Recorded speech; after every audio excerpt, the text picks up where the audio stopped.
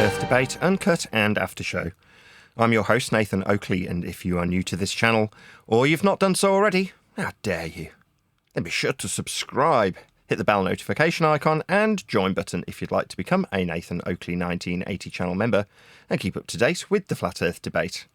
If you would like to support the channel, there is a super chat that runs alongside each of these shows while they premiere, and there's also a coffee, Patreon, crypto and thanks button in the info box below the video. Speaking of Patrons, I'm going to do a quick shout out to all of you who do support me on Patreon. So, a massive shout of thanks and appreciation to Felis Mengus, Smith Tools and Purchase, Level Playing Poem, Vitali Z, Colton James, BG, FE Patriot, Thomas van der Zander, Measured Flat, Chris Wouters, Mia in the Shire, Mitch Kennedy, Rod, The Name's Burley, Jason Hornsby, JMels24, Unamento, Iron26, Endless, Retro Bill, John Kays, Patrick Gunnels, Banter, Hairy Blade, Mobile Mac 777, Rob W, Del West Watson, Unbelievable Productions, Blue Ridge Ranger, Abraham Mohammed, Skeptic 936, Chow Young Cat, David Wayne Foster, and Dank. So another massive thank you to all of you for supporting me on Patreon. With that, I'd typically hand across to the Discord and G Plus panels, but unfortunately in this instance I do have some absolutely devastating news, which is to say I received a box today of 8 JTS microphones, and almost all of them don't work, which is absolutely heartbreaking. So what we'll do on the beginning of this particular video is actually test a couple of other microphones that I've just received, because I do need to keep the lights on by selling microphones for a few more months, unfortunately. So I'm just going to test those. So I'll pause this recording and then come back with a couple of them wired up just to make sure they work, and then I'll hand across to whoever is in Discord and G+, so you can enjoy their dulcet tones while I actually set up for today's live show. I'm going to show this on camera straight away. This one's not plugged it in yet, but it's an Austrian original Mark II AKG C1000S. It's very, very nice. It's in pristine condition, but it's an Austrian one, so it's one of the nicer ones. Now, the Mark I version I've sold 2 of already, so I bought a couple, obviously sold a couple, and I'm now trying out the Mark II version. I don't think they officially call them Mark II, they're just called C1000S. But this one certainly seems to be, as it looked in the pictures and described by the seller, as being in mint condition, but obviously not used enough because the foam's deteriorating inside. Oh, that's not a good start. Okay, well, we'll test it and see if it actually works, and then we'll get to the foam that's deteriorated after the fact. Right, so let's do that next. Check, 1, 2. Yeah, this works fine. So this, let's get the lights on. This microphone is the AKG C1000S Mark II, and it is a 1990s 9V, that's square battery, or 48V phantom powered small diaphragm condenser with an XLR socket in the bottom and a switch on the front. Now this particular microphone is pretty rare as it's an Austrian Mark II, so these were made in China, Austria and Poland, but obviously the most desirable microphones of the bunch are the Austrian ones. This one's definitely showing a little bit of signs of aging as the internal foam is starting to deteriorate, but it sounds great and is currently fitted with the hypercardioid widget. So once again, the AKG C1000S small diaphragm condenser microphone from the 1990s, and this is how it sounds.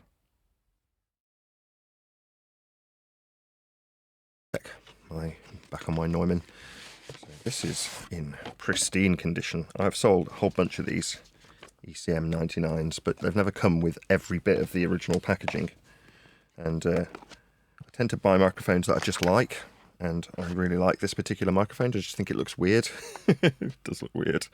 But this is a Sony ECM 99 1-point stereo microphone. And I believe it's from the 70s. I'll wire this up and we'll see how this one works. I'll just test it one channel at a time rather than testing it in stereo. I've already done videos with other 99s in stereo, singing into them and showing their performance, but as long as it works, we'll go from there. I'm doing this recording in the middle of doing my Uncut and After show, so I won't be able to check this till later if it actually works, but this is the left channel of the Sony ECM 99 in absolutely pristine condition. It even comes with the original battery that it was supplied with, unused. So this is the left-hand channel. Let's just try the right.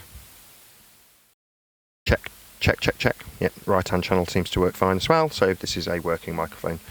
Should really do a proper description of it. This is the Sony ECM99 1970s stereo microphone, and this is how it sounds.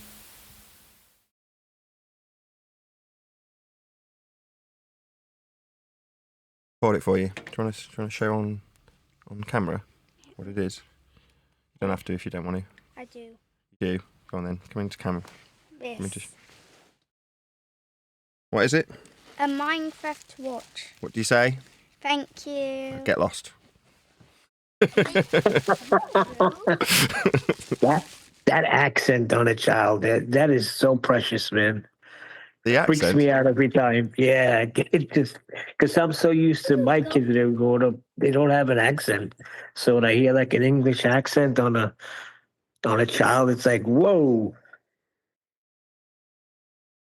Slightly You concerning. mean your kids didn't sound like you, Neil? Well, that watch was supposed to turn up with a microphone, so that's slightly annoying because I haggled the price down on the basis that he'd send that watch with my Sony another microphone that I'd already bought and sold. It just didn't work, and I've already made my announcement of my terrible news in the pre-show of my JTS microphones that turned up. 8 microphones in a box, right? A drum set of microphones. And what I tend to do, because I do really well with them, is buy a drum mic set because you can get them quite cheap, and then just split them up, right? Sell them all individually. And then I can make a reasonable profit out of those drum mics. So in this instance, it's the most densely packed, as in they're normally 5 or 7. This one was 8 mics, 1 box. Got them one after the next, all broken. What? Yeah, heartbreaking. 1 out of 8 worked. And even then I'm like, if all of the others are broken, there's a good chance this one will be on the way out because it'll have rust on the coil. Now, it did work, the bass drum microphone, but the rest of them were either completely dead, or if they were a condenser microphone, they're just passing static and a very weak signal, which means they've been in the presence of moisture, which is heartbreaking. Because I wanted to sell them, not because I wanted them. But before you got here, I did have a Sony stereo mic that I've sold a bucket ton of, and almost, I think every one I've bought and sold so far has worked. So, like, that's always a good mic to buy, because you know that, generally speaking, Sony mics are pretty reliable. And what else did I get today? I got an Austrian C1000 AKG, quite rare. Most of them are made in China or Poland. And I got an extra boom arm, like a 3-pivot, whatever you'd call an arm, boom arm, to put a mic on, for me. I don't have a use for it at this time, but I know I will eventually have a use for a boom arm. So I've bought a boom arm, tested my AKG, tested my Sony, and there's another Sony that's supposed to have come with that watch but didn't. So I don't know where that is. And then, like I say, all my JTS mics, all broken except the bass drum mic. And I requested a refund, and she's like, "Would you like a 50 quid refund?" Like, no, 50 quid. I think they're 135 quid for this box of 8 mics. I'm like, no, I don't want a 50 quid refund. They're all broken. Except one, and that will probably break too.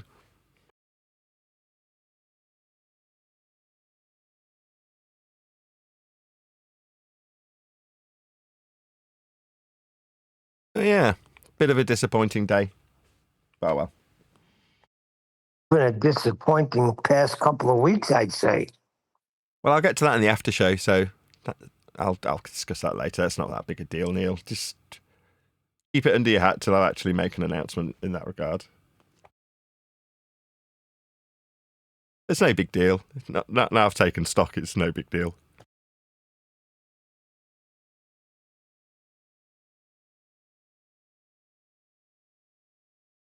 Yeah, now I understand, but the whole time I was trying to get the material back to save some time. What did I just say? Yeah, but that's encoded. No, it bloody isn't. Anyway, I'm going to open the boom arm and see if that's any good. That'll cheer me up. It's a nice one. That's you and me. Oh, you're connected to Discord. I didn't know that. Bloody hell, Neil. Anyway, Neil. I need to unbox this boom arm, so I'm going to go on mute because otherwise I'm going to make a shed ton of noise.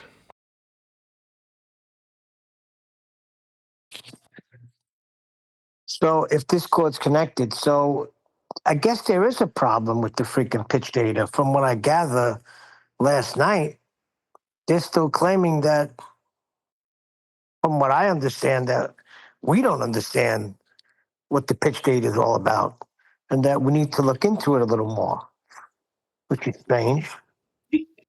It's weird you say that, Neil, because I got like a 2-paragraph message from Elderbear about the pitch data being trash when I woke up this morning. Like, for one, why is he messaging me about pitch data? I've never talked to the man before, for real. I, Because I don't answer them. Okay, I mean, if they wanted to say that the data used studying life and death crash information's trash, then, I mean, obviously it doesn't prove a ball. That's probably why. let me see. I'll read what he said. Because it's a long one. I just saw it. I'm like, what the hell? Well, Huh. before you Now the do, pitch data is exposed. It has, sorry. go ahead. Okay, so this is Elderbear. Elderberry. Elderbear. Jesus Christ. My mind hasn't woken up yet. Huh, now the pitch data is exposed. It has no usable uh, decisive data for flat or globe. I told Jin Sporiak, whatever the hell that is, Ken. Amish, Yoder, and AI, it's BS, and they argued for the data just a couple of weeks ago. They have leaked. They have a leaked copy of Nathan's book and have to get ahead of it. So it's either not published or immediately ridiculed. Funny how only QE has the one copy of it. Oh, geez. He's just talking a bunch of shit. What's he got to say about pitch data? I don't know. Now he's just talking about people having copies of your book or something. There is no book. Yeah, don't worry about There's a that. working draft that's... That's it. There's a working draft. So there is no book. It's not published yet. What they're That's saying why. about the pitch data, hold on. What they're saying about the pitch data is that we have to look into it a little closely. And what they're trying to say, what happened with Jin is AI is holding flat earthers that don't know how to argue it properly to task. But my answer is, what is there to argue? It's pitch data. That's all. There's no argument here. Yeah, but What the hell are you talking about? Have you heard AI's argument against it? It's retarded. Oh, It's literally the same thing. One time, Let's hear it. What I have had is a commenter tell me that in Dave McKeegan's video, he's suggesting that the NTSB account for gyroscopic drift automatically from a document that he's got. Now, I already responded to that on Monday, didn't I? It's like, it's raw data. That's what it is. You can say that the gyros don't do what gyros do all you like, but in terms of what the data is, it's measurement data. It's raw measurement data. So suggesting that, no, gyro's not doing what it... Well, okay, when we covered it with Jin, we explained in terms of ascent and descent what the gyro's indicating. Therefore, anything that deviates beyond the pitch up with respect to horizontal in straight and level flight would be shown in the same way as it shows it ascending, the plane that is, and descending. You can see it based on the motion that's described with respect to a horizontal plane of reference. Now, in order to describe angular degrees of the plane, you need a horizontal plane of reference to describe them within. And it's described within that frame of reference for the entirety of the journey. Now, that's on the raw data. So, like I said in my response to Dave McKeegan, not that I watched his video, you can say all you like that you've got a document from the NTSB's filing cabinet that says that gyros aren't doing what gyros do, but gyros do remain rigid in space, so you can reference horizontal with them. That's their useful principle. That's what they're used for. They're reaching. People like Elderbears claiming to be a flat earther, shill. Same with AI overload half the time. Just like, you want to behave like a shill and then give crappy excuses for raw data. Now, I don't know, I haven't spoken to Brian about this yet, but he's heard all of these arguments prior. I've heard them all before. Nothing's new. There's nothing new under the sun. So, right. See, my thing is with the pitch data is I would never use it in an argument simply because I haven't studied it. I don't know the language well to use. Like, Not in a study. it's one of the things I've heard. Well, no, I know, but I've heard Brian and everyone else and you guys use it. I'm just not comfortable enough to use it in the heat of the moment argument. Like, That's fair enough. throw it down Yeah, on you've the got to be table. familiar with this stuff to So know I what just you're don't- talking about, and you don't want to be caught with your tail between your legs because you don't know what you're talking about. And that's how you should It's- be. Yeah, That's the attitude you should take. Yeah, that's why that's a sensible attitude. that's why I don't use it. Hey, it's a good argument, but AI's argument against it is essentially Glober's claim that the plane's flying horizontal already, so it's a moot point. That's pretty much what he's saying. Glober's Like, claimed the plane's horizontal. Welcome to flat Earth. exactly. What the heck? Well, the globe's so big, of course the plane's not curving over. The plane's not flying over the curve. So the even though it plane. is. Stop. So the plane's not curving around a ball. Yeah, we know. Earth's flat. It's measured that way. We checked. Welcome to flat Earth. Yeah, AI is a strange cat. It's like one time, and this was before him and Brian got into that big argument last year around the holidays on where Brian kept calling him the dumb F repeatedly. Like it was like before that.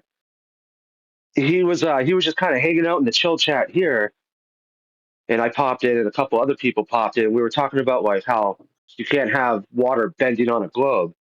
And then AI went through this whole thing. Well, wait a second. It's retarded to say you can't have water on a globe. He draws a picture, puts a bucket on top of a globe, like makes a circle, then puts like two walls sticking straight up, and then filled it with water. Goes, look, now I have water on a globe. And like he thought that was like a point. That's kind of like he's doing the same thing about with pitch data. It's just It's just retarded. pathetic. Okay. I mean, Ooh. I've got different reasons to not like AI Overlord. I mean, because he's a racist. He came in when he was being disrespected by somebody and said, don't treat me like a nigger. And then when somebody came into AI's moderated chat in 24/7 politics server, somebody came in playing a clip of somebody saying nigger, nigger, nigger over and over again on a recording. So to diffuse that, I used the word in reference to them playing a clip with that word. And then I got banned for racism. Now, I then later found out that AI Overlord had specifically voted to ban me for racism. Now, given my quote, which I won't repeat, that he said specifically, you think, well, I would never use those terms ever because I'm not a racist. But I got banned by him for racism? You're like, pot, kettle, hello? Well, that's what pissed me off last night, and that's when I left because Crit was claiming that the release of the book could be detrimental because here is a well-known flat earther using the N-word. I said, what?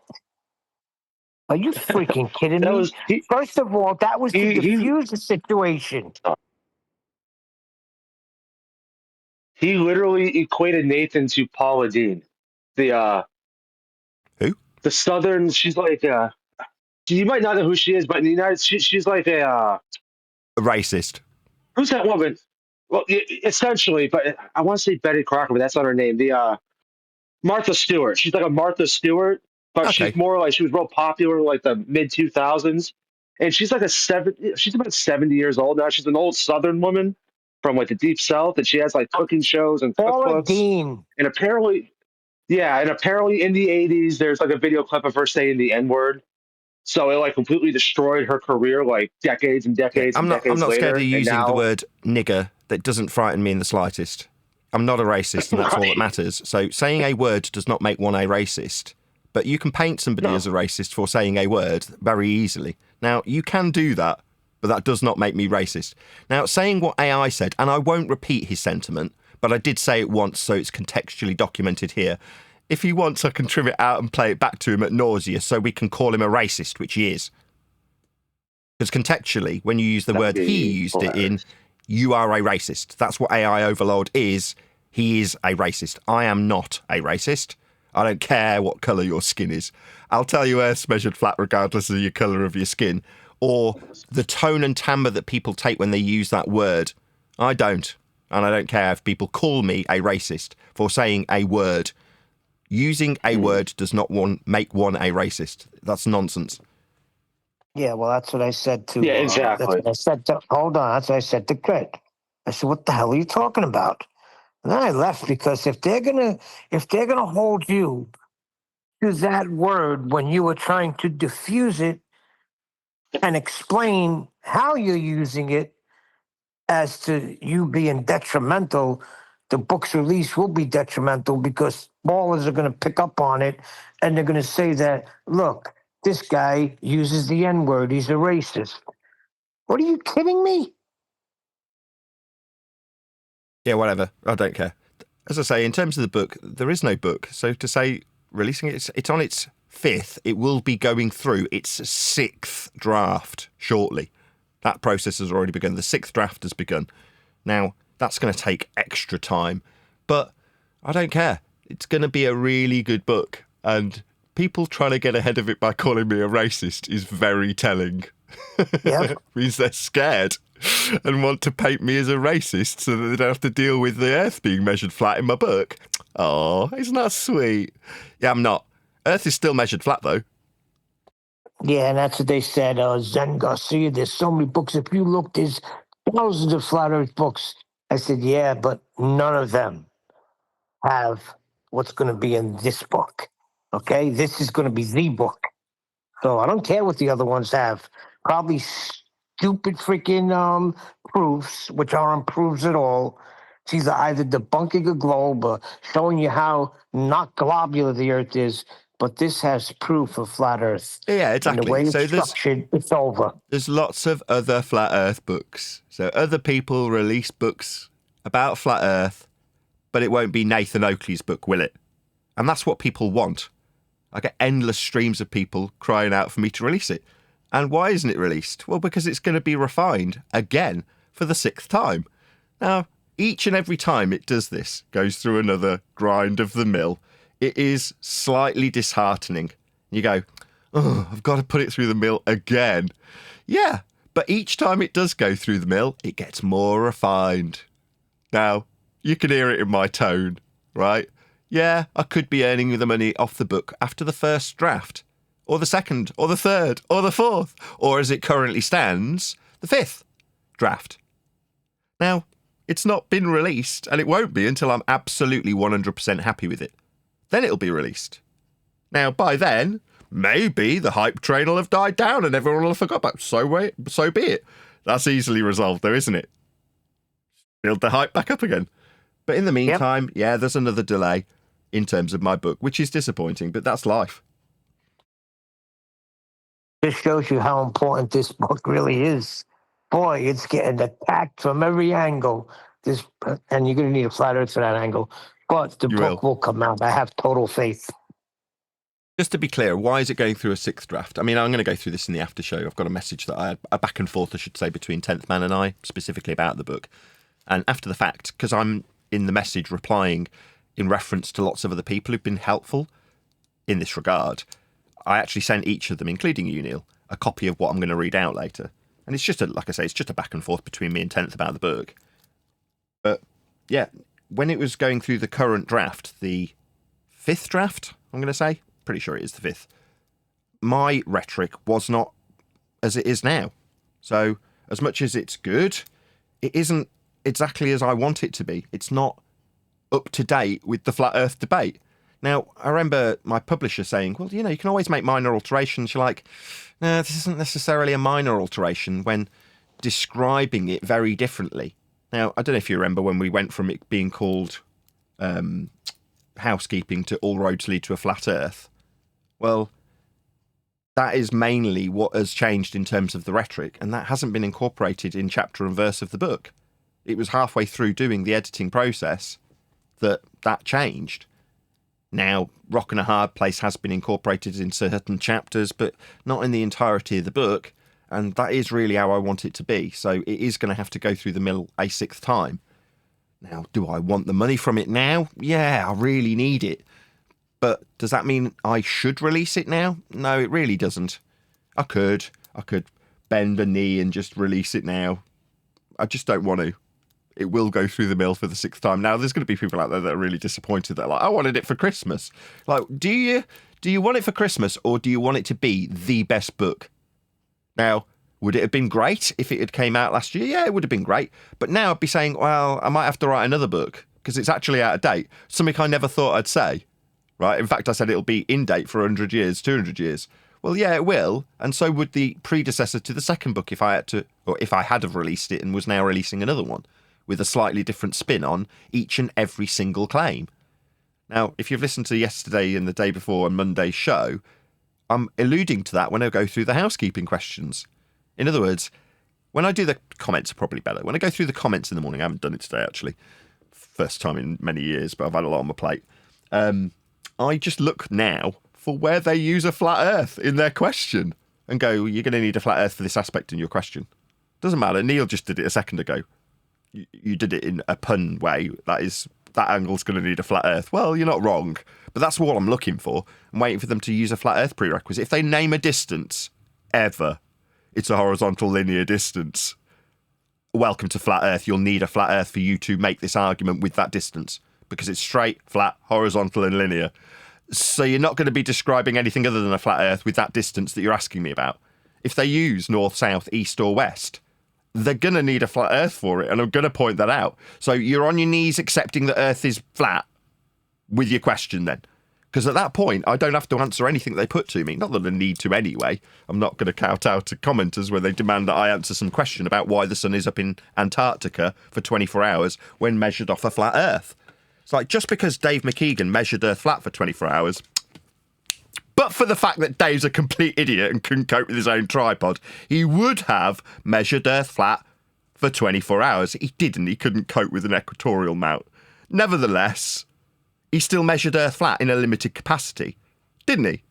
So once you accept and understand that Earth's being measured flat, there's no need for me, a flat earther who's only here to prove Earth is flat, exactly as it's measured by everyone always and without exception.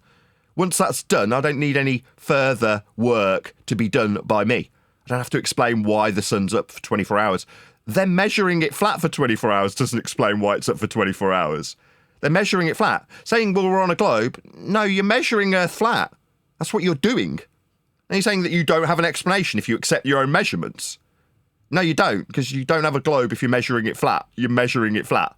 But if you use the flat measurements to suggest sphericity and then use that as an explanation in a heliocentric model, no, it doesn't. Yeah, that's crap.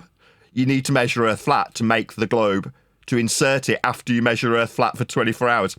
Except for Dave McKeegan, who's too stupid to use his own equipment.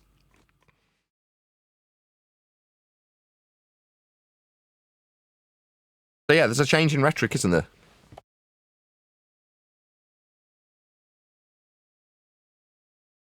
Yes, Nathan.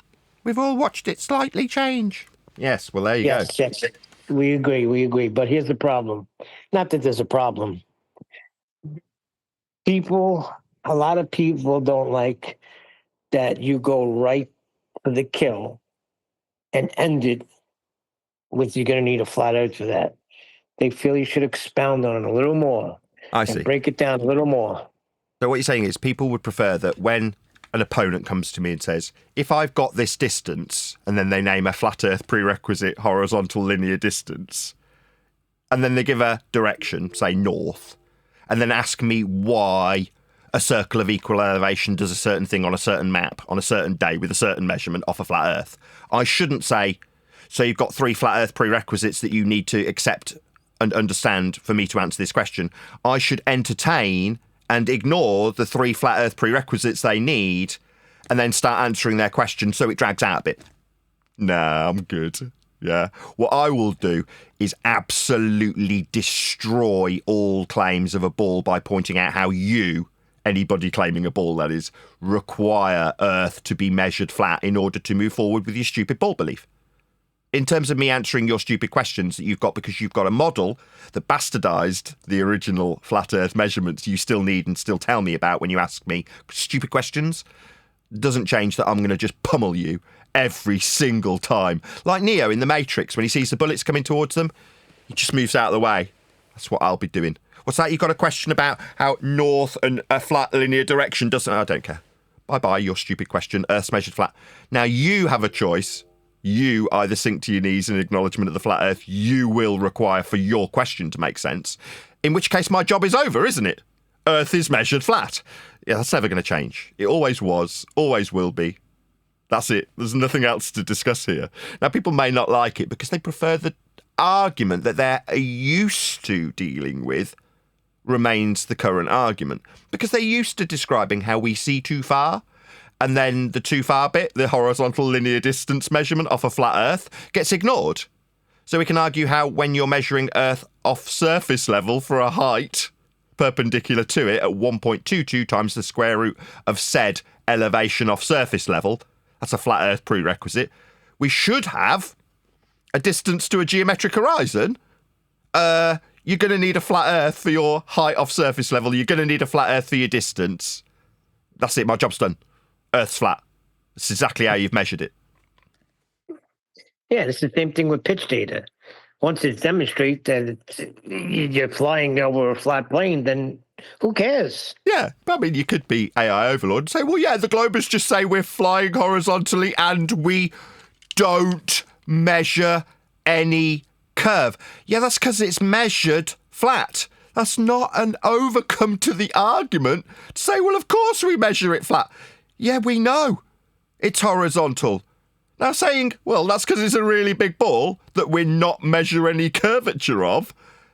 Let's just rephrase that. You're not measuring any curvature because you're measuring it horizontal. AKA Earth is being measured flat in pitch data. There's no getting away from it. You need a flat Earth more than we do. And all you can do after we point out how Earth is measured flat is apologise for how globe-shaped it isn't. But you want me to get into the wrangle-dangle of why it isn't being measured globe-shaped. Like, I should argue with that it's so big we measure it flat, but that's okay, it's still a ball bit. No, absolutely not. But you need to get ahead of it and call me a racist. No, I'm not. Earth's just measured flat. Yeah, like Brian said yesterday, just the word pitch. You can't have that on a sphere. It's got to be flat.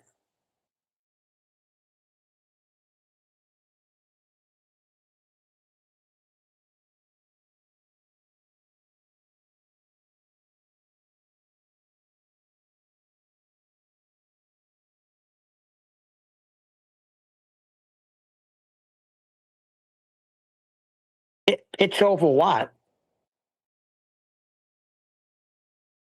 Flat plane, horizontal with respect to it. Pitch up slightly, 2 degrees with respect to horizontal. Well, that's a problem for the current belief system that everybody's in, isn't it?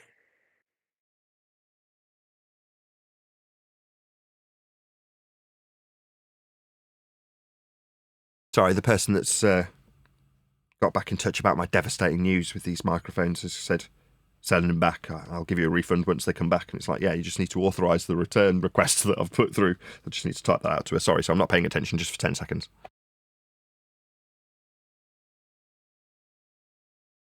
Yeah, I kind of didn't understand what it, because even Flat Earth FE Jedi was saying, well, have you heard AI's argument about the pitch data that we went over with Jin? And I was like, no, but you could send it to me. I mean, there is no argument. All it is measurements. It's pitch data. It's the measurements of what the plane is doing while in flight. What's the argument?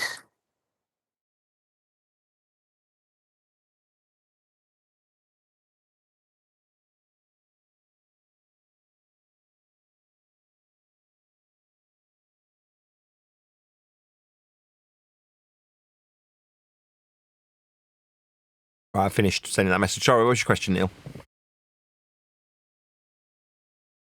I was saying that FE Jedi was saying to me last night, well, have you heard about what AI Overlord's argument is about the pitch data? I said, what's there to argue? I mean, No, it wasn't. pitch I data. heard it a It's what second the ago. plane is doing. Sorry, just is that what we heard a second ago? Because that wasn't an argument. That was a concession about how Earth is measured flat and an admittance that there's no curve measured. That's what I heard.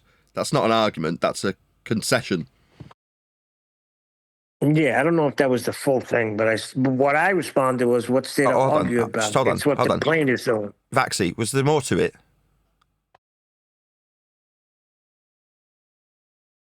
You there, Vaxi?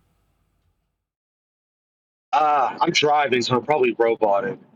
No, you're not. But was there any more than what you gave me, which is Earth so biggy, we measure it flatty? No, of course there wouldn't be any curve measured. That's what we got from you in terms of AI Overlord's claim to be rebuttal.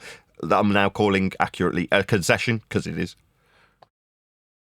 Yeah, I feel like that was essentially it. I mean, this was a long time ago too. Like when it first came out, he had an That's issue fine. with it. Essentially, Yeah, it 'cause is he good was enough for me he from was you. saying, It's okay, that's fine. Essentially, it is all I need to hear. That's essentially it, Neil. But you carry on. Sorry, I just wanted to get that squared away before anything else happens.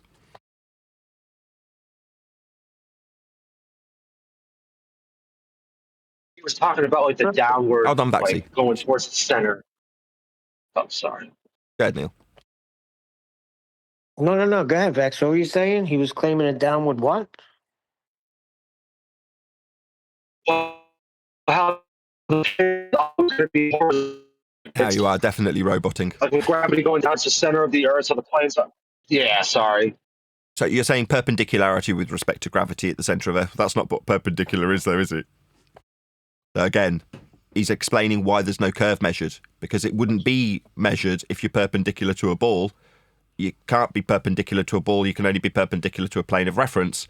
But if we are moving around a ball, that's a drop with respect to horizontal, then it needs to be shown and measured in the pitch data and isn't. So saying, well, I'll explain why it's not there, gravity, that's not going to explain why it's not measured. If you're moving around a curved surface, that's what's measured. You've got a plane of reference, the gyroscope provides it. Horizontal, pitch up, above sea level, with an altitude measured with an altimeter, at flight level. So they're just explaining why they say it's not measuring any curve. And their excuse is gravity. That's not a force. It's a bent pseudo-Riemannian fourth-dimensional space-time invented by a man named Einstein in current rhetoric. But that isn't going to give you perpendicularity. And it isn't what's in the measurements.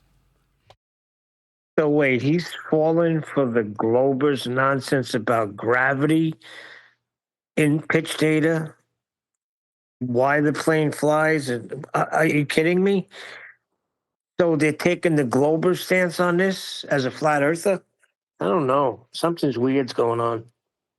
Just people don't know how to get around when someone says, oh, it's because of gravity. And you go, oh, really, is it? If you don't know how to overcome that argument, you don't know how to overcome that argument. Yeah, but AI knows about freaking the out-of-date gravity. Come on. Been in the arena how long? He knows about freaking bent space-time. Weird behavior.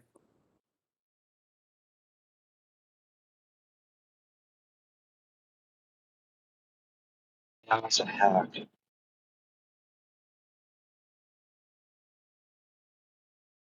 One more time.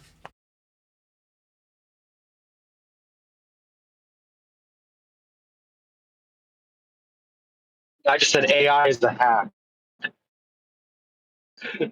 Probably robot into crazy.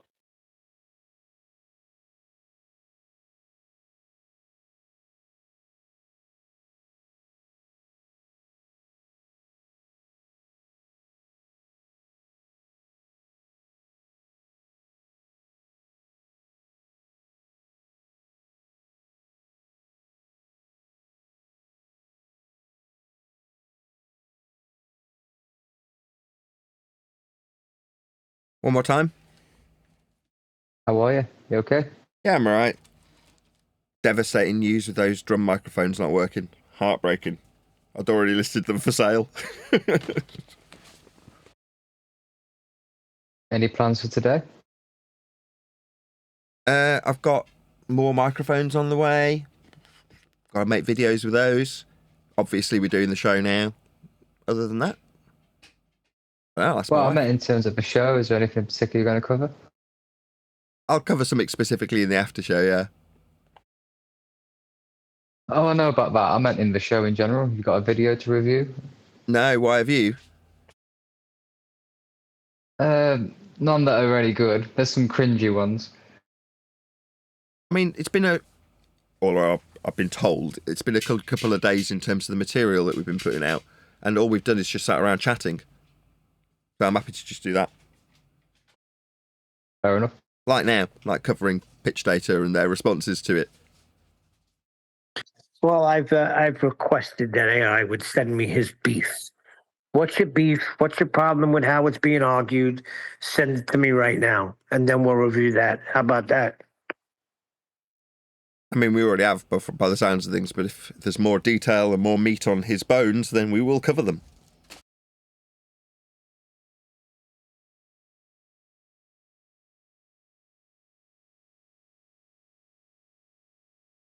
Well, like I mean, AI from years ago used to come in and challenge flat earthers on, you know, like in other words, where they not to just say things and make sure you could back them up and everything. That was cool, right? Yeah, you don't want people just repeating everything we say and not being able to back it up. Fine, but something changed along the way.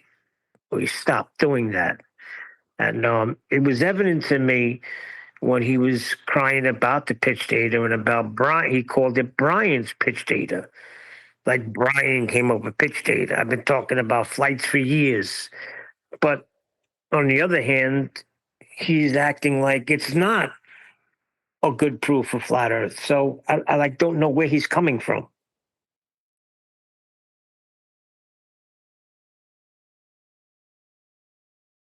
But also, what's the obsession with AI?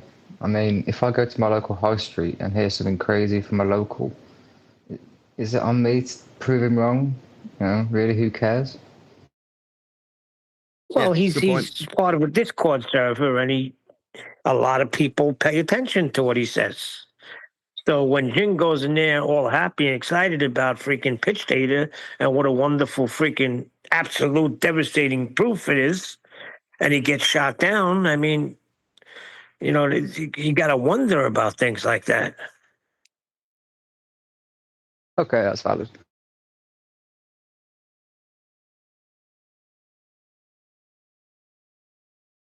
What I've come to realize, I mean, it's all about pride. It's all about freaking people wanting to be heard and people wanting to be recognized. It's freaking pathetic. If somebody's got a good argument, I mean, geez, if AI Overlord came out with something freaking great, we'd back it 100%. So I don't get it.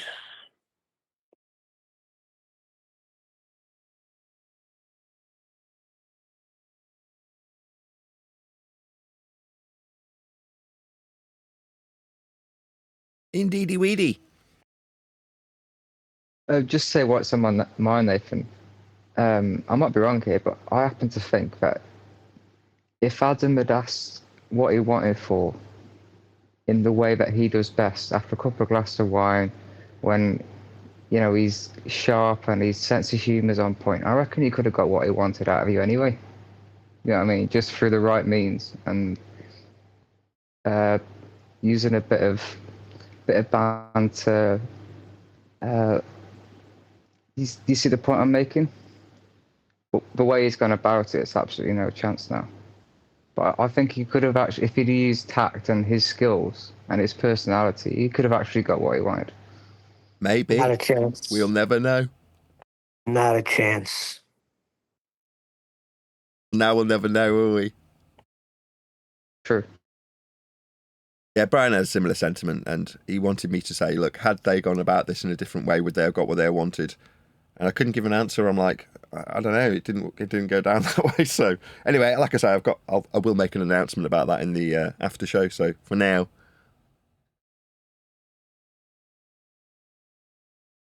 All right, so I was it was just while it was on my mind.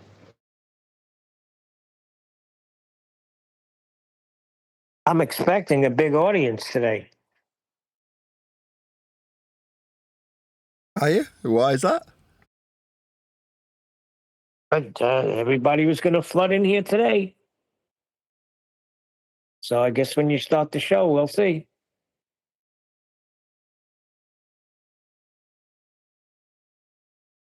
Well, that's not good news. I haven't got much planned.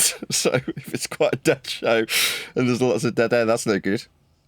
Hopefully there won't be a dead show. Everybody, what, including Mick West? We haven't seen him in years.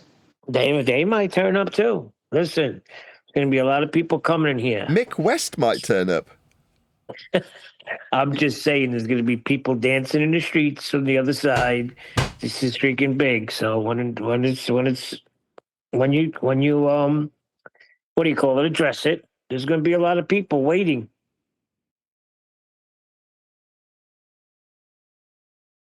All right. Well, you'll have to become a member then, because it's going to get addressed in the after show.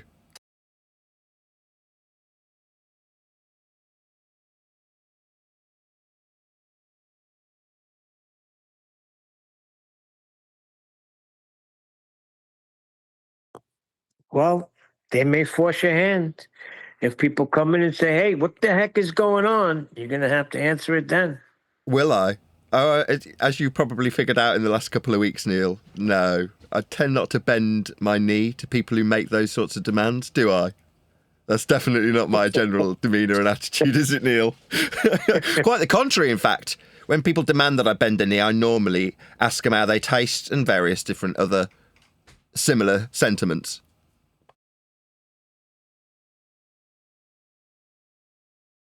Listen, you can't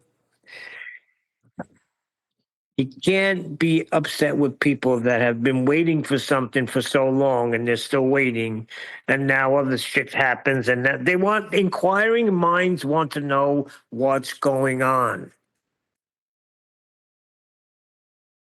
Hey, that's no worries. I Nosy can tell them. people. That's not a problem.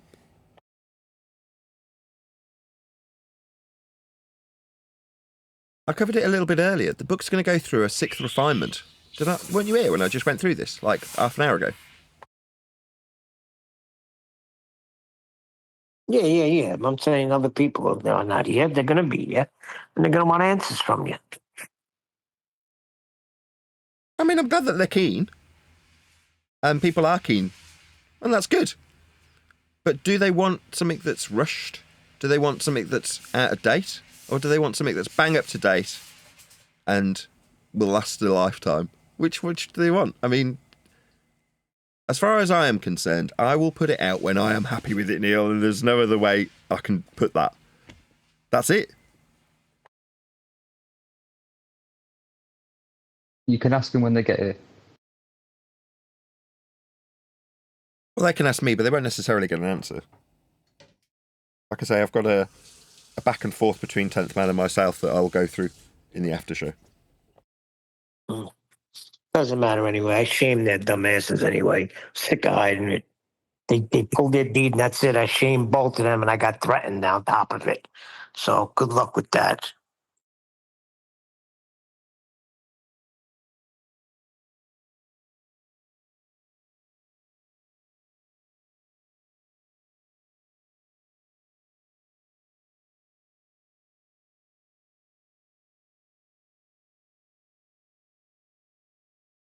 How have you been threatened, Neil?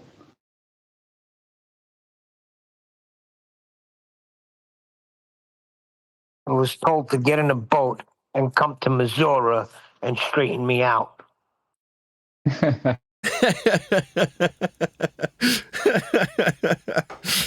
How very, very amusing.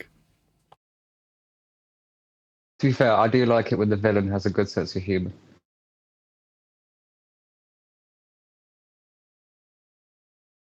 Well, see, it was very easy because when you're getting stonewalled,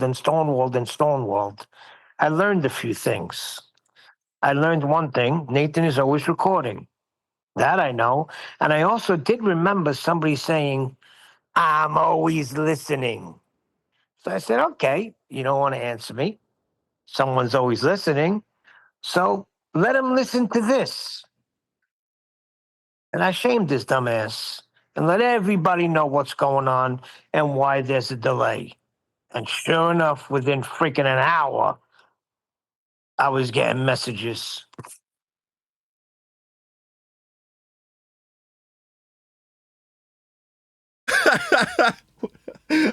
Spent some time on it last night. So it's My not wife's enough. just come in and said, "Are they talking about my book?"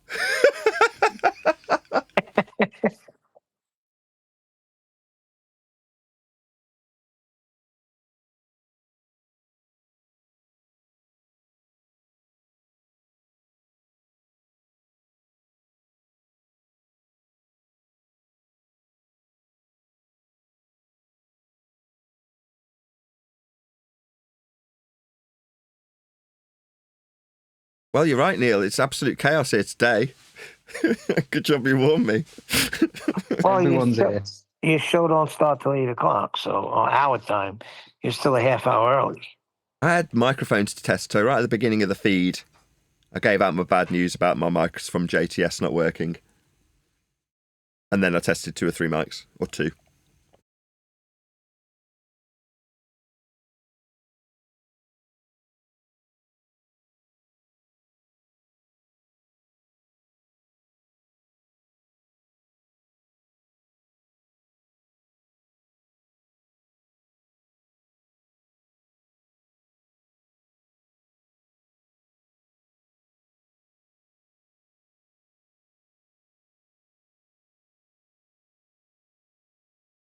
Paula Bible U sent me a verse. Do you want to hear it? Matthew 6:19-21. Quote, "Stop storing up treasures for yourselves on earth, where moths and rust destroy, and where thieves break in and steal. But keep on storing up treasures for yourselves in heaven, where moths and rust do not destroy, and where thieves do not break in and steal. Because where your treasure is, there your heart will be also." Yeah, that's a great one, man. Love that one. It's true. Ain't no thieves there. Paula has a very profound way with words. She brought me to tears the other night. So she probably doesn't know that. In a good way. That's Paula Bible U, not my wife. My wife regularly brings me to tears. In a good way also.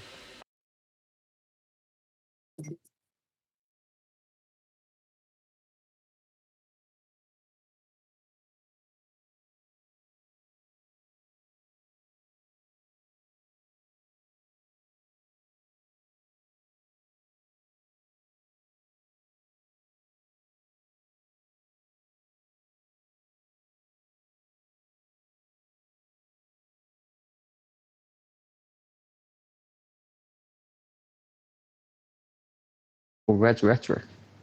He's a big player in the field. Is he Well, going to turn up? I don't think so because they don't know what's going on. But when they do, when it all is out there and everybody realizes what's going on, they are going to turn up. They're going to have their little party, you know, because there's a kink in the armor of FED. Well, there is no kink because the backbone of FED is still here. That's the people that joined the panel, and that's Nathan Oakley continuing to get up every day and start a show. You know, the lazy Nathan Oakley, the guy that's too lazy. Well, I don't know But about he's get not. up. Well, whatever. With me, it's getting up. Why are you But, calling me you know, lazy, cheeky sod? well, Well, this is you what are people sat would down. say. You know, you weren't lazy enough. I mean, you're not so lazy. You start a show every day for 10 years. That doesn't sound like a lazy man to me. Who's calling me lazy? No, I didn't call you lazy. Just because you sat down drinking coffee doesn't mean I you're am. lazy. It just means you're comfortable. Very. The Ecorn's stressless recliner.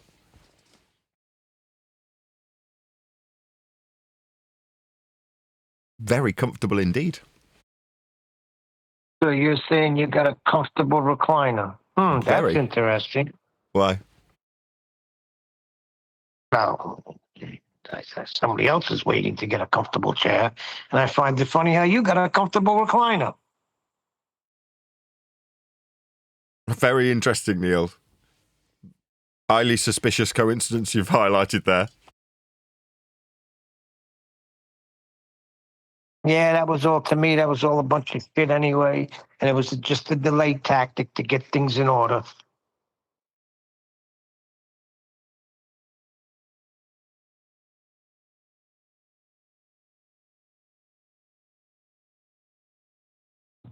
You know who's texting me right now? Who, Neil? Yep, 936. Don't know who that is. One of your Skeptic Patreons. 936. Yeah.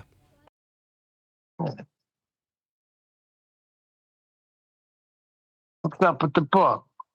Because he wants me to sign one of his copies. You know? Yeah, I guess he's heard the nonsense. What are you going to do? The book will definitely come out, though. Just a little delay. See, it'll come out some Christmas time. Christmas 2029. I'll be grey-haired going, Pre-order now. It's the 19th draft.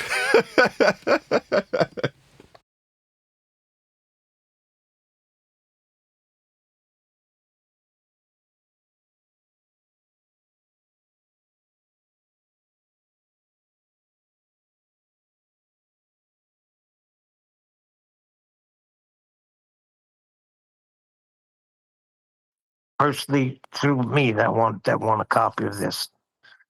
So, I mean, there's a lot of people waiting for it.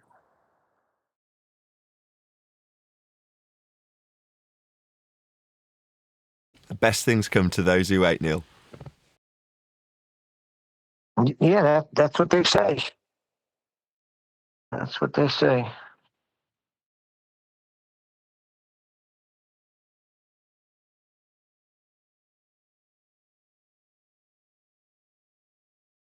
Hey, Eli.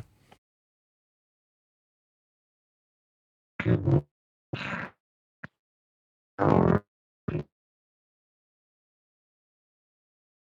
that a grunt? Or was that just a terrible microphone? I guess a bad mic. Oh, okay.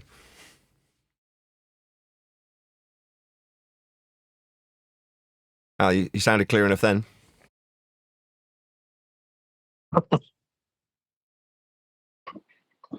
So I was saying, I guess you started about an hour and 20 ago. How do you know that? Because you. Time the link is posted, Nathan. Oh, yes, of course. Yeah, I was going to start doing microphone videos, but I thought if I do, I'll end up overlapping and losing track of time. And I thought, rather than doing that, I'll start boshing my way through them on the beginning of the pre-show. And now it only actually ended up taking 5 minutes. But by then I'm like, wow, I'll just pause this recording. I've done a proper intro. So, yeah. There's not enough hours in the day, so some things just now have to overlap whether I want them to or not. So as much as there might be people out there going, oh my God, are we really watching a Flat Earth debate pre-show entry or intro followed by a mic test? Yeah, you are. That's how it is, I'm afraid. I've got to keep the lights on. That's fine, man. That's fine. That's the type of stuff people like. You know, especially when you're transparent about it and they're on that journey with you. Most people are incredibly understanding. Like, I'll see a couple of commenters from Flat Earthers on my mic videos, so I publish them so I can put an eBay ad with a proper video, because it really does help them sell if people can see the microphone working and hear what it sounds like, even though it's just me talking into it or singing into it or whatever I'm doing with it. That helps people make a decision to buy. Well, therefore, I'm going to publish those videos, and that's what people come along to if they're a Flat Earther and go, for instance, one of the mic videos was a demonstration of 4 identical mics. Now, they're supposed to be identical, and that's the point of the video, to show that they all sound the same. And the comment, although I didn't explicitly state that in the video, was, they all sound the same to me, but I like the fact that Earth is flat, keep doing what you're doing. In other words, this doesn't make any sense to me. It's a mic video, but okay, Earth's flatter than that. That was kind of the sentiment. You go, yeah, well, first and foremost, they're supposed to all sound the same. That's the point. They're all identical. If they don't, something's wrong. So good. And yeah, Earth's measured flat. And the guy just gave me a thumbs up reply or whatever, you know, just acknowledge me acknowledging him, and everyone gets on with their day. Now, there are other people that come along that go, why are you doing this? This isn't a microphone channel. You're like, well, temporarily, while I'm selling microphones, it is. I can't cope with not putting a video up, and that would mean I'm stuck with loads of mics I can't sell. I need to sell them. I need to keep the lights on. And the gratitude I extend to the people who are Patreons and all the rest of it is still in effect, it doesn't change anything about all the people who offer massive amounts of support to keep the lights on, but the ad revenue's dropped substantially. Now, that's very, very bad if you need to keep I was about to say a mortgage, I've got 2 of them, but keep a couple of mortgages paid. You know, being a flat earther has become very, very expensive. So, you know, I've got to make sure that that's covered, otherwise I'll be out on my ear. So being very poor means sometimes you have to do extra stuff and you end up with 3 hours of sleep each night. Well, that's sometimes the way it goes. But most people are incredibly understanding. They go, all right, okay, fine, you've got to make mic videos as well. You're like, yeah, I do. I don't want to. I'm actually completely sick of microphones. Like most things, you end up being sick of them once you start selling them. You love them at first. Then over time, you become indifferent to them. And then with enough time elapsed, you start to hate the product you're selling. I remember when my folks, one now dead, one is not, but, you know, when they were retiring, they were in a computer shop selling computers. And I remember asking my mother when she offered me the business, and the other 2 kids, we were all offered it and we all declined. But she was like, I asked her, well, do you like doing it? And she's like, no, I hate computers. I could kick them all in the air. Like, all right, okay. And from that, when they sold the business, they gave me a computer. I remember sticking it in a cupboard and not really caring because I'd spent my entire life growing up around computers, watching my dad program and going, I don't care. I mean, anytime I wanted to access a computer, I had one to access. But it was, you know, familiar to me. I knew what the internet was at a time when people were completely unfamiliar with what it was. But I'd experienced it for 5, 6, 7 years at that particular point when people were just starting to get to grips with FreeServe and AOL, and it was just all new to everybody else. And like, wow, look at this wonderful thing called the internet. I'm like, yeah, old news. To me, it was old news. Now, you could say, well, no, the internet didn't exist. And you're like, well, it did. There was always what my dad used to call the intranet, an internal version that was various different systems linked up along phone lines. Now, was it the internet as we know now? No. But was the internet back in 1995 the internet that we know now? No. But in a form, it had existed for a considerable amount of time before what people got to know as the internet. Now, when I was in a retail outlet selling hi-fi, again, I don't think I've ever become sick of hi-fi because it produces so much joy, right? When you hear something being played back, music, that is. You know, the equipment's a means to an end. So as much as when I was working in hi-fi retail, to a certain degree, just being in a shop can become laborious. But the product produces music. How can you hate that? It's very difficult to hate that, right? So hence I've never really fell out of love with audio equipment. And I thought it would be the same for microphones. Well, it's not reproducing music. It's creating it. Now, as much as I can't wait for my kids to become a bit more enthusiastic about doing that, and, you know, I'll have a few mics obviously knocking around to do that with, I've already become sick of it. Now, I'm doing it because I just want to keep the lights on. Now, maybe you get that impression when you watch me doing a microphone video. Maybe you don't. It doesn't really matter. What matters is that I get to keep the lights on. That's it. The mortgages are paid. You know, I can put fuel in the car and take the kids to lessons. That's really all that matters. Right.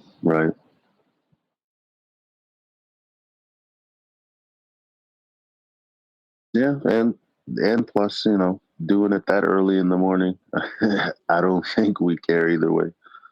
Yeah, exactly. And there's a fast forward button. If you see me testing a mic at the beginning of a pre-show, just fast forward it. It's only 5 minutes.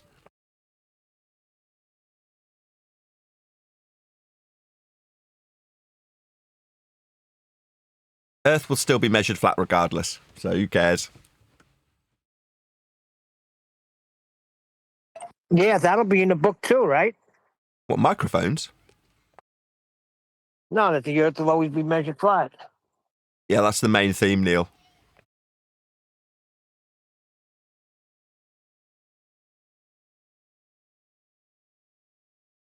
I mean, I might add an extra chapter talking about the current circumstances. I might not. I might add an extra chapter talking about what I've had to do personally to get by as a flat earther and the subsequent debt that it's put me in. But I might not. You know, it's like I say, it's not a book yet. Someone at the beginning of the show said that they've read a leaked copy of it. You're like, you mean what? Somebody's read the bits that we put up on screen in after shows occasionally? Okay. I mean, maybe that's what they're talking about. But it's not a book until it's a published book, is it? No, it's a working draft. Yeah, the 5th one, now moving on to the 6th. You know, it's a refinement process. Now, did I ever anticipate that I'd go through 6 drafts? No. That's just the way it is sometimes.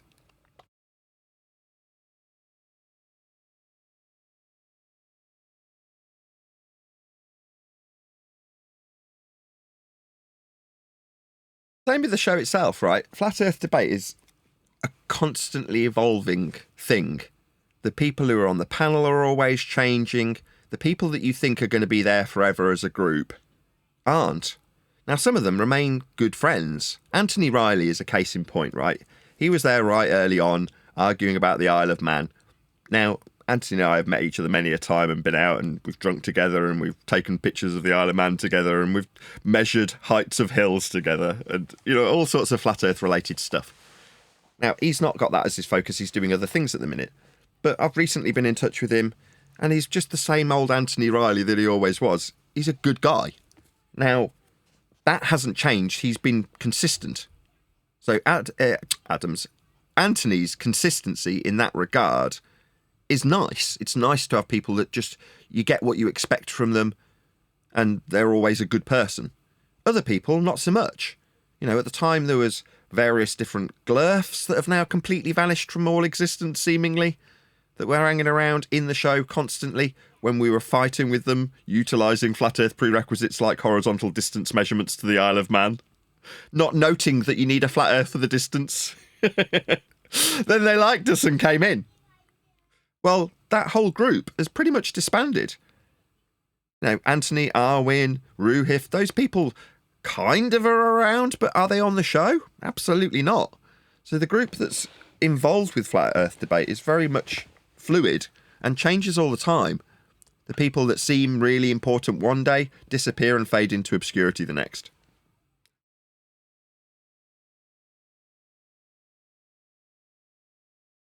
And isn't that statement also true now, Nathan? Yeah, I mean, it's always going to be true. I've been doing this 10 years. You know, back in the day, believe it or not, the group was me, Bob Nodell, Dave, Jaron, Patricia Steer. That was the group, right? People maybe don't realise that because sometimes they'll hear me defend someone like Dave. Like, believe it or not, when other people slag Dave off, I tell them not to.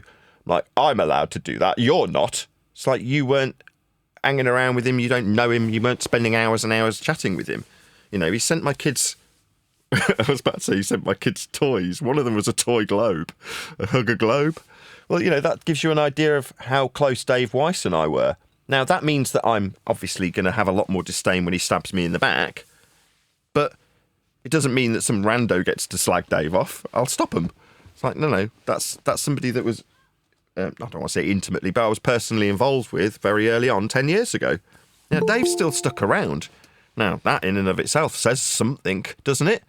Now, I may be very critical of him, and I may have or hold a high degree of disdain for him. But ultimately, Dave's just a dude, isn't he? Now, Patricia Steer, she turned back to the Globe. Far more egregious, but because she's not got a head above the pulpit, I think that's the term, she doesn't get as much flack.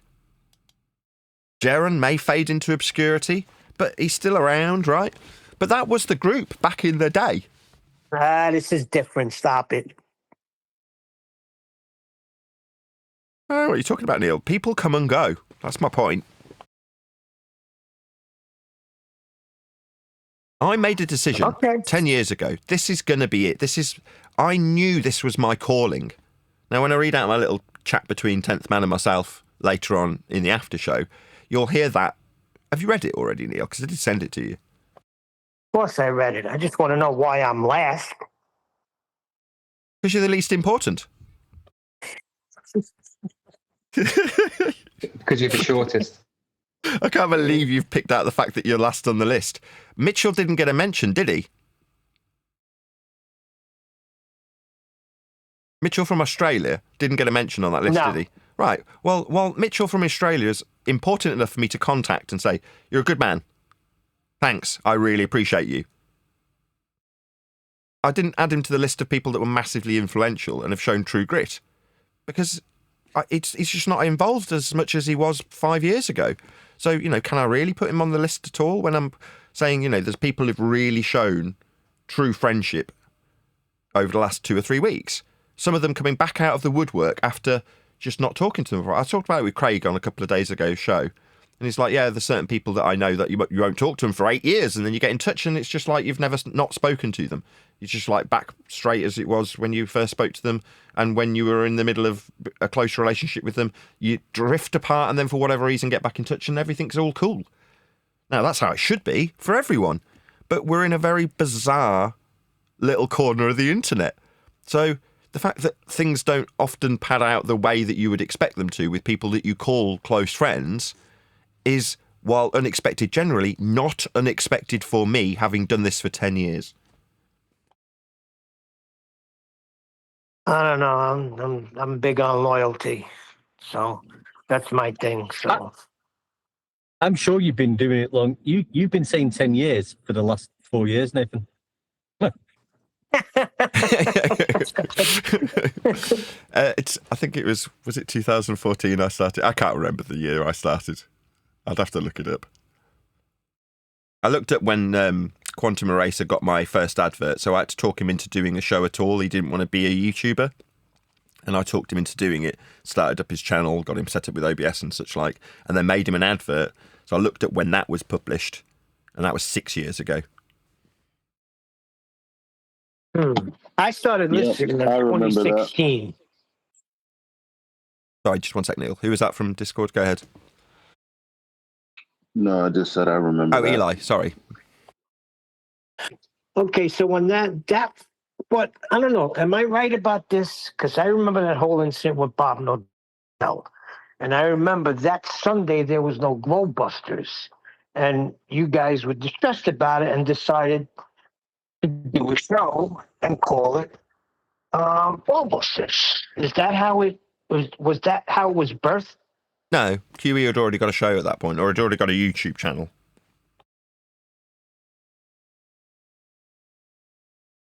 Ballbusters was originally on my channel. Right. You're saying it was originally on your channel, though he already had a channel? Yeah, I'd already set him up with a channel at that point. Yeah, I guess Before that's what you spoke to Bob Nodell? Hold on, Eli. Go on, Neil. Wait, so you're saying he was already set up with a channel before that whole incident with Bob Nodell? Yeah. I didn't know that. I heard it differently. And I was a listener. So I know.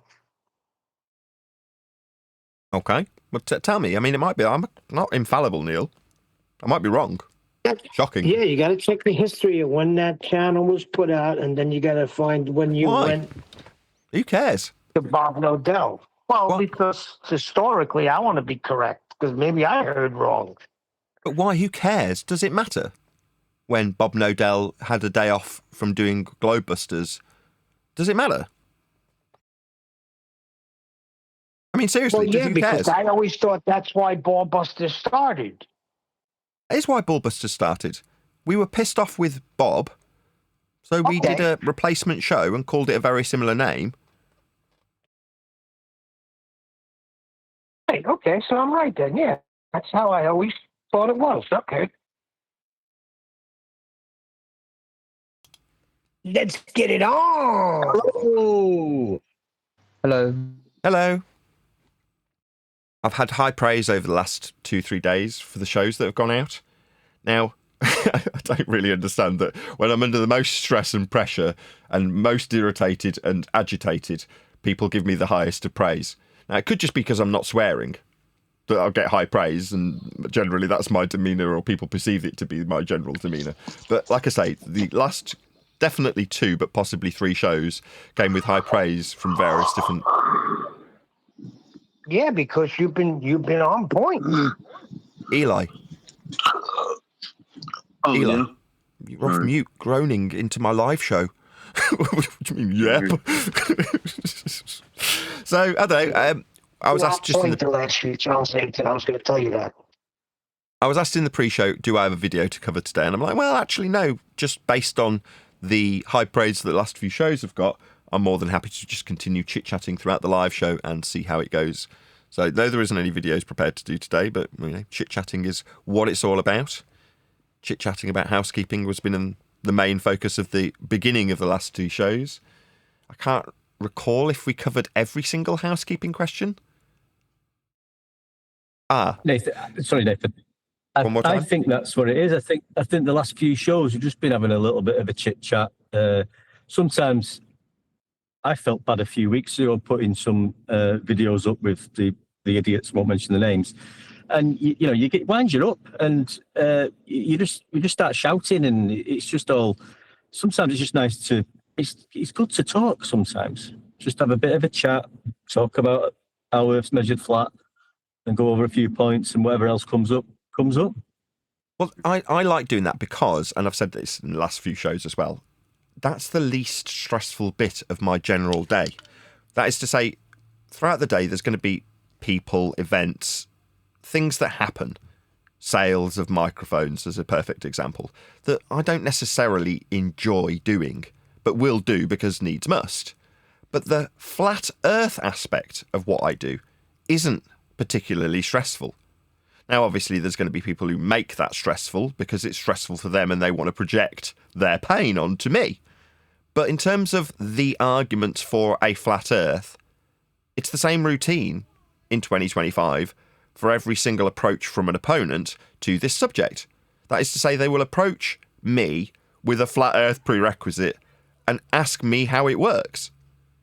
In response, I provide them with the need they have for their flat earth prerequisite measurement and then say that's my job done. I don't need to do anything else. If the debate that you think exists is about whether or not Earth is flat or a globe, then at the point that you measure Earth flat and require it to be so as a prerequisite, then there's no argument anymore. I'm done. I don't have to do anything further. Well, that's generally speaking how every interaction with the subject that's the main focus of flat Earth debate is. So that's the bit I like talking about. No, you got to talk about how Earth is not a globe, Nathan. No, I don't. What's wrong with you? My opponent can come and tell me how something they perceive to work as a globe prerequisite actually requires a flat Earth measurement. And again, that's the end of it. I don't have to explain how Earth's not a sphere after acknowledging, or not acknowledging to be more accurate, things like linear distances that are flat.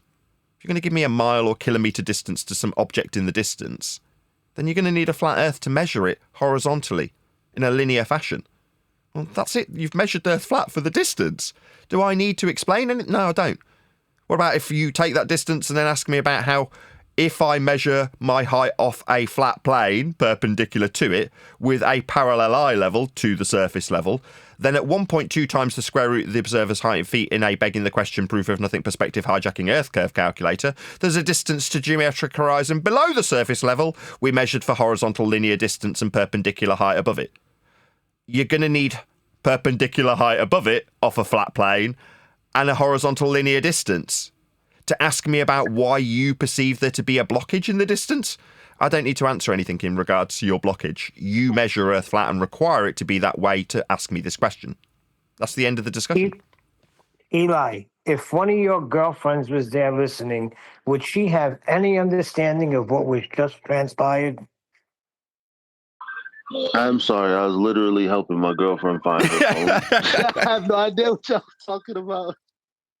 Well, Nathan was going through his diatribe of how Earth is measured flat. Now, if your girl was listening, Well, let would she me be able to put my make any phone on sense? speaker. But his girlfriend's not going to be the Perhaps person I'm you can say it exampling. again. Sorry, Eli, go ahead. Well, I said I put my phone on speaker so my girl can hear. You want to repeat it? Yeah, repeat it. Sure. If you measure some miles, they're flat. Miles are flat, kilometres are flat. Like the scale on a map. Is that something that's complicated to understand?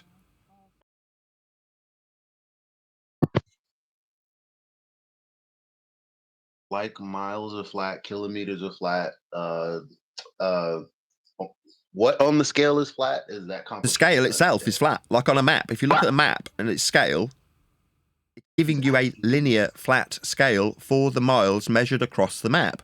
So when you describe something in the distance, you describe it with flat, linear, horizontal distances like the map provides with a scale for the horizontal, flat, linear distance measurement.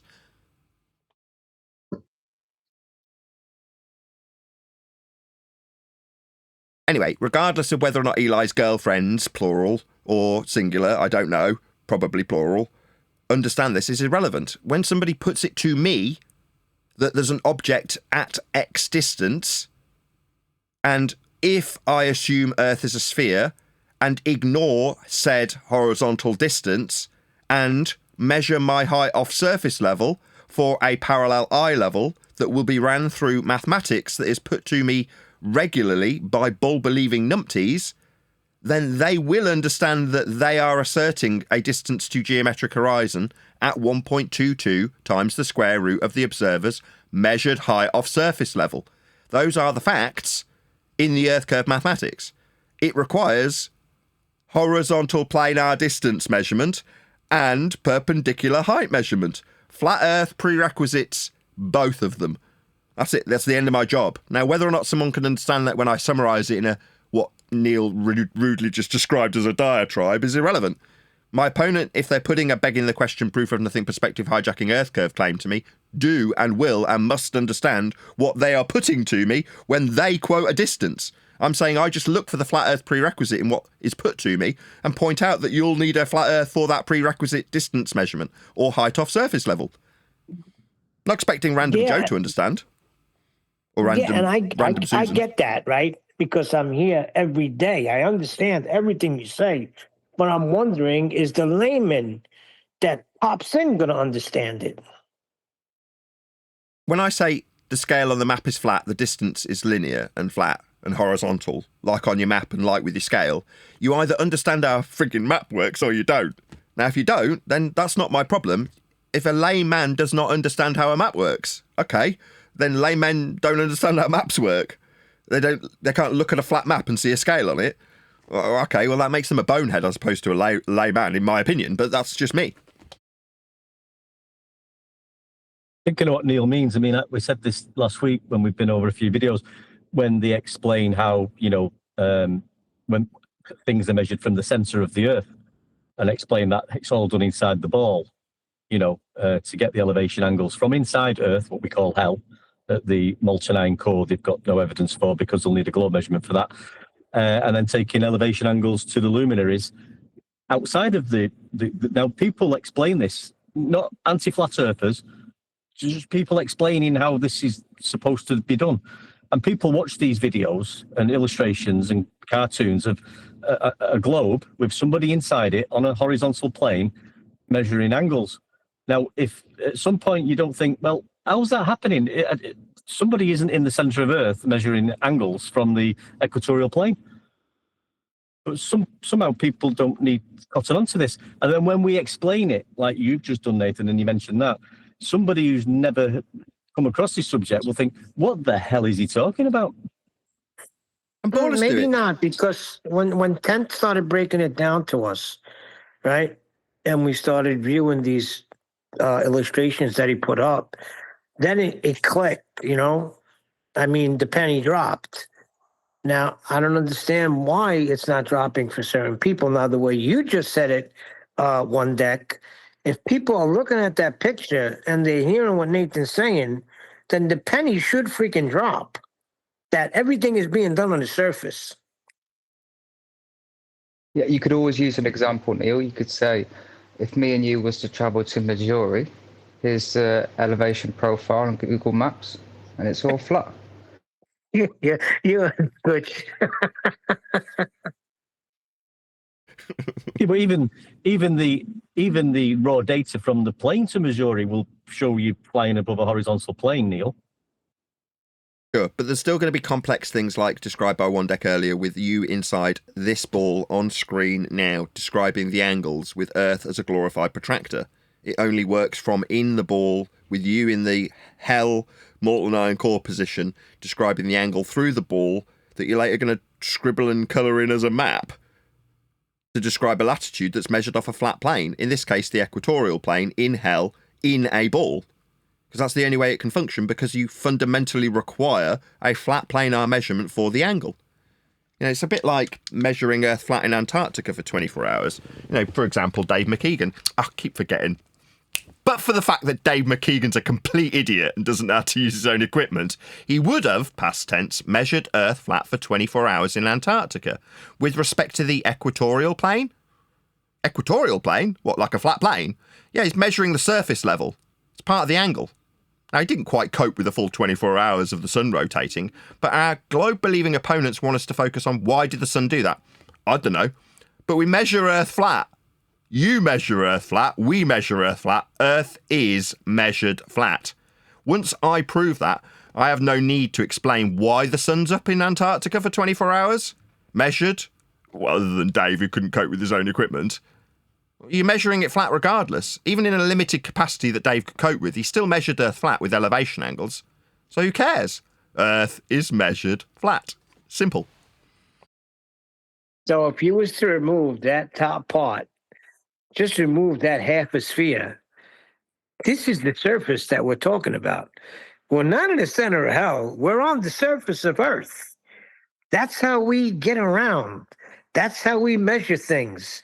That's how we mapped our world. Am I correct? Yeah, but you can describe the angles that you see with a parallel sky measured from a parallel plane as angles as a star that starts at your zenith moves towards the horizon, as a sake of example. This is an angle at 45 degrees. Now, if it was at your zenith, it would be at 90 degrees to your position. That's, say, straight up, or like on screen now at 45 degrees. And if it was at the horizon here, then it's at 1 degree, let's just say, or 180 or 179 degrees over here, right? Well, that's a protractor measured off the surface level. Well, then you can create what we just saw seconds ago from that description of angle measurement you see when measuring the angles off a flat Earth to the stars. Now, there's no getting away from this, yeah? And you'll end up being someone like Simon Dan, quote, "We don't only measure Earth flat," end quote, Simon Dan. Why would he have to make such a disclaimer? Well, because he's measured Earth flat 1,000 times from surface level to the sun. So you, Dan, measure Earth flat for your elevation angle. Now, that's not in dispute. These are just facts. This is how Dan and his 1,000 participating audience members measured Earth. Now you can say, nah, I didn't measure it that way. Okay, so Simon Dan doesn't have any measurements. He didn't get any elevation angles. So you're going to kick all of your own measurements out the window. Okay, you haven't got any measurements then. Oh, what? Dan did measure Earth 1,000 times with elevation angles. Yeah, then he measured Earth flat 1,000 times. You either accept that you're measuring Earth flat for your measurement, because that's the only way Earth can be measured, or you don't. That's it. It's always measured flat. I mean, the thing is, they measure it flat and then do some mathematics to turn it into a globe. It's the mathematics, which is the globe, the calculation after the measurement. The raw measurement is a flat Earth elevation angle from surface level all the time. They need it. We need it. That's what's happening in this world. Sorry, not in the world. I'm not in the world. I'm not in a ball on a horizontal plane called the equatorial plane. But you know what I mean. That's how we deal with it. I'm just changing the title of the show to "The Globe is Measured Flat." Wait a second. That's my line. Yeah, the Greeks all knew that. Hold They on. measured angles. Hang on a minute. They measured angles using sticks and shadows. I mean, the globe must be flat for horizontal shadows. And that guy, what was he called? Alberuni. He measured the Earth was flat because he measured the height of a mountain like that.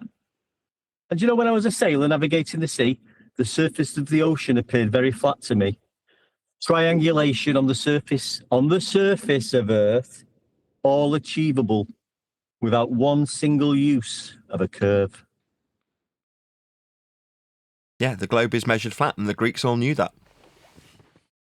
Beautiful. Oh boy, I said that months ago, and you were like, "No." I'm glad that you have come around, Nathan. The globe is measured flat. No, it I've isn't. It's copyrighted that one, oxymoronic, you but it's worry. poetic, isn't it? It is an oxymoron to say that, and the title is an oxymoron, but it doesn't matter. Their globe requires flat Earth prerequisite elevation angle measurements. Now, you can say, well, they're curved, but then they're not an angle. Oh Like I dear. said last week, Nathan, I was talking to a bowler and got into the elevation angle, celestial navigation, defining what an elevation angle is, back and forth. You know the script. And in the end, the bowler said to me, "Well, you can obtain an elevation angle from a curved surface No, as you long can't. as it's only slightly curved." No, you can't. I mean, this is where it's going. Yeah, I mean, It's they not can an say angle that. then. You can say that, but that axiomatically defies what an elevation angle is. If you say, well, it's coming off a tangent plane, well, then it's not elevation. Elevation's from the surface. You're trying to find a ground position. If it's out in space on a tangent plane when you've measured from a ball, you're not measuring from a ball. You're measuring from the surface. So drawing a line to a point and calling it tangential isn't measuring from the surface. Ergo, the angle measurement must be with respect to the surface. Not out in space, not on a tangent plane, not to a ball, but from Earth's surface. Now, this diagram on screen alludes to having a curve, but it doesn't change that the angle depicted is an angle. That's defined. Two straight lines meeting at a vertex. Now, if you apologise and go, this little section's two straight lines meeting at a vertex. So this little section here with 1,800 nautical miles is flat. Okay, yeah, it must be, or it won't be an angle. It's just that simple. You can't have 60 degrees meet a ground position 1,800 nautical miles away unless it's flat. Now you can say, well, it's just a little bit curved. Then it's not an angle. That's your hard place, denying that you're measuring an angle, because it isn't an angle if it's curved.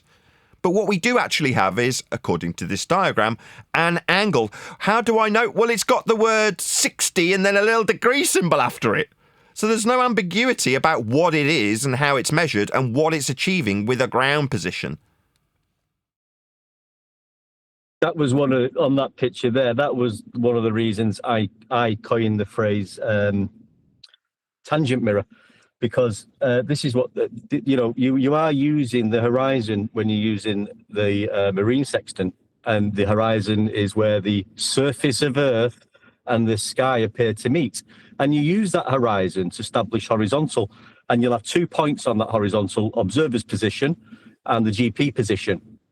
Yeah, along the surface of Earth's sea level. They go on about the tangent line. We're using it. I said, no. It's called horizon mirror, not a tangent mirror. Indeedy weedy. Like this diagram on screen. You can pretend that you've got a globe Earth right angle, but you haven't. For it to be 90 degrees to the zenith at the ground position, the line between you and the ground position along the ground is an elevation angle from the surface. That's what elevation means. It has to be straight, level, flat. That's how Earth is measured. The diagrams that are flashing by on screen, they're not my diagrams. They've come from celestial navigation books, supplied by 10th Man when 10th Man exposed this entire shebango to the wider flat Earth community many years ago on all those pre-shows when he spent thousands of dollars on books about celestial navigation and exposed exactly how Earth was measured flat with them. So wait, 10th Man came out with that argument? Oh, okay. Well, there's no disputing that. He spent hours, if not days, combined going through it with us in the pre-show, Neil. Yeah. I heard somebody in Missouri came out with that. Good to know the truth, though. Well, liars will be liars. What can you say?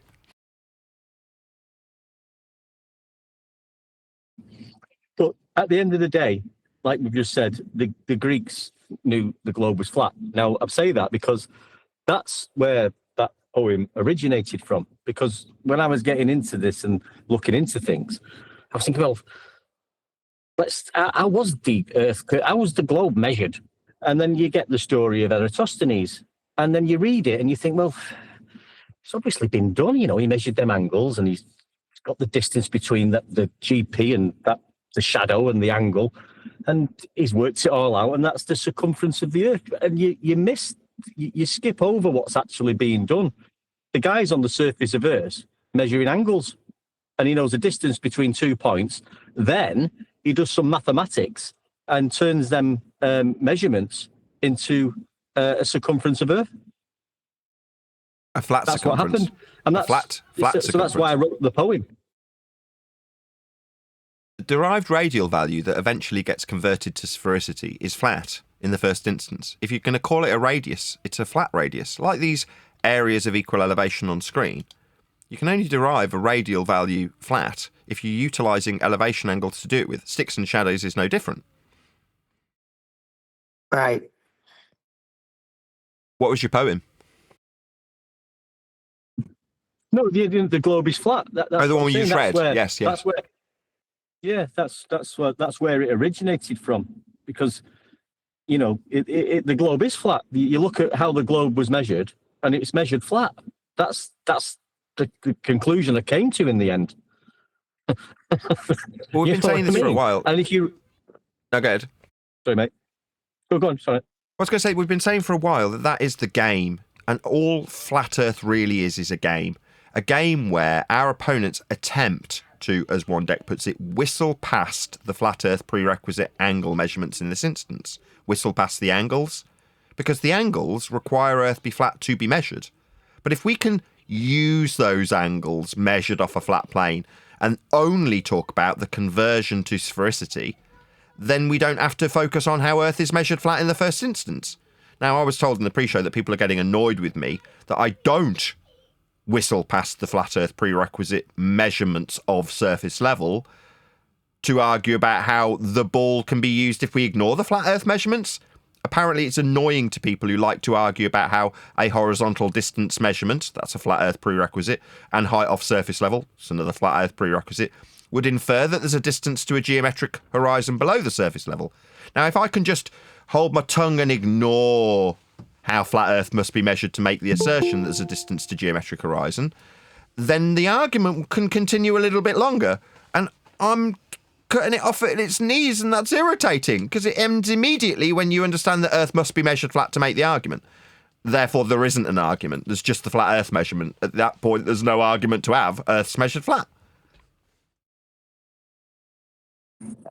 Yeah, you can do what you want with it after that. Measure it flat, do what the hell you want after that. We don't care. Yeah, believe you're on a measured it ball with flat. the flat Earth measurement if you choose to. That's fine by us. Do what you like.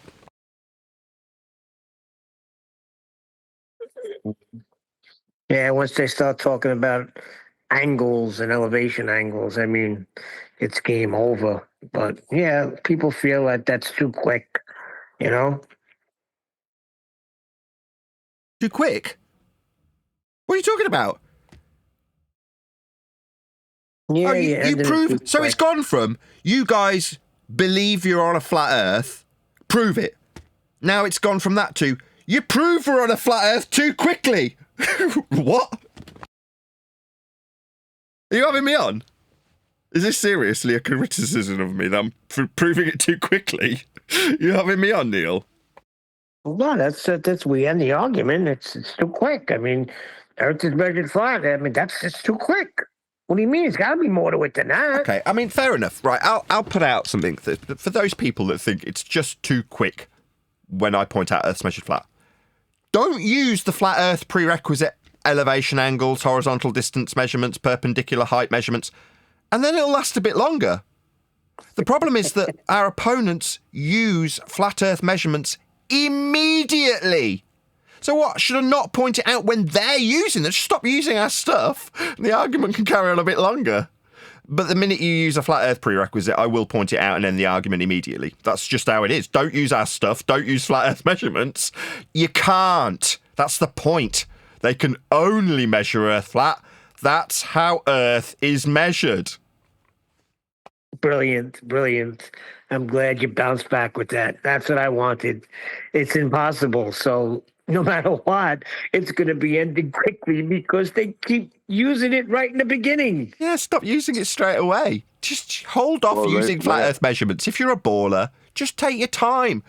What's that? You can only start all discussions with a flat Earth measurement? Yeah, we know. Earth's flat. It's measured that way. We checked. You checked. You need it to be that way. We need it to be that way. It is that way. That's how it's measured. It was measured flat. Is measured flat. Will always be measured flat. That's why they're using it. Well, you know, they only have 95% of the world believing it's a sphere. So you should try to convolute it as much as possible. I mean, you wouldn't want it to be over that fast, would you? I don't care. Be concise. If people want to believe they're on a ball based on flat Earth measurements, they can. I'm not stopping you, right? If you want to measure Earth flat and go, because I've measured Earth flat, like Simon Dan, I've quoted him once, I'll quote him again. We don't only measure Earth flat. Okay, start with the measurements that aren't flat rather than going out and measuring Earth flat 1,000 times. And then the argument won't immediately be ended by me when I go, yeah, but you have only measured Earth flat 1,000 times. So what do you want me to do? Ignore that you measured Earth flat 1,000 times? Whistle past you? Flat Earth prerequisite? Now, I can't do that, I'm afraid. I'll just point out that you measured Earth flat 1,000 times. And when you don't provide a globe measurement, because there aren't any, they all require Earth be measured flat, I'll just disagree with your statement that you don't only measure Earth flat. Now, Dan only measured Earth flat. It's like when they used to, the celestial navigation, elevation angle at sea level.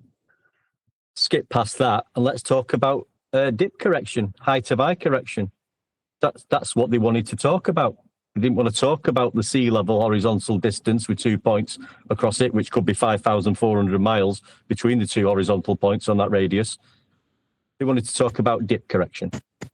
Well, the correction from eye level to surface level, or correct. Surface level to eye level, that correction? Yes, the parallel eye level and surface level dip, that's depression angle. You need a flat Earth for that too.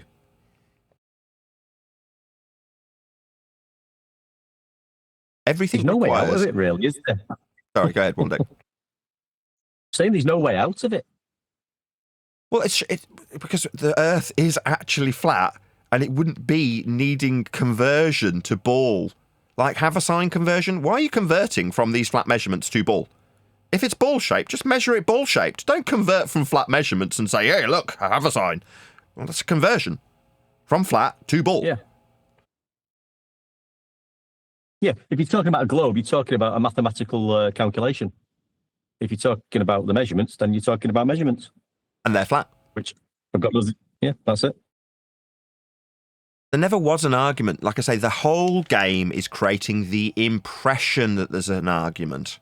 The idea that there's an argument. And the only way that works is twofold. One, make flat earthers out to be complete idiots by giving them garbage to argue about, making them familiar with mud flood and 9/11 truth and Sandy Hook, so they talk about that, so you can take that apart.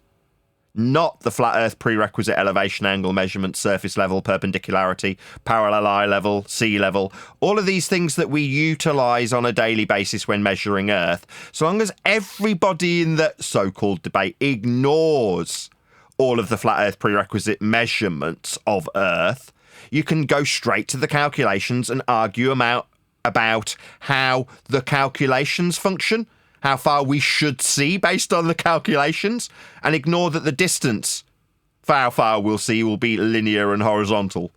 Just as long as nobody mentions that, there can be a perception of a debate. There isn't one. Earth's measured flat. And then you used to get comments like, sorry Neil, you used to get comments like, well, celestial navigation's got nothing to do with the surface of the Earth. Navigation of the surface of Earth when you might die at sea has got nothing to do with the surface of Earth, because the surface of Earth, I believe, is ball-shaped. Therefore, this is irrelevant. Well, you know what else other people are doing? I've just come aware of that. In 24/7, they're putting a list together and they're weeding out all the bad flat Earth arguments. I think that's a pretty cool thing to do if that's what they're doing. Get rid of all the trash. Well, bad flat Earth arguments are arguments that aren't about flat Earth. So, for example, we covered a guy the other day, some fat guy, who was talking about a flat earther who's talking about cracks in rocks. Now, both of them use flat Earth prerequisites in the form of up and perpendicular. 90 degrees for the cracks. Well, that's a flat Earth prerequisite measurement if you're going to describe it with respect to the surface and the rocks cracking. Now, his explanation for varnish by comparison was utter garbage, and definitely didn't go through the scientific method, making his claim projection when he suggested that his opponent on the flat Earth side was a pseudoscientist.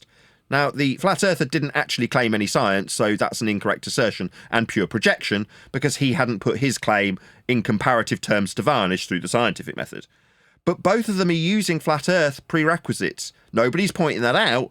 The argument's about how rocks crack. That isn't an argument about a flat Earth. That's a causal influential argument that hasn't been through the scientific method. Sod all to do with Earth beyond the fact that there are rocks on Earth in terms of its flatness. But the descriptions used are requiring a flat Earth for the descriptions of perpendicularity. So you need a flat Earth for the description in mathematics. You're not asserting causal influence because you haven't put it through the scientific method to acquire empiricism, if I could say it. So what do you have? You have the impression that this is a flat Earth argument when talking about melting buildings and melting bricks and rocks cracking and people cutting them. That's sod all to do with flat Earth. That's the game, isn't it? Give this man who says he's a flat earther some nonsense garbage to talk about that has sod all to do with how Earth is measured, and then we can ridicule him for talking about it when he doesn't really know, when I can compare the rocks to varnish. Well, it's funny because on number 4, it says solar/Polaris elevation angles prove flat Earth. They got that listed as a bad flat Earth argument.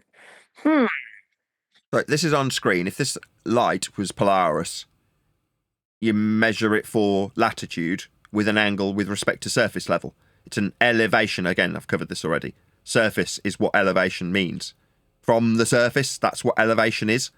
Angle, 2 straight lines. Bad argument. Oh, it sounds like we've got shill claim to be flat earthers that are actually ballers that need to get rid of our best arguments. It won't make any difference in terms of the horizontal linear distance that you're trying to acquire or the latitude grid that is acquired after these measurements. Those are facts of life used daily in navigation. So them saying it's a bad argument, it's not an argument, it's a measurement. They want to make it into an argument and say it's bad. That sounds very baller, but it isn't. It's not an argument. It's just a measurement. Like Dan made, like Dave McKeegan made in Antarctica for 24 hours. I'm going to have to stop doing that. But for the fact that Dave's a complete idiot and couldn't cope with his own tripod, he would have measured this angle to the sun for 24 hours, an elevation angle that is being decried when with Polaris. That forms the latitude grid when measuring off surface level. So you can deny it all you like as being a crap argument. It's not an argument. It's a flat Earth prerequisite elevation angle measurement. So it's a measurement. Thank you, Nathan. The other one they got here is 69 miles per degree fallacy. 60. That's the description of the latitude system. As you back away from Polaris, with it dropping towards the horizon, it drops 1 degree, and you can call that an arbitrary distance that is made up by a man and ascribe it a value. Now, you can call it statute, you can call it nautical, but in statute terms, 69's not true? Okay, so this grid around your ball isn't true then. Back to the rock and the hard place. So you don't like the latitude grid wrapped around your glorified globe protractor? Okay, kick it to the curb then. I don't care. What's that? You want to keep the latitude grid wrapped around your ball like a giant protractor? Well, then you'll need to measure Earth flat for the 1 degree for every 69 statute miles. Because that's 1 degree of elevation of Polaris dropping towards the horizon for this arbitrary value ascribed by way of measuring it flat off surface level. That's not an argument. That's this grid that the ballers require for them to pretend that they're in hell. Now, like I say, you can pretend that you don't have it. You can pretend it's an argument. It's not. It's a measurement. The conversion creates part of the ball. that they need this measurement off a flat surface level to acquire. I don't care if they call it a bad argument. We have latitude. It is used. You do watch Polaris drop every 69 statute miles towards the horizon as you back away from it. It forms something called the latitude system. It's fundamental to a ball belief. Don't have to like it. You're going to love this one, I Nathan. know what. Pitch data Hang on, Neil, from let me- flight sorry, N7. Who's saying they're bad arguments? Are probably ballers masquerading minute. as flatties. Hold on. But listen, Before you- just a minute. Let me go to that 69 thing. What? Just change the 69 to 77. Or just give it a different value done. and different scale and call it Yeah, just give it one deck Yeah. one deck values. 1 deck mile after you've measured an elevation angle at sea level. Solved. And say that the 1 degree along the surface translates to 77 one decks. Yeah, you can say what you want and do what you want after you've measured the angle using sea level. Yeah. I got the argument formulation so we can hear it to hear why it's a bad argument. Is it just them saying it's a bad argument, or do they actually qualify why? Yeah, it just I'm just reading a list. Like the next one says pitch data from flight N773UA proves flat Earth. Well, any flight data proves flat Earth. Flights are in straight and level flight. Measured off sea level.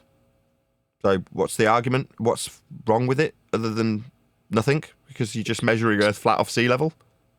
Yeah, see, that's not an argument either. That's just raw data. Yeah, it's just measurements. Correct.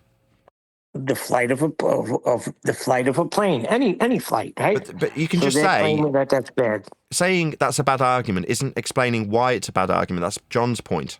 What about it isn't good? I say we measure Earth flat from sea level with the altitude, pitch up with respect to horizontal when in straight and level flight, measured off sea level. Those are all statements of absolute fact. Nobody can dispute them. Mm. How is Yeah, I that an agree. argument? It's Not an argument, no. Not arguing that they must be in straight and level. No, they are in straight and level flight. Like when the flight controller says ascend to flight level X. That's not me making that up. That's just how it is. Oh, I get it. If it doesn't invite an argument, it's a bad argument. That makes sense. Now that I can get behind. What they're saying is, when we point out Earth is measured flat, there isn't an argument, therefore bad. I see. You want to have arguments. Okay. Well, Earth's measured flat regardless of if you argue and ignore how flat you're measuring Earth in the arguments you have, but I just stop when we measure Earth flat. Like Simon Dan measuring Earth flat. Quote, we don't only measure Earth flat. Yeah, but he measures Earth flat 1,000 times, doesn't he? So what, should I ignore that? Because it's not a good argument. No, Dan measuring Earth flat 1,000 times isn't a good argument. It's just him measuring Earth flat 1,000 times and then disclaiming that we don't only measure Earth flat. No, you do. You only measured Earth flat, Dan. So what, is that an argument? No, it's just Dan only measuring Earth flat. Simple as. So I pretty much basically answered him by saying, nah, over here, we just say Earth is measured flat because it is. So he says, now you reaffirm your echo chamber by hand waving those points. So what Nathan did was not hand wave. He just pointed out that they're not arguments. They're just facts of the matter. Yeah. You know Tell, what? tell me they're not in straight and level flight. Oh, you want to have an argument about straight and level? Why? Do you think that's disputable? What about sea level? You don't like sea level. You want to tell me that sea level's not level because in the filing cabinet it says sea level's actually curved. No, it won't be parallel anymore. So your claim to be argument defies the axiomatic principles of the measurements that I am not appealing to as an argument. They're statements of absolute fact. Earth's measured flat. No getting away from it. Don't have to like it. It does end your need to have an argument immediately. Now, you can moan at me all you like. Because for many years I've been told, why aren't you proving Earth's flat? And the second I do, you go, why aren't you having an argument? Because I don't need to. I've proved it's flat with measurements. That's the end of the discussion. There's no argument to have. Yeah, that's a Neil. troubling thing for years, right? There was no, where's the proof? Where's the proof? Then you get the proof, and both flat earthers and ballers are saying, what are you saying? It's measured flat. You're ending the argument too quick. And you can't please anybody these days. Yeah, you can please some Neil, of the is people he- some of the is he- time. You can't please all of the people all of the time. Meanwhile, Earth's still measured flat for everyone always and without exception.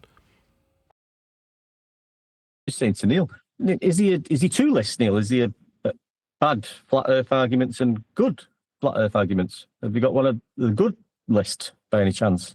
Did the same group of good point? Did the same group of people say, well, you shouldn't be talking about pitch data because there's no argument, therefore bad argument? Because a good argument would be one you argue about. Did they provide good arguments? And I'm almost willing to bet £1 right away that if there is any suggestions of quote-unquote good arguments, like when ballers assert that they've got a globe proof, it will ultimately start with a flat Earth prerequisite measurement. Let's see if I'm right. Or they don't provide any. No, they don't. They don't provide any because this is under the guise that they're weeding out all the bad flat Earth I arguments. see. So their only ambition is to remove flat Earth prerequisite descriptions of measurements of surface level and call them bad arguments. I see. This sounds like it's only serving one individual or one type of individual. Ballers who want to have an argument. Ideally, ignoring that they need to measure Earth flat because that would end the argument, therefore bad argument. Yeah, I can agree. Yeah, it is a bad argument to suggest that flat Earth measurements can be argued about. They can't. And now that's simultaneously what I'm being moaned about, but that makes me smile from ear to ear. Oh, like this one. bless. You're like 23. Elevation profile diagrams as flat Earth proof. Bad argument. Sorry, elevation profiles with horizontal linear distances. They're just measurements. So in Google Earth Pro, that's what's used by people when they're building stuff. They reference Google Earth Pro with elevation profiles to find out how high or low they are with respect to sea level. So what, that's not good? Okay, toss it out then. Don't use it for building things. I don't care. It's how all maps are mapped. Exactly. Don't use the maps then. Oh, well, we want to use the maps and the horizontal distances and the horizontal scales. We just don't think that's a good argument. No, it isn't. It's not an argument. It's just how Earth gets measured flat for everyone always and without exception. So, no, you could say that's a bad argument, but there isn't an argument. A lot of the people watching don't appreciate this yet. There never was an argument. The game was making it seem like there's an argument. And saying we're going to weed out the good and bad arguments is playing into that scenario where there's an argument to have and there's good ones and bad ones. There wasn't ever an argument. There isn't an argument. Earth is only measured flat. That's correct. You want to hear another one? Just shout out to Michael Kahn for joining as a penguin.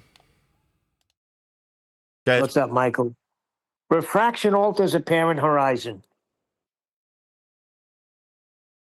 Apparent Say that again. horizon.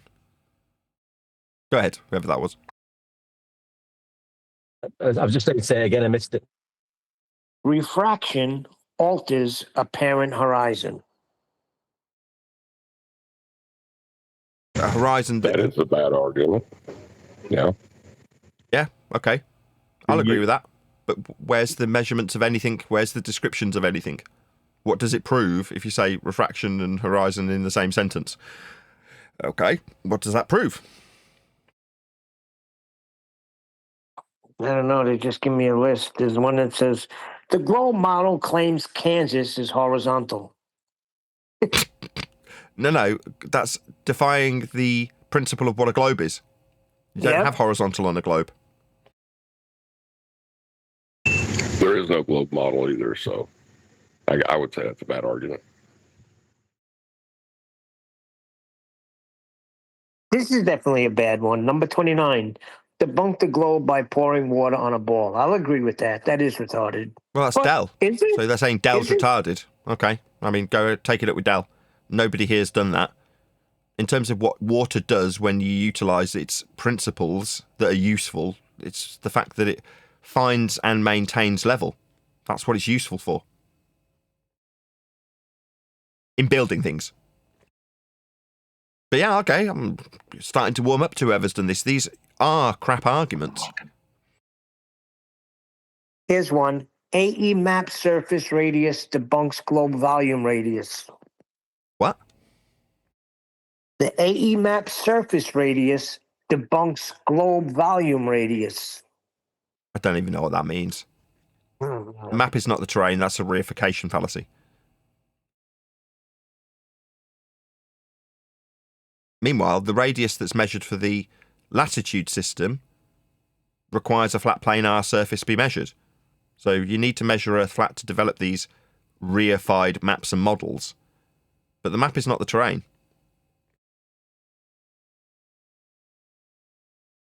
That's correct. To create the map, you still need to survey the terrain so that you can use things like rise over run and sea level as a measured average to describe how high or low the land is with respect to that said average, horizontally, so that you can apply a scale to a flat map and give you horizontal distance measurements. That's why all maps are flat. I mean, just going. If I was going to write a list just with two good flat Earth arguments, we'll say, one would be Eratosthenes, and two would be Al-Biruni. If you want hostile witnesses, you can utilise those as flat Earth prerequisites in terms of what they measure, though.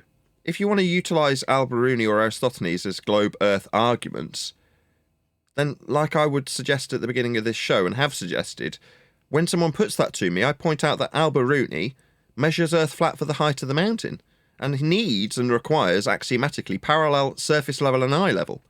So he requires Earth to be flat. Same goes for Eratosthenes. If you're going to measure an elevation angle measurement with shadows or a well, then you need the axioms to hold true for that to be called a measurement. Again, you can kick it to the curb. I don't care. If you want to call it an argument, again, I don't care. You can ignore the measurements. Suggest that you argue about the calculations after the fact. But it won't alter what is actually being measured, will it? Nope. So Earth measured flat. Again, feel free to moan at me that I'm ending the argument that there isn't when I point out that Earth got measured flat, though, didn't it? So who cares? You want me to argue and ignore that we're measuring Earth flat? You want me to accept that you use flat Earth measurement? No, I'm not going to do that. Just point out that it's measured flat by you as well. You need it to be flat. That's how it's measured for you to believe in a ball. Number 11 says, all maps are flat. Proves flat Earth. No, all maps are flat, and they're created by measuring the surface. People use maps in a practical way, and the distance on them is horizontal and linear. Those are facts. Now, again, I don't mind if you don't like maps and don't want to use maps. That's fine. No worries. What about GPS? You've got a sat-nav? That's Cartesian. It's flat.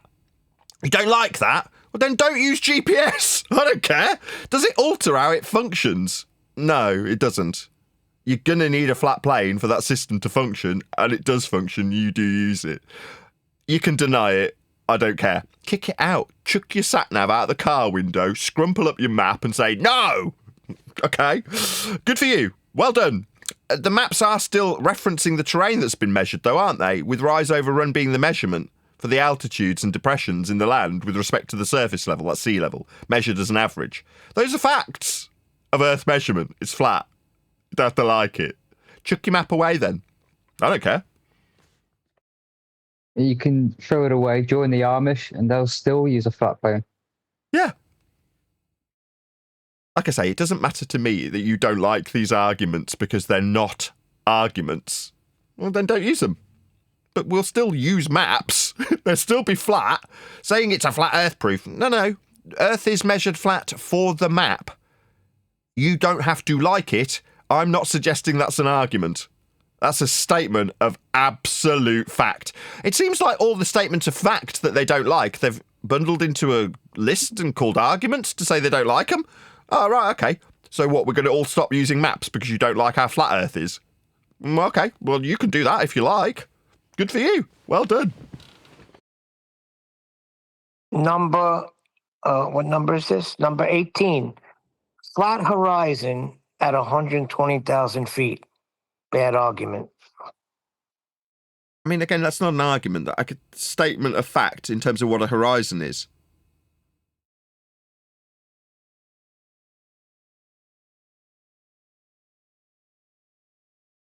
Captain Cook's 60,000-mile voyage proves a map. I'll agree with that. Bad argument. Does it? I don't know. Was I he don't trying even to? know if Was that? Captain Sorry, Cook am I existed. missing something? Was Cook trying to validate the AE map? Who's I don't next? know. Admiral Byrd. Admiral Byrd trying to validate the AE map? Were any of these people trying to validate a map? Did Cook travel in a direction? Would he have used maps and mapping to move around?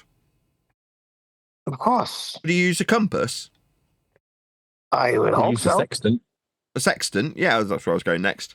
So he's using tools that measure Earth flat and describe Earth as flat and give horizontal directionality. So what, you want to deny it because he's not validating azimuthal equidistant North Pole centric globe projection? No, probably wasn't. But he did definitely navigate flat though, didn't he? He had to. There's no other way to describe north, south, east and west. Now you can, like on this diagram here, describe those directions on a flat extended celestial plane and then call the globe a giant protractor wrapped around your position at the centre of it and suggest that the sky you've measured for the system to create the map to call the globe wrapped around you from the centre of hell functions. But you're just using a flat plane to create a system to wrap around you and call a map that you now suggest explains the world. You still need to measure Earth flat to achieve it. North, south, east and west will still be flat. And that's the only way they're ever described, exactly as they are described in all the diagrams ever. You can't describe north, south, east and west any other way. Go and buy a compass. Yes, directionality. Here's one. You can zoom boats back in. You can. So what's that got to do with anything? What the hell? You can. Bad argument, flat earther. It's not an argument. That's a statement of fact. You can zoom boats back in. Sorry, yes, that's true. And... But maybe if we're describing the Rayleigh criterion and diffraction limits, then you'll quote conspiracy cats, now culture cats. I'll give you a flat earth for that. End quote. Culture cats, formerly conspiracy cats. Why? Well, he's describing the diffraction limit. With perspective, you'll need a flat earth for that. I'll give you a flat earth for that. End quote, cats. Yeah, you need to measure Earth flat for it, don't you? For the diffraction limit, calculable and describable when you're describing how lenses can make boats come back if you zoom in on them. Yeah, that's a diffraction limit overcome. The mathematics are flat. Hence cats saying, I'll give you a flat earth for it, because there's no other way of doing it. And the moment you do appeal to that so-called argument, no, it's just a description of perspective measurement with a diffraction limit. I'll give you a flat earth for that. Yeah, because it doesn't come into an argument. You just require Earth to be flat to describe it, like cats required it to be flat, just before he ran away. Yeah, he had to give it to us. He had no choice. Here's one you might like. I never heard this before. Sky color from electrical fields and noble gases. Number one, I'm colourblind. Number two, I've never made that position a flat Earth prerequisite because I don't know what the hell it even means. And number three, if that's being put as an argument for a flat Earth, then I will agree. Suggesting that the colour of the sky is done through noble gases might or might not be true. I don't know. I've not validated it through the scientific method, but does that prove a flat Earth? No, but you don't need to. It's measured flat. It's not an argument that you would put forth because you don't need to be having these arguments. If you are, you're a numpty. It's a bit like discussing 9/11 truth and vaccines. Those sorts of things are what flat earthers are given to make them seem like idiots, rather than pointing out how Earth is measured. Obviously, if you do just point out Earth's measured flat, you might get moaned at that you're not having an argument. No, there isn't one. There never was. Number 21. Crepuscular rays proving local sun. I don't know how far the sun is. It's one of the housekeeping questions. What I do know is that we measure Earth flat with the sun. like Simon Dan did. I'll give you a little quote. We don't only measure Earth flat, Simon Dan. Well, why would he say such a thing? Because he's measuring the sun with an elevation angle.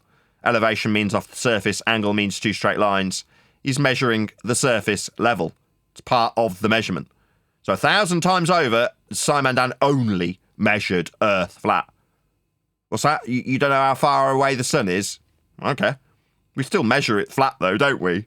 Simon Dan did it 1,000 times, and then had to disclaim about how he doesn't only measure Earth flat. Well, then don't only measure Earth flat, Dan.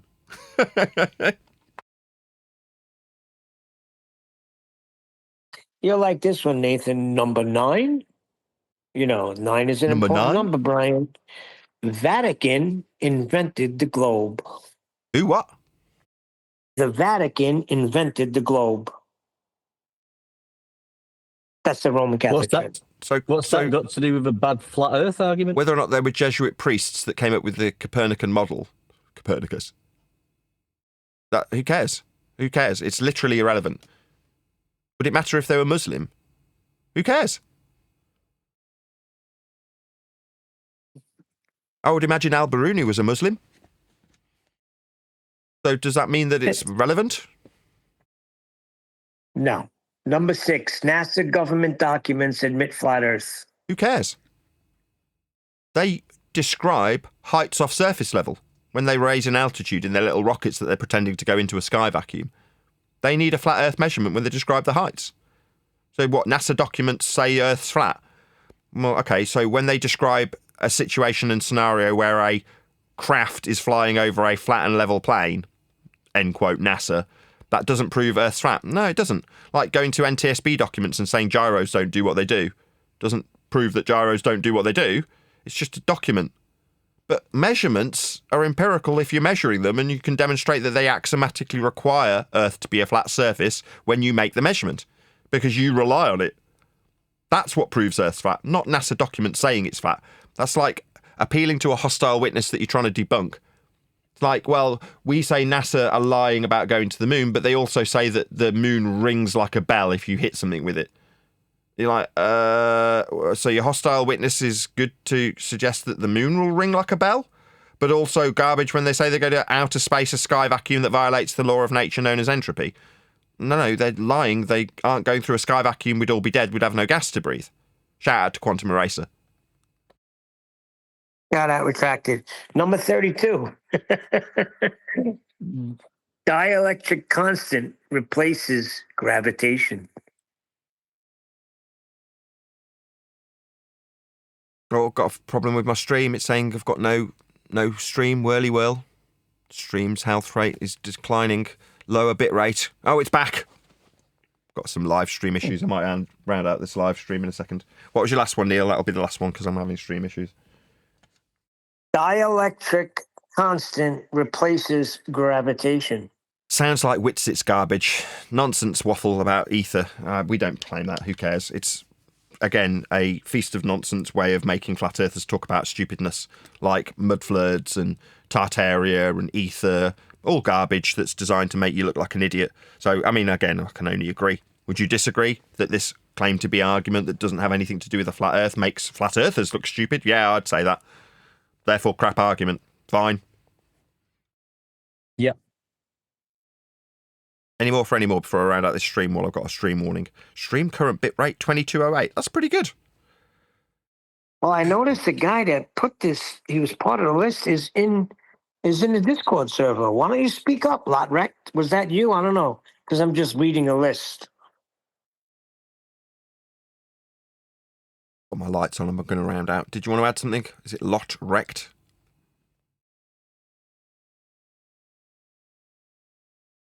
Clearly not. With that, I'll say if you are watching this on either Nathan Oakley 1980 or Nathan Oakley Premiering streams, then stay tuned as there will be an after show to follow. Nathan gets back. Somebody said to me that he's been going on 24/7 before, when he was still going into politics, claiming that it was his book, like in a joking manner.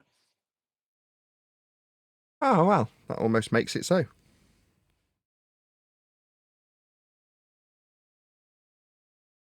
Yeah, that list, there was some crap on there, but I mean, I don't know why they've got the celestial navigation. That's how can you say that's a bad flat Earth proof?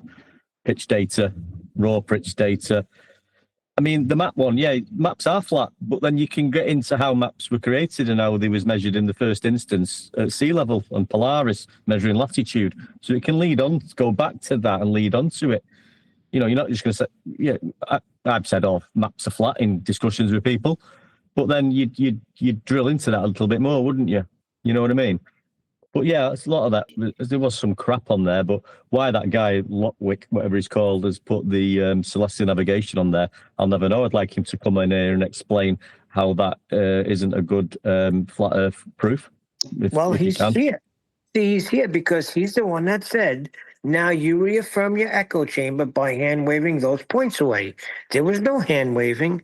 We just demonstrated to you that they're not arguments. They're just facts of the matter when it comes to measurements, when it comes to pitch data, when it comes to elevation angles, when it comes to maps. So now he sends a message at work and you wouldn't listen anyway. Sorry, wasn't he not path. just accusing us of being in an echo chamber? He's been invited to respond, and his response while in a live stream voice chat is, I can't talk. Yeah, and he's at work, and you wouldn't listen anyway, like the flight path. We just listened. Gyro. We listened to all of them. We just went through them one by one. What's he talking about? So he's just casting aspersions. That's outrageous, Lotch Wrecked.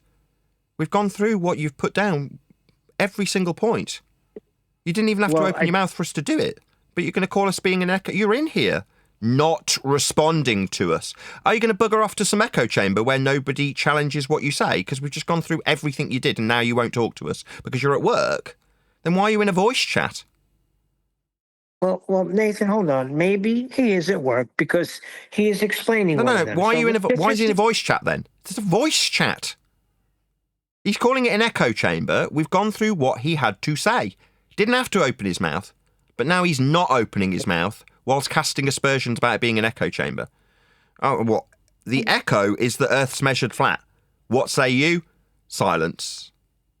Scumbag, this is not an echo chamber. You're in here.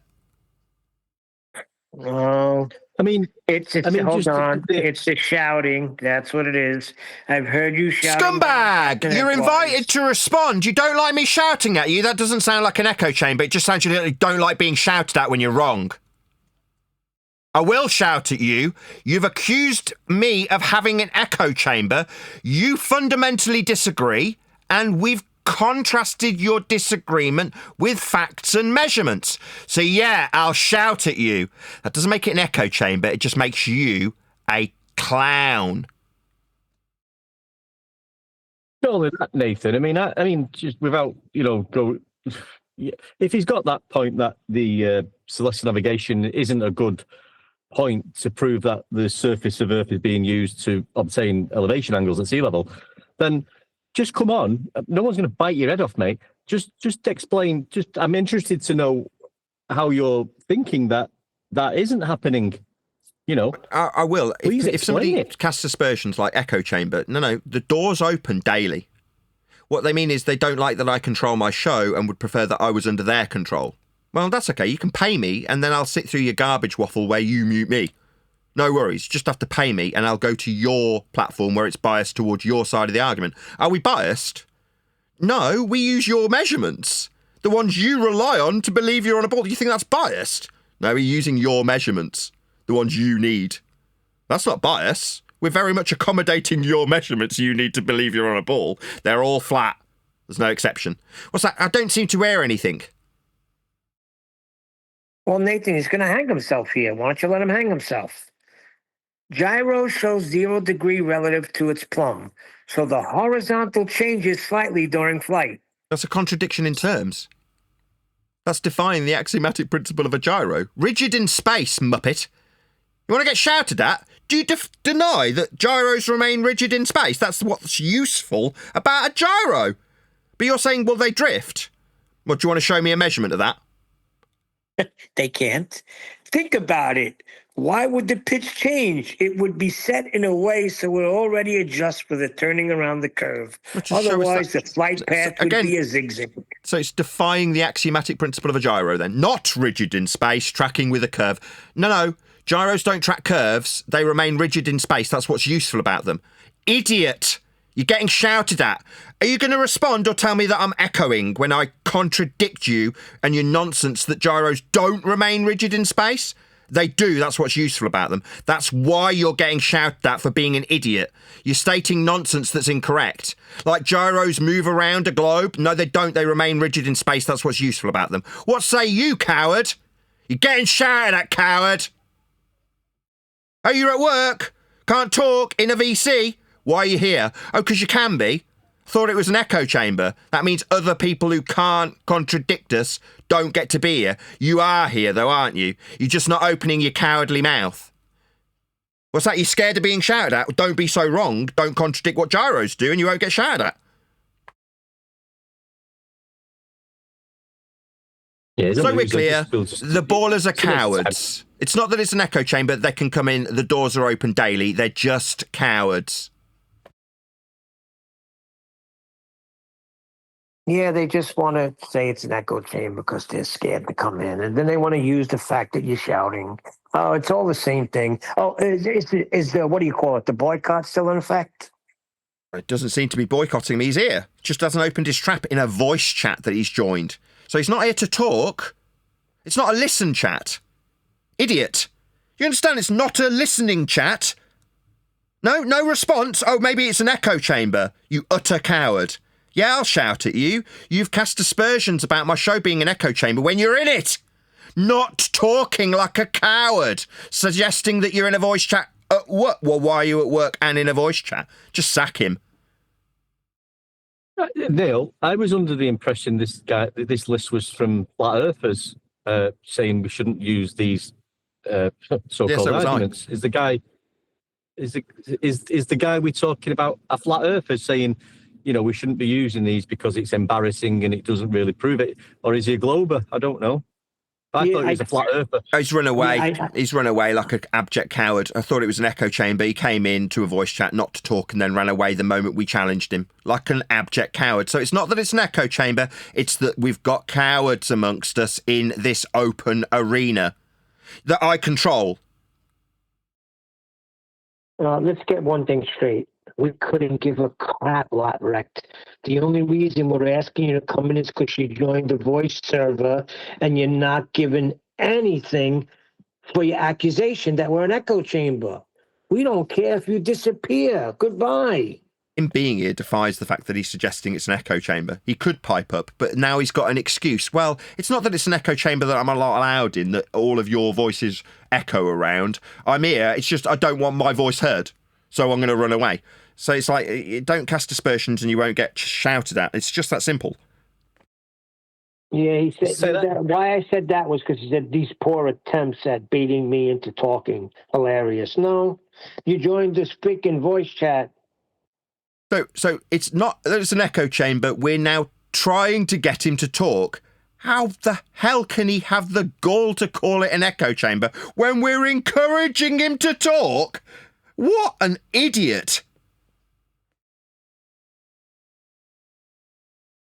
I mean, he's obviously thought about that list. So as we've responded to the points of the list, he should be able to come back with, you know, well, no, guys, I've thought this through a lot. I've looked into the celestial navigation and elevation angles at sea level. Yeah. And this is what I can tell you. This is why I don't think it should be on the list, and give his reasons why. And we'll listen to them reasons. Yeah, so I think they came from a guy named Master Yoda because he's the guy that said there was some kind of change going on in the politics server. Those guys are trying to weed out the poor, stupid flat earth arguments. This comes from a flat earth guy, Master Yoda. So I guess all of those come from the Master Yoda guy. Backseat, did you want to add something? Master Yoda's a stone cold retard. Sorry, I don't mean to be rude, but that kid's an idiot.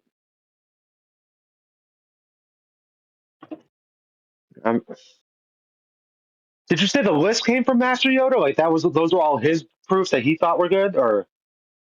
That's what it says. I mean, That's what those are the guy arguments he Locke doesn't says. like. Yeah. It makes perfect sense then. Yeah.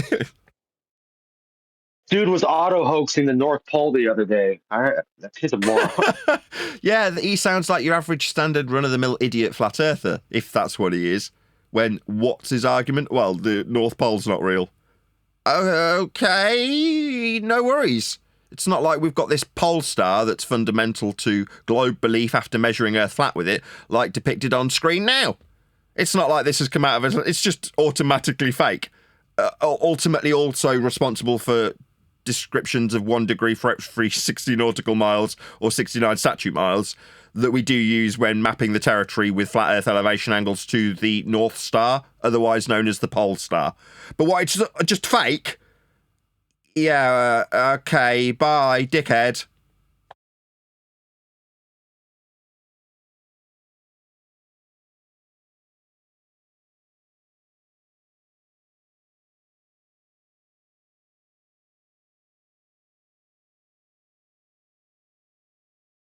Well, that was fun. Yeah, it filled in the gaps. It's always good to know how other people are thinking, isn't it?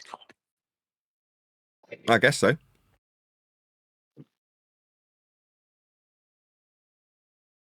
Neil, when you were in politics last night, were you there when Brenda popped in and started talking about elevation angles? I can't remember if that was No. that may have been right after you left. No, she said hi to me. They shut her up, and then she immediately sent me a message. I would love to debate you. I'll crush you. I said the debate is over. Yeah. It's never been a debate. Where's the point of contention? Yeah, because she started talking about elevation angles and circles of equal altitude. Welcome to So Flat I Earth. started, I started having the discussion with her. And, I just lay it down how, like, what a circle of equal elevation is. And, it doesn't matter if you use Polaris, you can use any star in a circle of equal elevation as long as that star stays equidistant, blah, blah, blah. I get muted, and then someone else takes over and starts screaming at her about refraction. And it's just it's so irritating. Like, I don't get why, I don't get why people have such an issue with the elevation angle points. Like, it's It might be that they just don't want to hear from Brenda. No. They continue the conversation with Brenda. For some reason, start bringing refraction into the argument. I'm the one that got muted when it was me and Brenda having the discussion anyway. Neil, you were there, right? I left at that time, but as soon as Crick came in and started accusing Nathan of using the N-word, and if the book is released, it's going to look bad on flat earthers because a prominent flat earther has used that word, and they'll use it to their advantage. I don't need to hear that. We all know why Nathan said what he said. The part of the context that's missing is when I muted Brenda the moment she came in and I heard her voice, because you and I were still talking. But I guess context never really matters. Eli, but Vax, what I'm saying is, if Vax is talking about elevation angles, why do they want to He's move not. away I from talk it? about them all day. So Okay. where are they not being? So again, like this idea that, I don't know, maybe people just don't like talking about it. Who, me? No, ridiculous. Who, Yeah, and you Jedi? can't- No, I didn't say ridiculous. you. I didn't say Jedi. Yeah, but you can't hold the whole. Elevation angles are brought up and talked about all day long. Yeah, you can't hold the whole server because somebody said, let's talk about I refraction. didn't. That's Eli's point. No, all I said was that Brenda's the one that brought up circles of equal altitude. So I started talking to her about that. I get muted, and then the conversation changes to refraction and how the radius of Earth now grows to over 200,000 miles. That's okay. Prove it. Get a clip. I'm not blaming anybody. I don't know who you muted me. I said get a clip and I'll vouch for you. If that's exactly Dude, you what were happened, there. Holy shit! What you dropped on your No head, swearing. it just happened like 9 hours ago. Both of you, right? Just before Sorry. before we carry on, right? Both of you take a breath. Let's have no swearing. What do you mean, both of you? I just No, all I as in said both was, you, as get in a both you clip. just hold your tongues while I say that. I didn't mean any aspersions against you, Eli. Just can you just not talk while I'm talking? You weren't, but just hold your tongue while I say please don't swear. Not meaning that you have, Eli. Vaxi, I'm referring to. But I needed clear air to say that.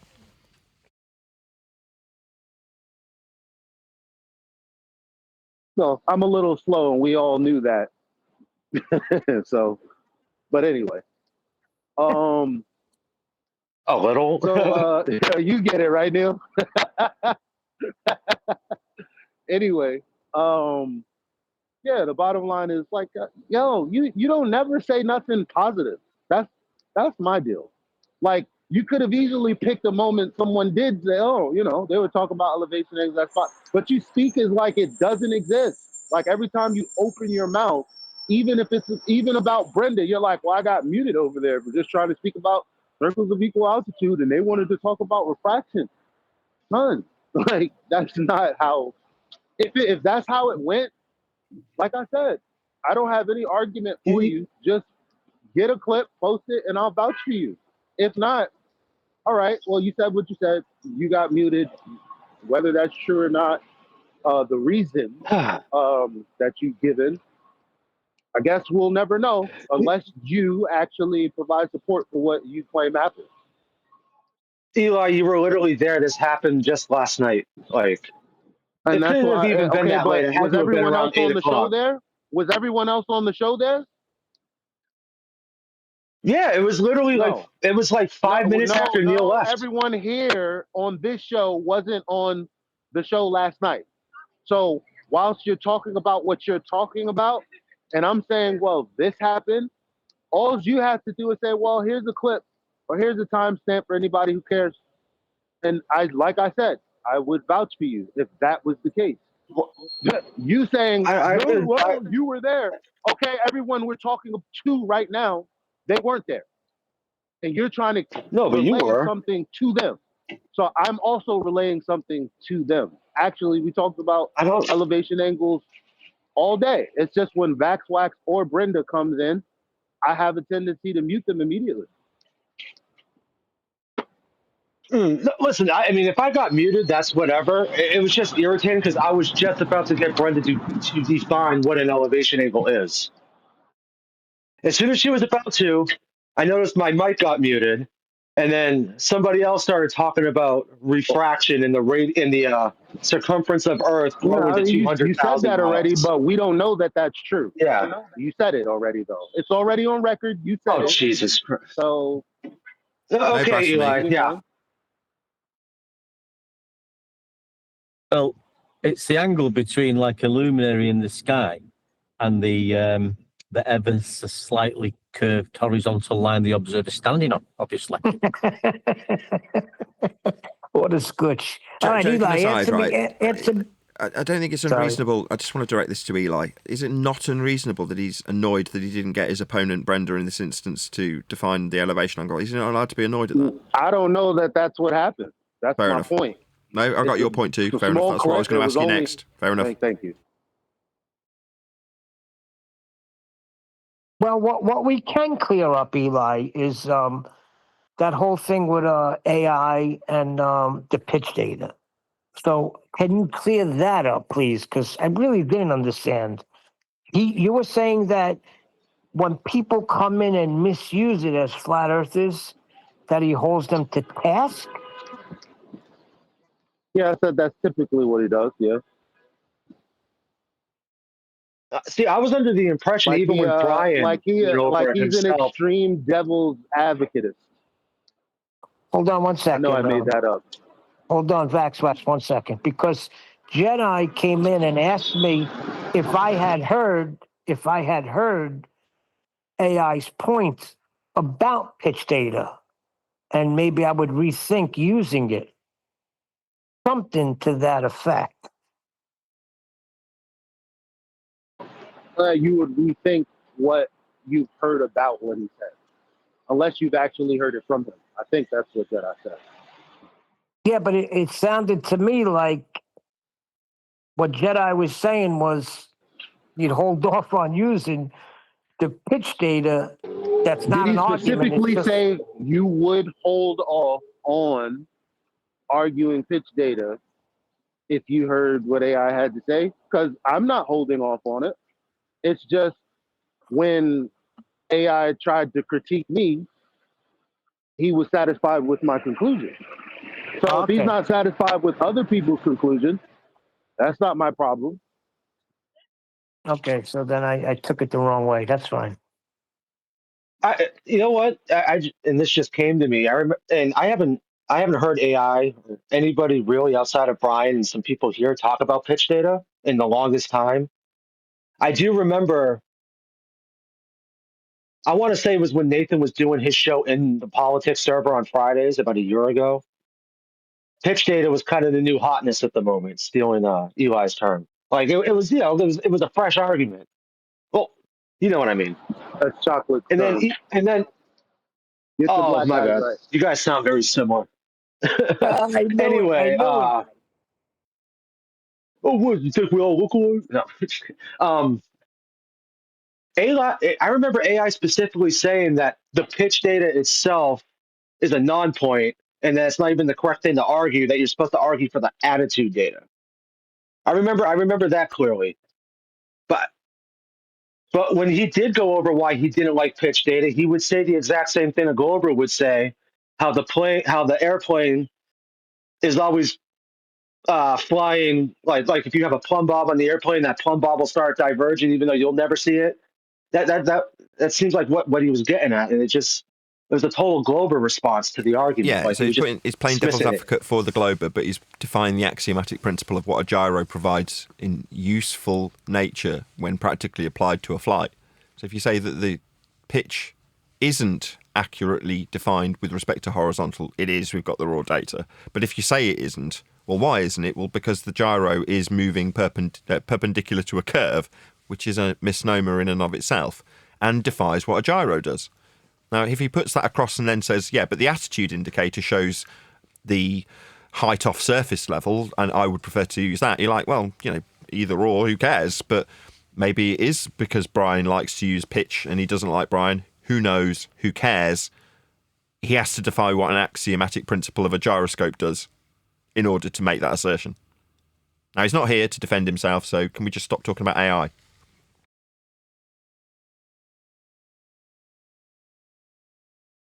Jolly good. No, that's totally fine.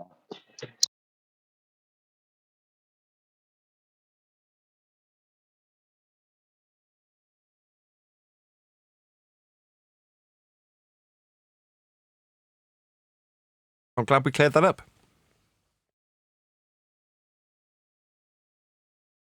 Yeah, me too.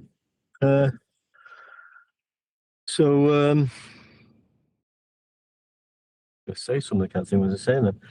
Yeah, the if it's flat and it's measured like that. When you got nothing to say, when you can't think of what you need to say, that's something that'll always work, right? One deck. Listen, I forgot what I was going to say, but Earth is measured flat, and it's always been like that. Well, yeah, I mean, it'll start up a conversation or a fight,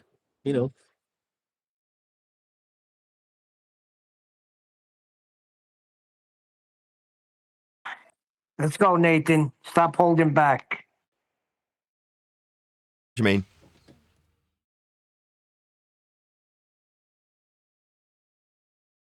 What do you mean holding back? I'm not holding back. Holding back the years.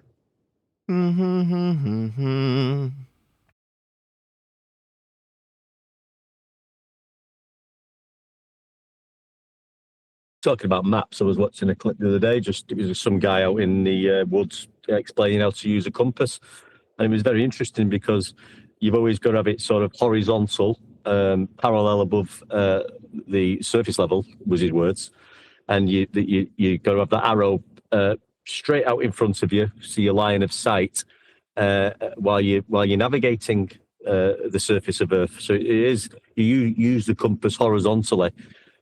And in parallel to the reference of the ground. which is so. And then when you put it on the map, obviously the map's going to be flat and horizontal. When you're plotting your trig points along the way to find out where you are, where you're going. So yeah, compasses do prove the Earth is flat. And all the navigators knew that. Yeah, Adam. I was just coming to say, hey, what's going on? Sorry I ain't been around much. I really felt that I had little to offer, so I've been just hanging back. But I'm there every day on the show on YouTube. Just saying, hey. Hey. Good to have you. Good to have you. No, you've said that once before, and I told you have a lot to offer. Just being there on a panel. You don't always have to say something. I mean, don't feel like you have to put something in. I completely disagree. You should offer something more than silence. But you just have, so you've covered that.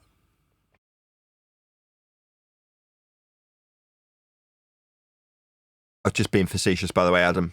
You're very much welcome. You don't have to justify what you do or don't do.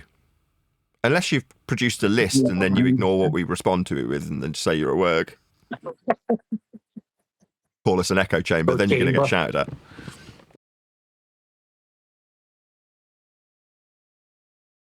I'm going to put a list together of everything we've been called. And how none of them address how Earth is measured flat. Exactly.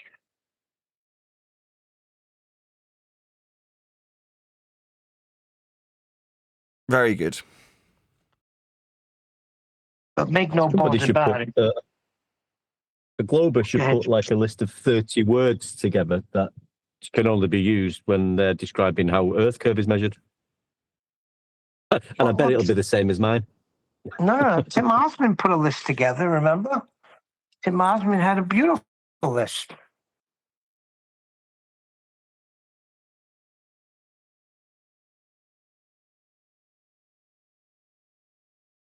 Indeed.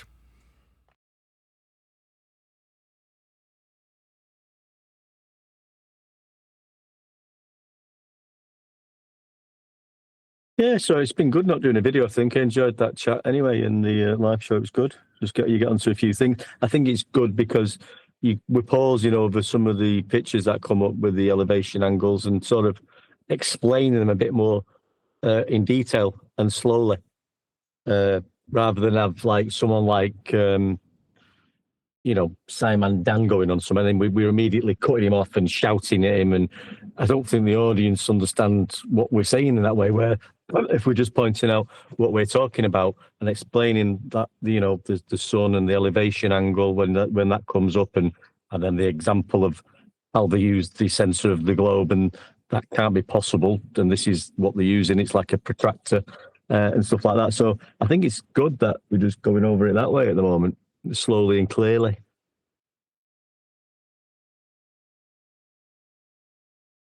Yes. I agree.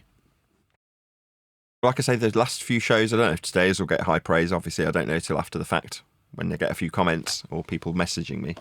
But certainly the last couple of shows, or 2 or 3 shows, have had high praise.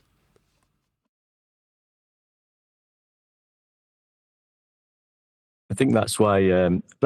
Well, we did do a few, but I think there's some of the. I had an intention of, well, not my intention. I spoke to you about it, Nathan, doing videos rather than Simon Dan and all that, getting some, like somebody using a compass in the woods. How would they use it? The surveying one we did, and just going slowly through what they're explaining, rather than. And I think we have chewed their heads off sometimes, saying, start and then bringing Simon Dan into it, and Dave Triangles McKeegan. But we should just be concentrating maybe on what the actual surveyor's saying and pointing out, well, this is correct. This is what's happening. I think that level flight video was good as well, just with that small aeroplane. Did you say Paul has flew a plane? Sorry, my like wife. that. Yeah, she had a pilot's license. It's obviously out of date now. Yeah. Look, Yeah, but that was good one that because it was showing, people are saying about pitch data and don't use it showed that it was clearly showing you what to look for out the windows. You're using the horizon, which is referencing the surface of Earth, to stay in straight and level flight. So you're utilizing the surface of Earth to stay straight and level flight. This is what pilots are doing, professional people, surveyors are doing. She's gone out now, but I think if we could. She also did helicopters. I mean, I don't think she was qualified, but she certainly was learning how to fly helicopters when she gave it up. And again, you're going to utilize the gyroscopic principle to keep the helicopter straight and level. Again, if it's defying axiomatic principles of gyroscopic motion, helicopters are going to struggle because they rely on them. So wait a second. She's James Bond, not you. No, I was the one actually flying all over the world. I just wasn't at the control deck. I was sat at the back drinking cocktails like James Bond would be. I'm sure James Bond could fly a plane and a helicopter if he had to. I'm sure I could if I had to. Shut up, Neil. What we're saying that Paula's Miss Moneypenny. Yeah. And Miss Moneypenny Flyer? I thought she was a secretary. Well, you're saying you're James Bond. Oh, comparatively speaking. Yeah, I suppose she is.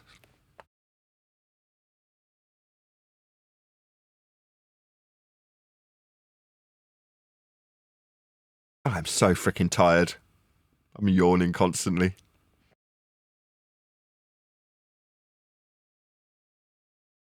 Me too. Been on call all week, doing 24-hour call out. So that doesn't. I get some calls during the early hours for disturbance. I have broken sleep when I'm on call. You have to wake up and deal with a call of a refrigeration unit breaking down. So you'd have to. Yeah. So, but I've got I have an iPad, work iPad. So you can dial into the sites and you can have a look at the unit in question. And you've got probe readings on there. You can graph it, so you can have a quick glance at that and see what the problem might be. Then you might have to get hold of the store manager and have a chat with them about it. Do they realise there's a problem? Can you empty it till the morning? But all the time you're doing that, you're awake. It doesn't happen all the time, but it did last night about 1 o'clock in the morning. Then I couldn't get back to bloody sleep, and I've got noise going on in other rooms, and so I've not had a good sleep myself. So I'm absolutely bog-eyed today. So you do refrigeration? Because my brother's air conditioning, he stays far away from refrigeration. Yeah, Surely that's I've the done. same thing. It's the basic. The principles are the same. Yeah, but I work on supermarkets, so it's a different. Yeah, even my though brother it's the hates same. that. Yeah, one of my friends is air conditioning. He works for himself. He just puts. He works on it's like Mitsubishi cassettes, VRVs, stuff. He's mainly installation. He loves it.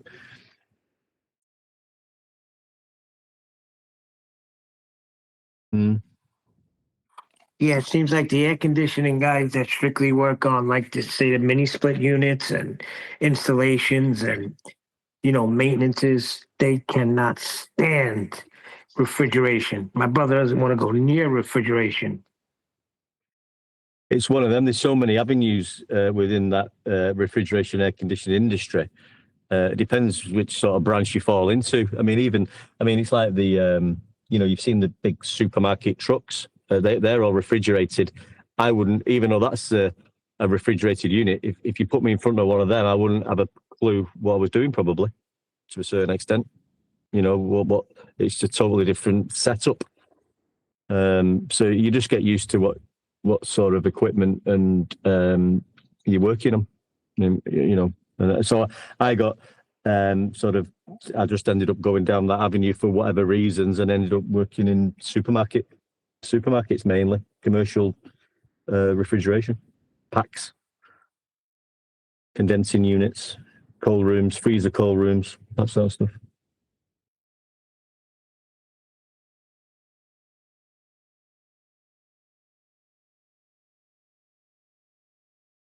They're both knackered. Yeah, refrigeration. Oh, sorry. I'm just agreeing. Go ahead, That used to Vaxie. be that used to be one of my FISA nonsense proofs from like 3 years ago. Like, with HVAC, the pipes and stuff, and like air conditioners and all that will have pressure gradients inside the containers. Well, it is No, to a but certain that, extent. It those is to a are certain good. extent. Yeah, it does involve like thermodynamics, and because heat travels to a cooler place. So you've got in the supermarket, you've got your evaporator with refrigerant gas being expanded through it at say minus 10 degrees. The gas will be minus 10, and then what you're doing, you've got some fans behind that, and it's circulating the air over it. Now, a lot of people just think the fridge blows cold air out. It's not doing that. It's pulling the air over the coil of gas, of refrigerant gas that's going through there at minus 10, and it's giving up its heat to the gas. So as it's going over the coil, the heat's being released out of the air. So the air might be going in at 12 degrees and then coming off. There's usually a 7-degree difference, temperature difference at that point. And it just keeps doing that. And then the gas, it travels back to the compressors. It's compressed to a high pressure gas. Then it goes out to the condenser, where the heat that is just absorbed in the supermarket, where your cheese and meat is released to outside. They don't do that necessarily all the time now. That's what used to happen. They have heat exchangers now. So that heat that would have been dumped outside goes through a heat exchanger to heat a water tank up. So you're getting free heat then to heat the water up. So it's all, so it is related, really. Yeah, my brother, that's how he came to Flat Earth too. By that, the reason why he hates it is you're on call for 24/7, slimy walk-in boxes, under-drawer coolers. Oh boy. Stop calling my job, Neil. Yeah. Yeah, but we call my brother First Class Chris. That would definitely never, like, walking in slimy walk-in boxes. Like today, my first job this morning, I've got a condensing unit with a gas leak on a pipe. It's on the high side, high pressure copper pipe. Has got a little pinhole in it, and gas is coming out. So I've got to repair that gas leak. So I've got to get the gas out of the system to repair that. I can pump some of it down into the receiver, but then I've got to get the gas out. So I've got an empty gas bottle. I've got my vac pump. I went and vac my gas bottle out. Yeah, got it into, I don't know, I didn't get probably 30 inches of vac, or maybe, I don't know, bloody 1 tour, 2 tour maybe. And then I hooked that bottle up to the system and open my gauge, and the gas that's in the system that I needed to remove just flew straight into the bottle that I just backed out. So you're doing stuff like that all the time. So that's like, there's pressure needs a container. Pressure will always fill the available space in the container. So that's what I did. I took that gas out. There was no pressure in the pipe then. So I had to do a hot work permit because I've got my oxyacetylene. I had to do a braze on the pipe with some brazing rod, pipe that up. Pulled a quick vac on the equipment because you don't want any non-condensables in the system. It's got to remove all the air. And then put a bit of pressure in there, made sure it got the leak correct, and then gassed it back up, ran it down, and job was a good one. So I want to know why. I want to know why you can't just bring the gas, in your hand. Why can't you carry it? Why do you need a container for that? What's the problem here? Well, I was going to bring in the wheelbarrow, but the wheels fell off.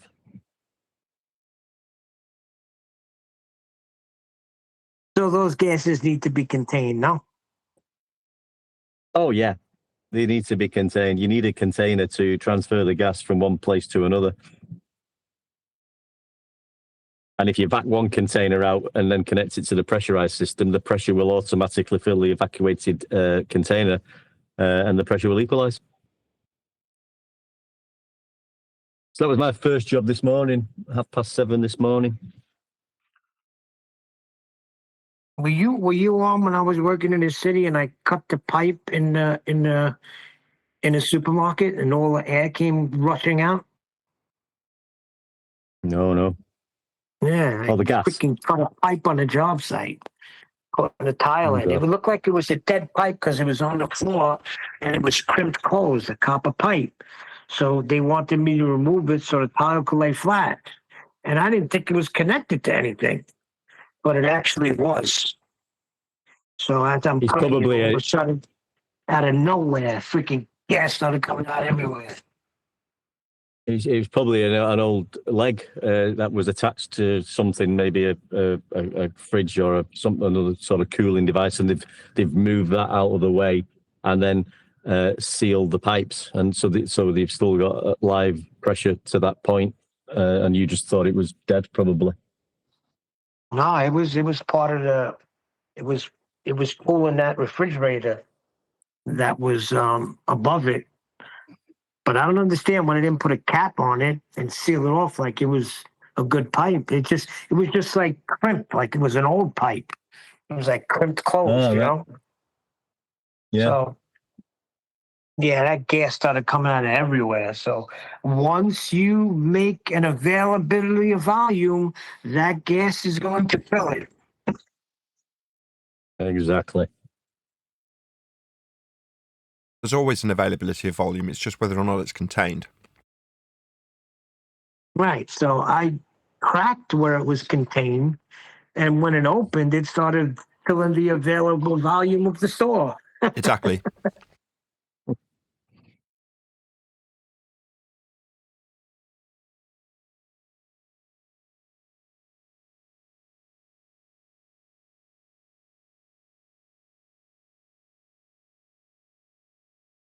So you were wrong, Neil. You thought there would be a whole bunch of people asking questions today, and there isn't. So I don't think there's any need for me to cover anything today. Beg to differ. Oh, right. Who was that? That was me.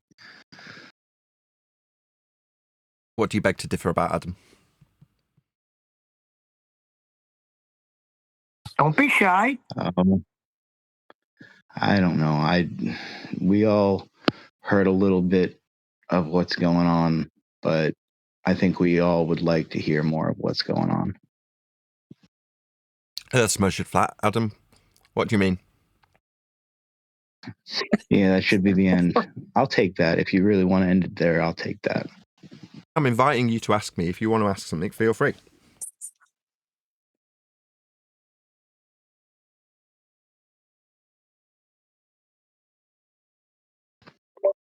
So what's going on with the book? There you go. Okay. So having edited about 90% of the book, Adam and Quantum Eraser are withholding the Word document, that's the working draft, 5th version, from me. So having discussed it with 10th Man, what I'm going to do now is just read out what he and I discussed together. So first I'll read out what was from 10th Man, then I'll read out my response. From 10th Man. Right, open line, is everything working? Let's just double check that first before I read out for a while. From 10th Man, it's always been your book. I started this whole project for you and your family's well-being, to bring a new source of income to help you get along. So the truth is that. Not anything else being added or excuses or cause. They should have just walked away if it was too hard. They did not do that. Only one thing is certain. They agreed to help you get your book out and then changed their mind. Now it appears they want something else than was originally offered. I'm very saddened by it all. Nathan, stay true to the truth. And this too shall pass. I got your back. It's easy to tell the truth. Cheers, 10th. That's 10th's message to me. Now the reply is pretty lengthy, so strap in. My reply. You are a great man, 10th. Your sage counsel is far superior to that of my former editors. Glad that you told me not to lie in an attempt to regain control of the working draft. You said it would make me as bad as them, and you were right. So, work will continue on a 6th draft. It will add a little time to the process, but that's life.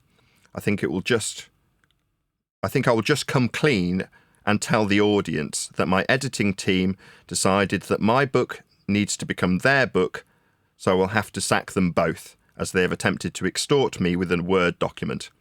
This means they have ended a friendship and now get nothing and lose all connection with me.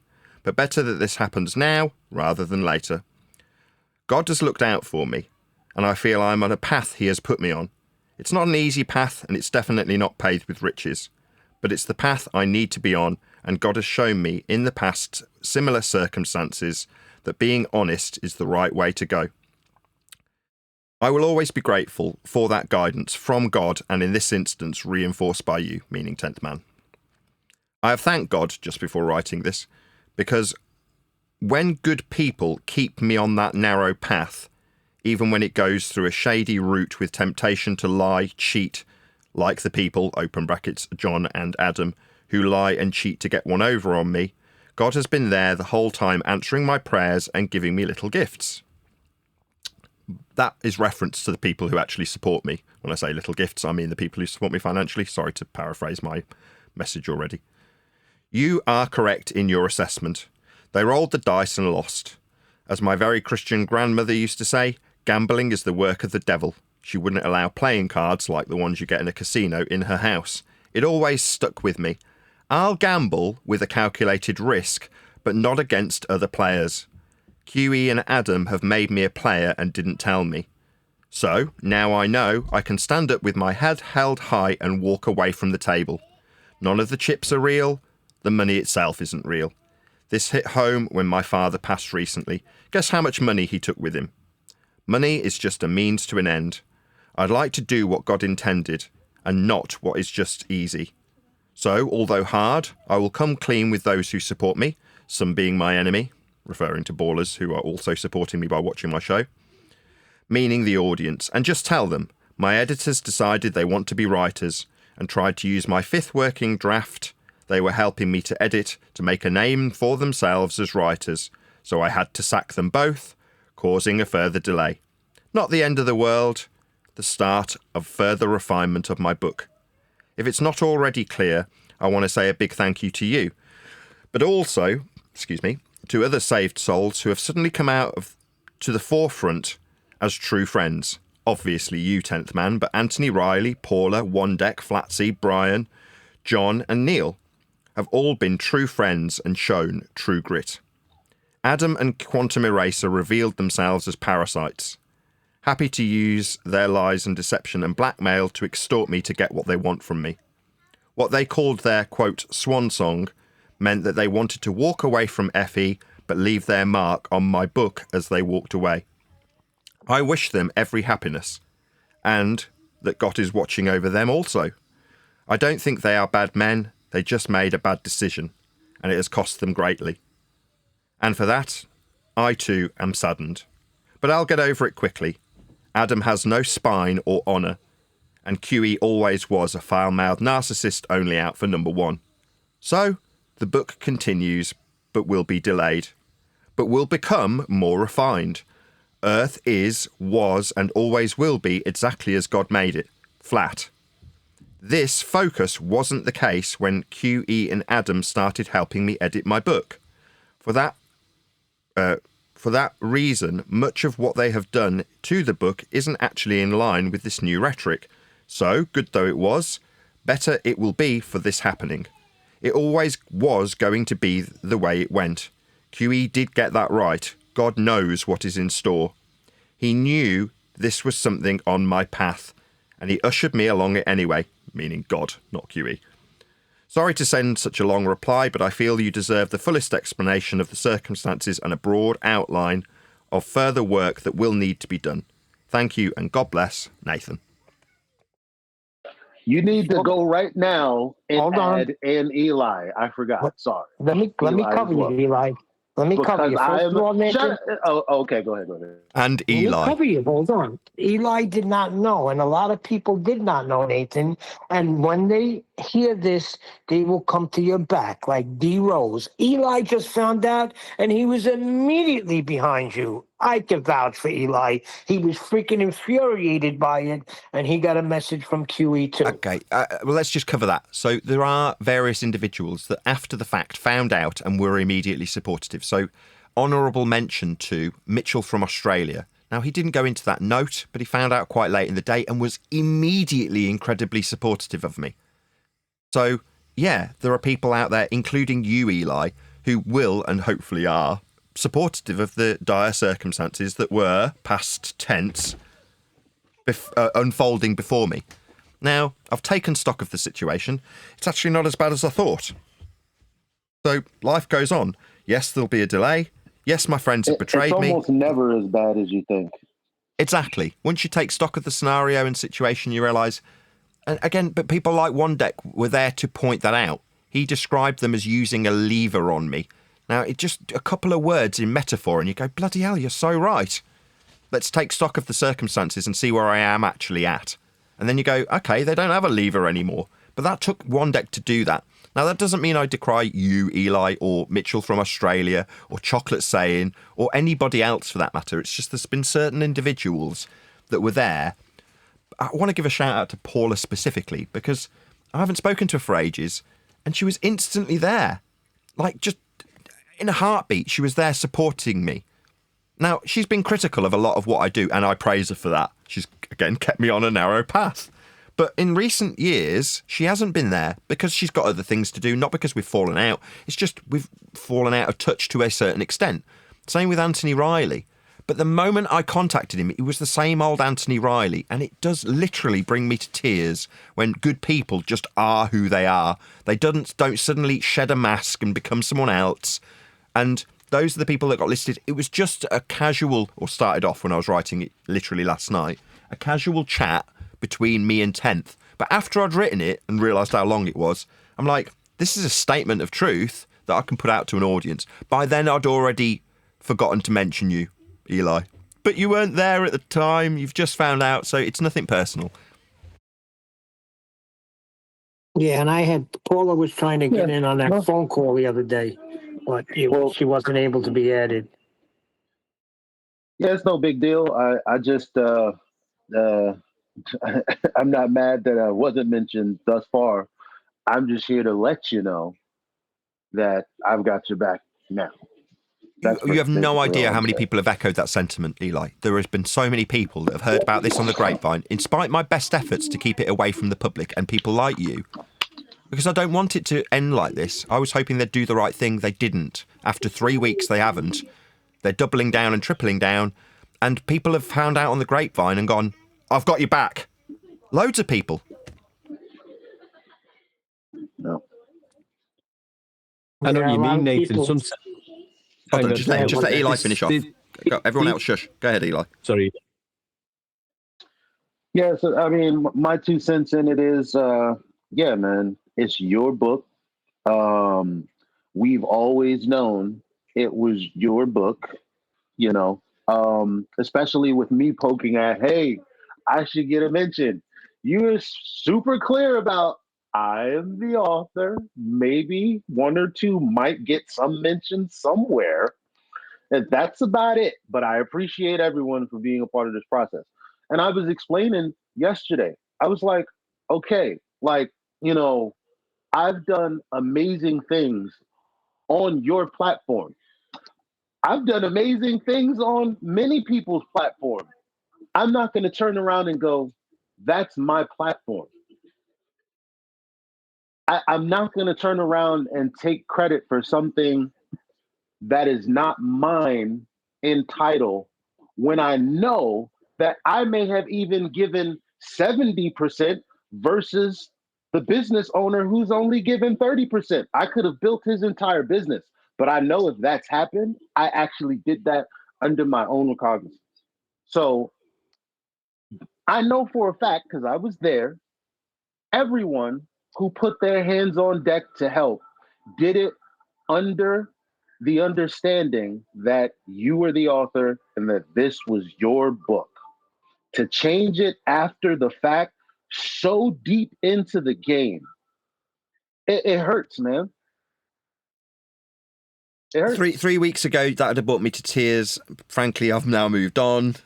So it's like, well, life goes on. I can't remember who said it in the pre-show. Things often aren't as bad as you think they are when you finally take stock of the situation. They always seem terrible in the moment. Well, things aren't as bad as they seem. What is prevalent are people like you in this instance, Eli, saying, we know the score, therefore we've got your back.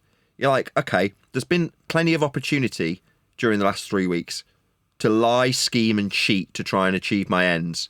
And the ends would be an easier route. Now, that path isn't my path.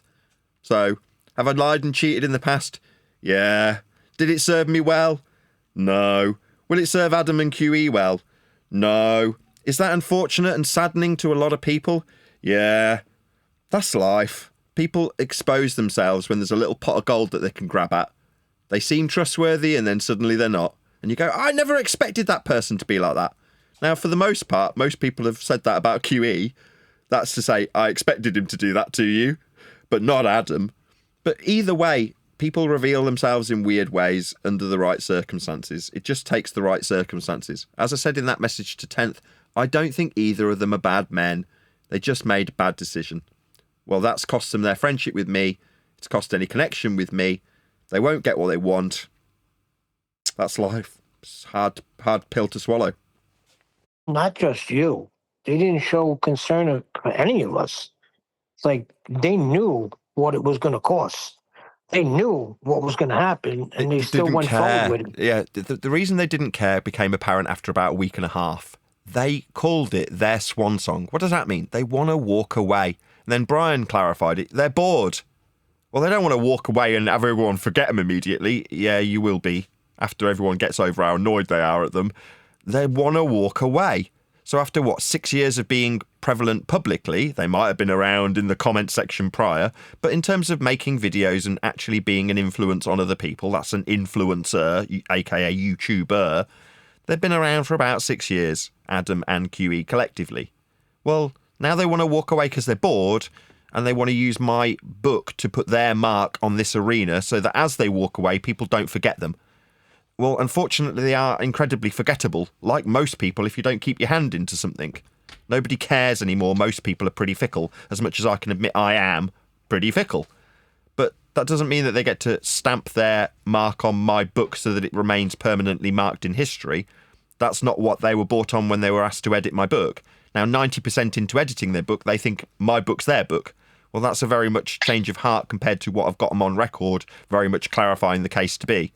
Now, is that saddening, as 10th put it? Yeah, but after 10 years of dealing with this kind of stuff, we're in a weird arena. I can get over it. Funny enough, the old Git QE messaged me, not liking my sentiments in 24/7, basically saying something to the effect of, his legacy is calling people numpties and giving us the scientific method and all. You're not the only one to have said that either.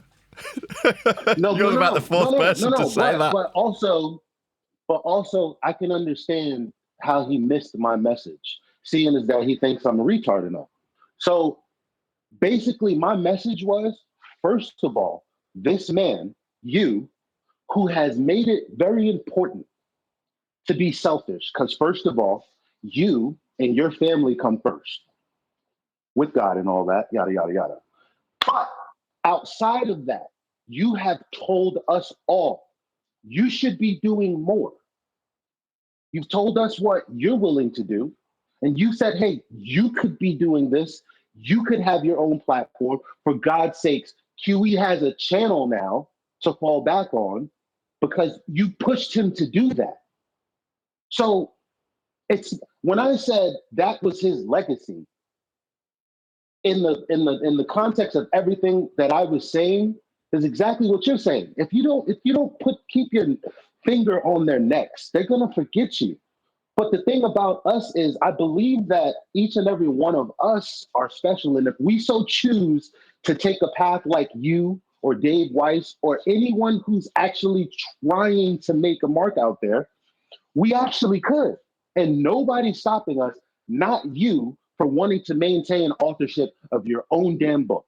QE is his own great man. And he should be able to do his own thing. And he has friends that would have supported him.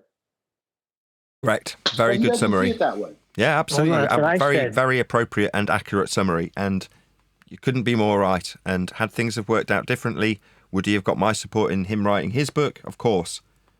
So, yes, it is unfortunate. Stolen valor isn't necessarily what I expected of Adam. Maybe from QE a little bit more, but you just don't know with anybody what they're going to do. That's why a few people who have been incredibly supportive got mentioned 10th Man that's now gone to a public disclaimer or message or whatever you want to call what I just read out. Let me get my Well, head they around didn't give this, it a Nathan. chance either. Hold on. They didn't give it a chance. That's what bothers me. They didn't even let it play out to see the mention that they would have got and the book that could have followed. I mean, it's so sad to me. Go ahead, So Len. what am I gleaming from this? Is it a few weeks ago when Adam's computer's meant to have been stolen? That was basically to cover whatever shadiness. And you can't say that. You don't know that's true. You can't say, well, Adam lied All right, about his computer being... I'm just dealing with the little snippets that I've heard and Well, I mean, this conversation. Yes. it was a riveting what story is the about. position Hold that on, they're in Eli, now? just one sec, Eli. Yes, Len. So what is the in position summary, they're in yes. now? Are they wanting to walk away from it or claim it as their own? From what I gather, they want to walk away from Flat Earth. They're bored of it. But in so doing, they want to put a stamp on my book with their name so that it's their quote-unquote swan song. As in, we're bored, we want to walk away, but we don't want to be forgotten, and we've worked very hard on your book, so it's ours. That's basically the situation. Right, so are they wanting profit shares and stuff as well? No, they're alleging they don't want any money, but the moment they become authors of my book, they can take claim to that, regardless of them saying that they don't want that. Correct. Right. So is this brought the book to a standstill? No, not at all. All right, champion. I mean, it will delay things. What I now have to do is go through all of the data that I gathered whilst I was supervising their editing of my book with my name on every single page and recollate all of the data. Now, that might be the case that it is literally, that's what my wife joked at the beginning of the show, saying, are they talking about my book? Because you started doing exactly that, right? So she's doing what Adam was doing. Well, I mean, I don't think my wife will hamstring me like Adam's tried to, but she joked about it because she can get away with that. She's my wife. If that happens, then this is a Twilight Zone episode, and anybody that helps you will begin to claim it as their book. I just wanted to say I wrote the book 2 weeks before you did. But in all, I mean, Sound like the Brian now. story about the grand story of the robbery of some dusty computer that no one would have recognized as a computer if they were born after 1989. So I didn't. It's interesting. He got robbed. It's like listening to a Democrat say, "Oh, you know, he was robbed for his flash drive, but not his wallet or anything else." Yeah. Well, not only was he allegedly robbed, right, according to the story, this is from my memory of Adam's story about his robbery, they removed a pane of glass from his shed. They didn't break it. They took it out and left it carefully on the side. So what, so you wouldn't have to employ a glazer to come and back it, you just put it back in and it was like nothing had happened? Oh, isn't that interesting? That the careful robber took the pane of glass out and left it by the side of the shed. Isn't that interesting? No, Nathan, you're missing it. That instance, when he realized he was robbed, the first thing that came to his mind was, oh my God, my book. Not, oh my God, Nathan's book. And that's when he realized that he needs to be recognized more because this is actually his book. He has been writing it. So that's the way you're thinking. Thinking. But has it? Oh, okay, maybe Adam. But hasn't like you and Flatsy been super proofreading and changing QE's words? Because I mean, nobody likes. I mean, okay, all right. I'm not going to do that because obviously the way he talks is very specific to him. Yeah, like Mae West would be blushing. That was going to be gone. What you're saying is, would I have gone through the edits they'd made and make it my own book again? Yeah. My understanding while we were working together was there was going to be another drafting process. But while they were going through and crossing I's and dotting T's, I supervised and occasionally put my 2 pennyworth in, as in they were working under my supervision the entire time. Now, the fact that I've got Adam disclaiming this and I've put it out as a video is kind of irrelevant now. Like, as much as I appreciate you want to know the answers to these questions, people will presumably go, well, how do you feel about this? Well, I've kind of moved on from that now. It's like they're trying to hold a Word document to ransom. Well, what is the Word document? The 5th working draft. But I've recorded all of the process from 1st to 5th draft. Well, does that mean that there's now got to be a bit of work to reaccumulate the 5th draft into a working document on Word? Yeah. Will that add a bit of time? Yeah. Would it have gone through another stage of redrafting anyway? Yeah. So can I moan? Well, yeah, I could. Could I make another chapter detailing this sordid affair? I could. But as people point out, what that's not what you're trying to achieve here, is it? So you get over it. Yes, you've been betrayed. Do I want to harp about that indefinitely? Not really. Well, it don't make any sense because did they not know? You always say you're always recording. Like, it doesn't make any sense to me because they know that you have the material. Yeah, but they've got a Word document that they can try and extort me with. So in their mind, that's the right way to go about it. We've got this Word document. Okay, well, what are you going to do with it? Put Adam who and John what on the front of a book about me and Flat Earth debate? Okay, I mean, that's what you want. No, that's not what they want. They want co-authorship. Because without my name on it, it's useless. So, I mean, yeah, feel free. If John and Adam decide to rework what is essentially a story of me and housekeeping and Flat Earth debate into a book that they've written, that will obviously involve a huge amount of work. And in the same way as when I passed on Bullbusters to Quantum Eraser, when he asked me for half the super chats retroactively, and I said no, here's your opportunity to run your channel so you can turn it into your own channel and earn your own super chats. I'll even help you set it up. Now, did I demand half the super chats when I gave him every Saturday? No, I'm not a scumbag. But that's what they've done, and that won't change.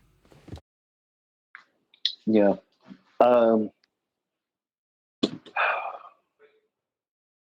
You know, if they were going to take it as their own, I don't think they. I don't know what I wish. Why wouldn't they come on the show and talk about it? Like that's very un-QE like. Wouldn't you agree? But he said he didn't want this he's to. always talking about. On Tuesday, he said he didn't want this to spill into his show. Now, me, I very much wanted to have a show. Do you remember on Monday when I'm like, I feel really ill? Yeah, I'd been at the doctor's that morning. I'm in and out of hospital. I'm very sick. Now, I'm not going to harp on about that because that's not the focus, but I am legitimately very, very ill.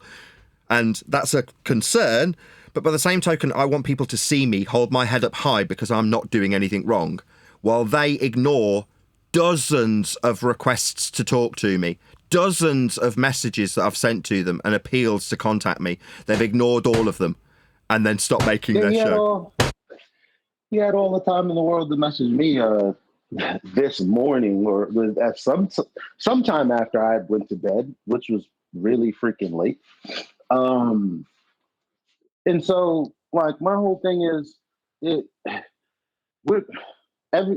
people question whether or not the book will even be successful sales-wise or reach-wise. And I say, hey, well, this is the problem that's going to have to be overcome. After we do the work, well, after you guys have finished the work, I didn't do shit really. It's then going to be on the audience and us, something you have also cultivated, to spread the word. So now, think about it. If they wanted to put this out with your name or not with your name, they won't have any of that support. They won't have mine. No, and that's, again, echoed amongst everybody. That was why Mitchell got a honourable mention after the fact, because he said exactly that. It's like, people aren't waiting for John and Adam's book to come out. And somebody even said it and wanted to hint at that being the case about my book on the show before we started, from a comment in Discord. Oh, it'll just be like Zen Garcia's book. It's just going to be another book. Well, no. There's very much a demand for it. There's people who are eagerly waiting it. and they're not waiting for John and Adam's book. So, like I say, they'd have to rework what is essentially the story of Nathan Oakley into something very different for it to become their random other flat earth book that no one gives a crap about. Yeah, well, that's why I shamed them. That's why I did not care. I'll take the brunt of it. I'll shame them on 24/7, and that's it. And immediately got a message from QE after that. See, because like you're always recording, I know he's always listening, and it was very easy to draw him out. Actually, it's kind of pathetic. Like it was such easy fishing. What, when you pointed out that his lever wasn't such a strong lever after all? Absolutely. And you would be surprised. First of all, FE Jedi is brokenhearted about it for you, Nathan. And instead, he'll be there to help you in any way you need. Yeah. Well, the fortunate thing is, right, in these circumstances, when it's a poverty-driven endeavour, you can twist the knife and go and get legal advice and things like that. You know, you can twist the knife. One of the other things they said was, well, we can help you edit Chuck's book. And what they mean by that is the book that I narrated to Chuck as he typed, that they wanted to help me edit and offered to help me edit. They're saying, we can edit that. That's exactly what you were doing. But they've said, we can help you with that. So it's just adding insult to injury, taking the piss, pissing down your back and pretending it's raining sort of thing. Well, you can, but ultimately they assumed they'd got a really strong lever. But for the fact that Mitchell pointed out, no, what they want, you need to focus on. They want to be a co-author on your book. And why have they approached you to ask for permission? They wouldn't need permission if it was actually legitimately theirs. Why would they ask me permission? Well, the story goes they were waiting for you. They were waiting for you to include them as co-authors because of all the work that they did, and you never did. So that's why this whole thing has been at a standoff, and no work is being getting done for the last 6 weeks. Yeah, but that's all changed now, as of yesterday. And I left it 3 weeks, and I said to my wife, at the point that work continues without them, that's when it's too late. Well, that happened yesterday, and what am I doing today? Reading out a public statement. That's it now. So just they're pariahs. Exactly the right. I think you're doing exactly the right thing, Nathan. Discussed a little bit yesterday. We're not putting our energy into all that depressing focus of them two trying to twist a knife in. I think you're doing exactly the right thing. All your energy is now going to go on your book. Yeah, redoing your book. And like you say, this is happened for a reason. The book will be a better book now. This has happened for a reason. And it's going to be the right path. Forget them two losers. We don't need them. Just forget about them. Yeah, it will be ground up and refined once more. 6th draft. I would have loved it to come out on the 1st draft and be earning me money. But there's a good.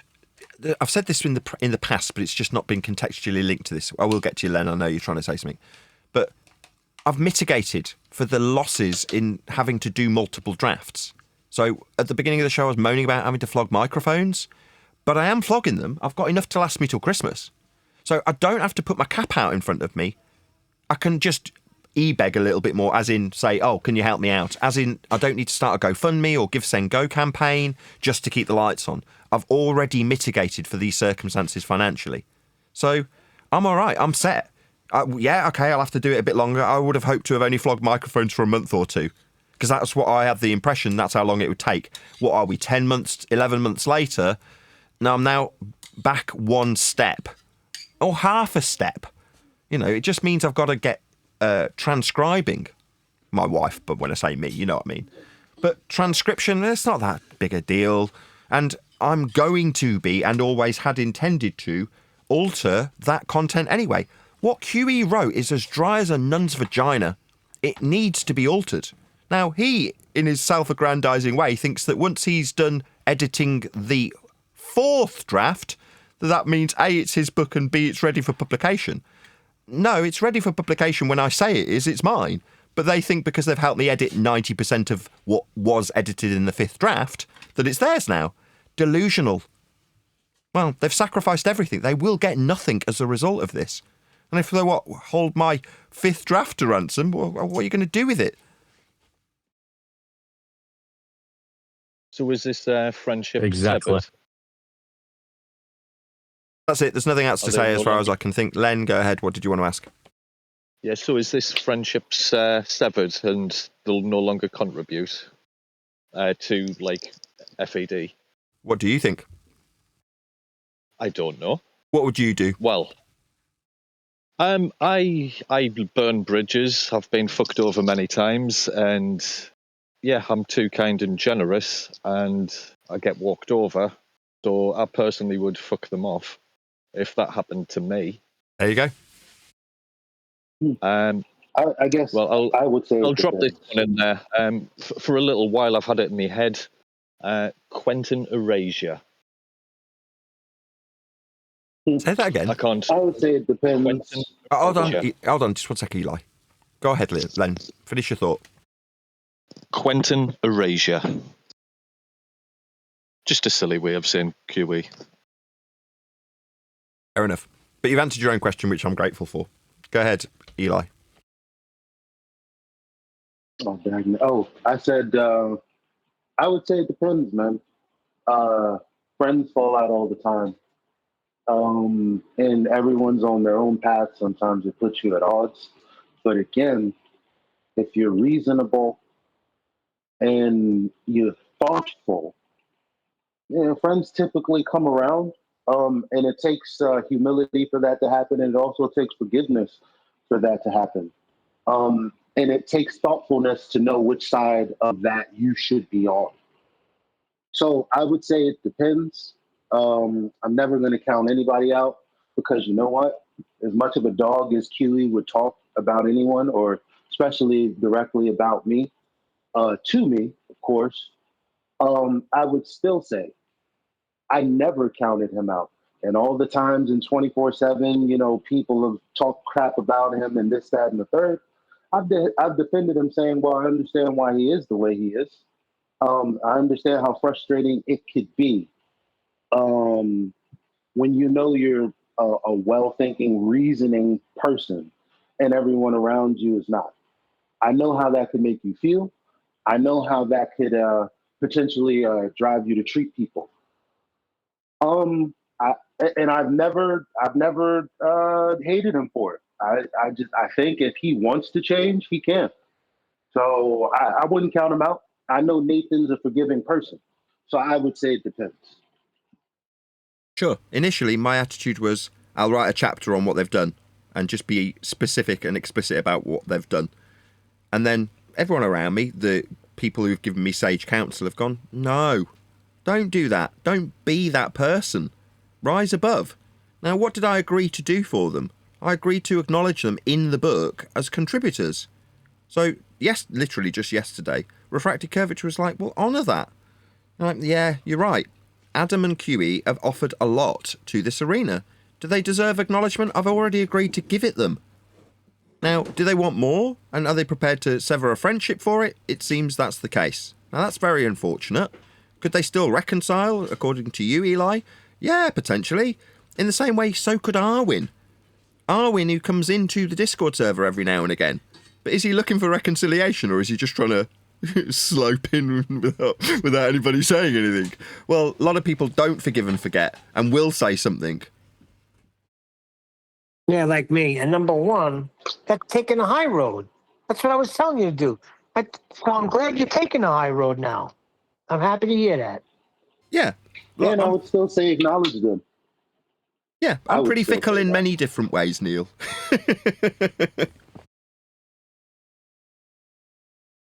Listen, I was hoping by shaming him that he would come to his senses and return everything that they had to you so you wouldn't have to go crazy and spend more time doing it so the book could come out quicker so you could start earning money. And this book is going to be great. I know it is. I sat on everything. I know everything that's in there. It's great. So all of those people that say, it's not going to be that good, well, you just wait because there's no book, flatter book like this book. All right? So that's number one. But that didn't happen. And now you said your wife started on it. You don't care anymore? Neither do I. It's too late now. I mean, potentially they could still save me a bit of time.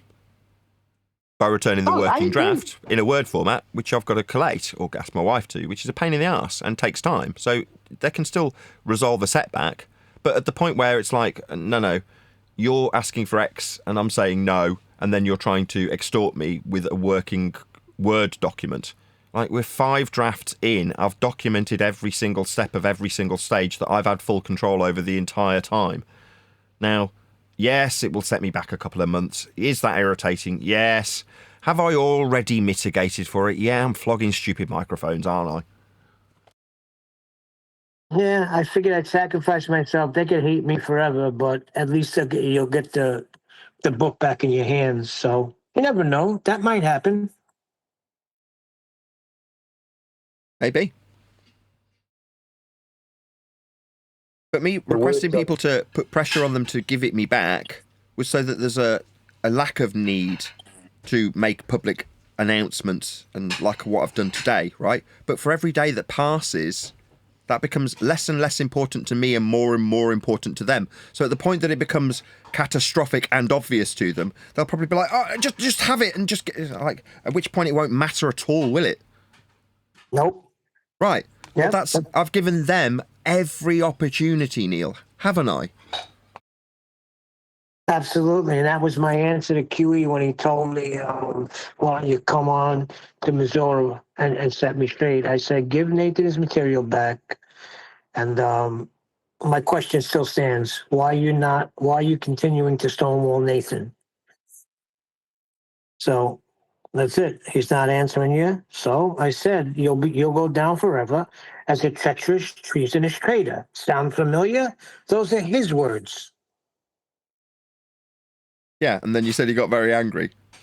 Well, not surprising. Me, I've reached a certain level of zen in this regard, while QE sounds like he's getting ever more annoyed because he's losing his leverage and control. Well, that's going to piss him off to the point where he wants to drive over and fight with you. That just amuses me greatly.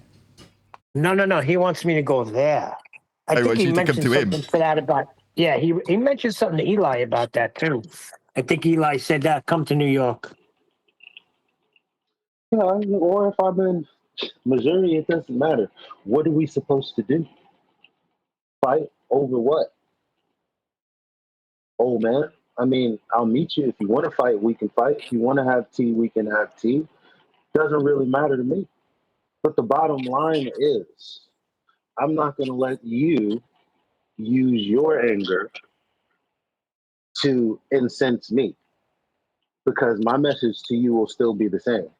And this is what I wrote to him, because he said, in quotes, this is what I said: if it's about legacy,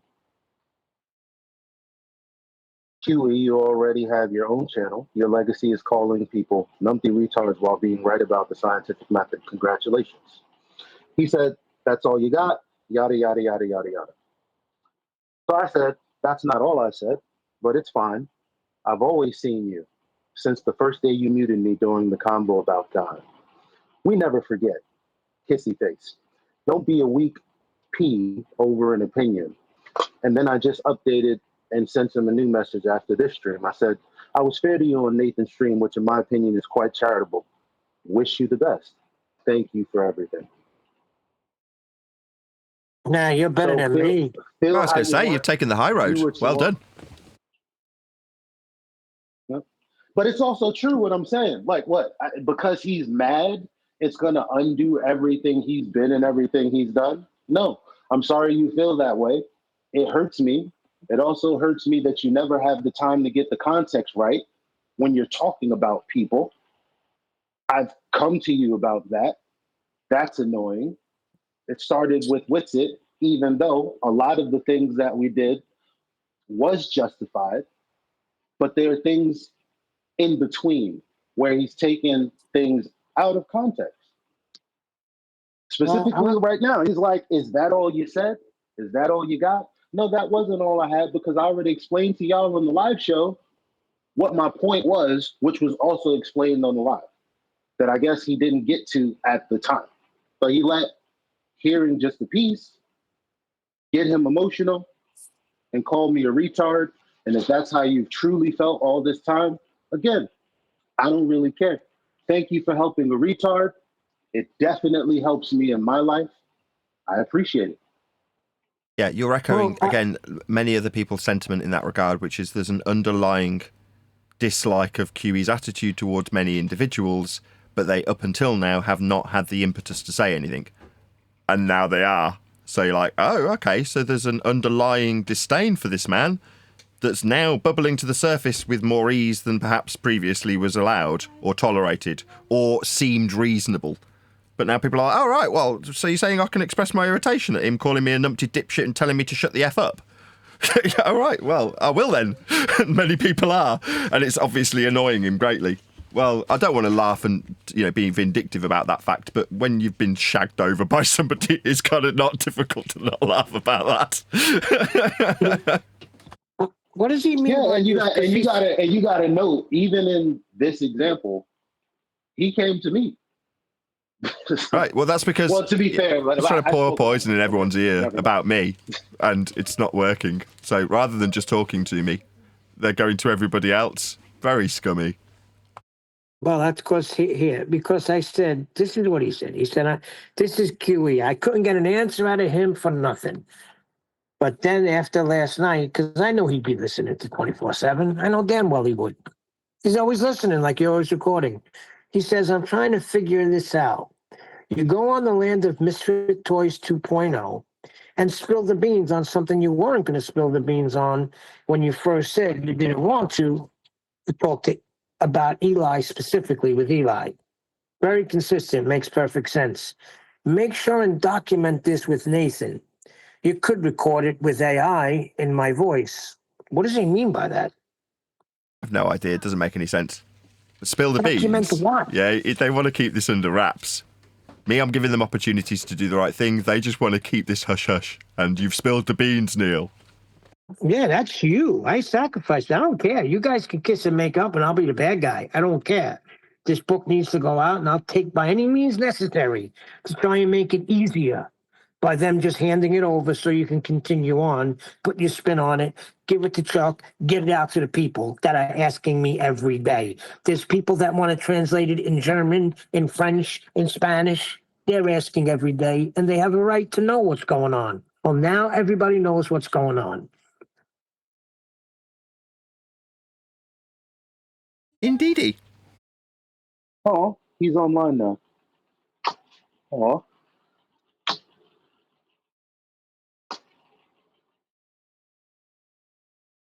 Good show.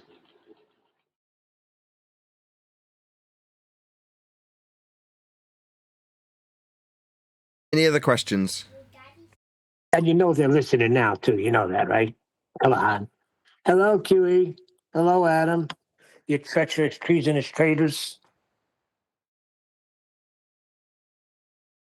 Word. How am I being treacherous and treasonous?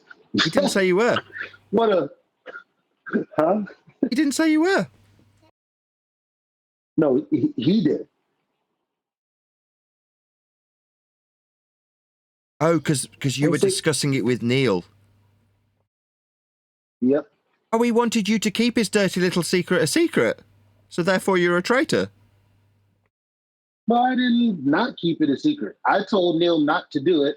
I told him to leave because it seemed like he was going to do it. Then he said, I'm not going to do it. And then he said, freak this, I'm doing it. And I was like, all right, but it's my opinion. I didn't let it out. And I knew this would be the case as much as everybody who asks, I don't want to lie to anybody, so I just have to be honest. And then when I say, do not go public with this, there's been more than one instance where someone said, well, does this count? Well, what, you talking about it in public? Yeah, it does. But people can't help themselves. No, I don't care. It's got to get done, and they're holding up. They're holding you up. They're holding everything up. I really don't care. They did their little dark secret deed, right? So you might as well expose darkness to the light. I brought it out to the light. Okay? I'm the bad guy. No, you're basically a hero, Neil.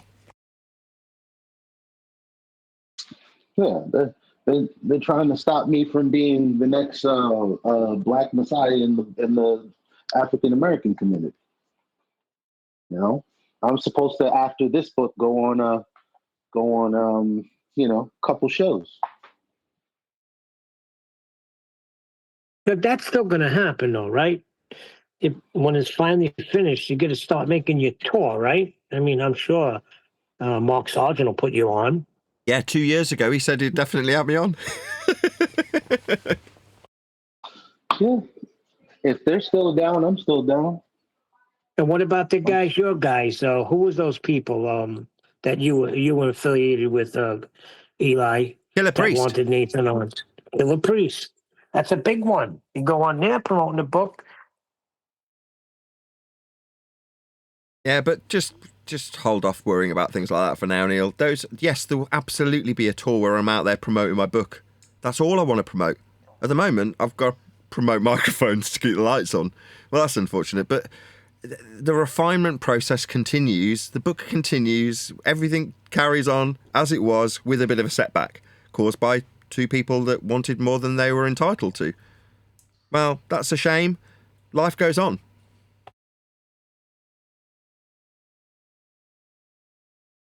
Yeah, things happen for reasons, don't they, sometimes? Exactly.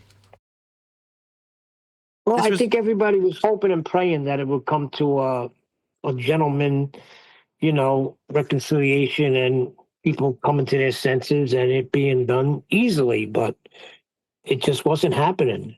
They didn't care, Neil. They want to walk away. So the fact that this hurts people, generally, like in this arena, us, basically, they don't care, because if they're going to walk away, what difference does it make to them? They're more than happy to watch the boat burn as they steal the lifeboat, because they want to row away from it. So they're like, well, what you don't like me sticking two fingers up as I row away on the only lifeboat? Well, I'm rowing away on the only lifeboat. When I'm watching the boat burn. Well, what do you know? We fought the flames and put them out.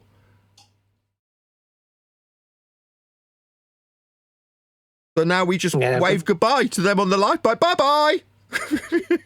What's that? You told us you had the only fire extinguisher. Keep it. Obviously, they weren't keeping up with the flat earth debate.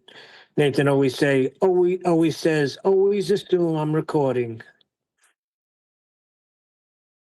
The book may have been stolen, but the words of the book are in the ether.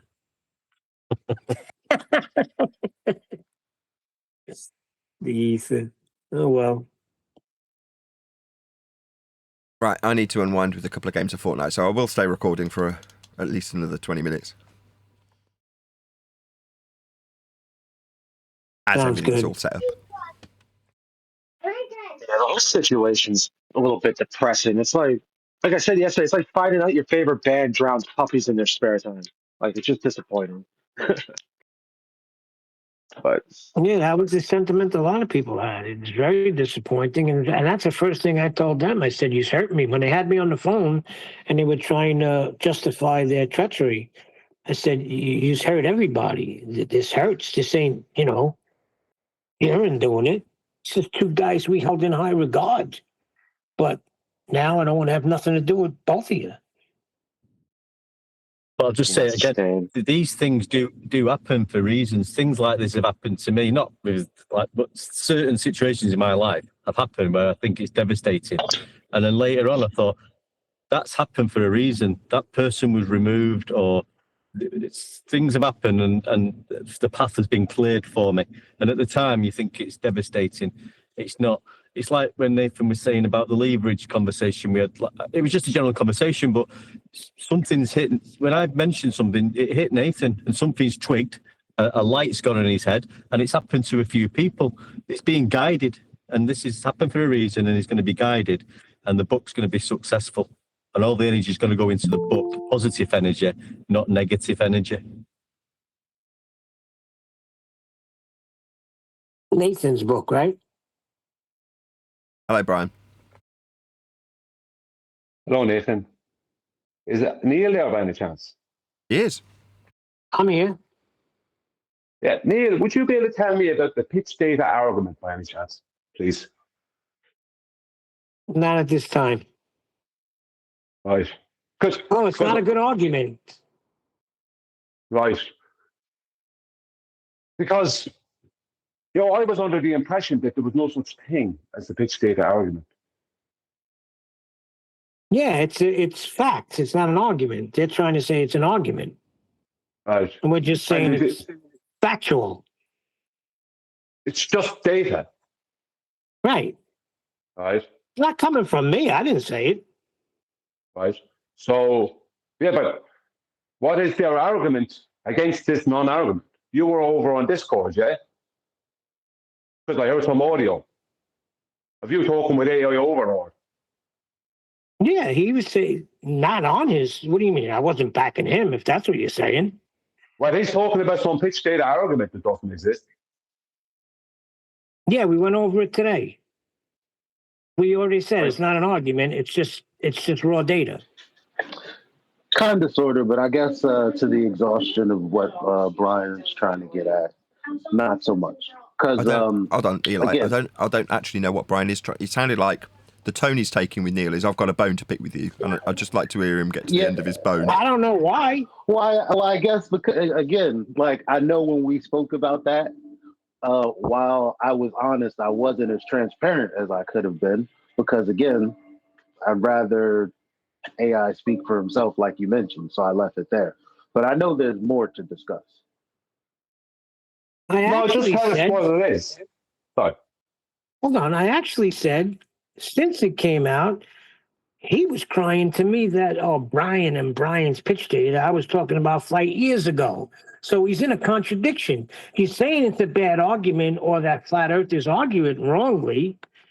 But in the same token, he's saying he came out with it years ago. So which one is it? Brian, I got your back. I don't know what you're talking about.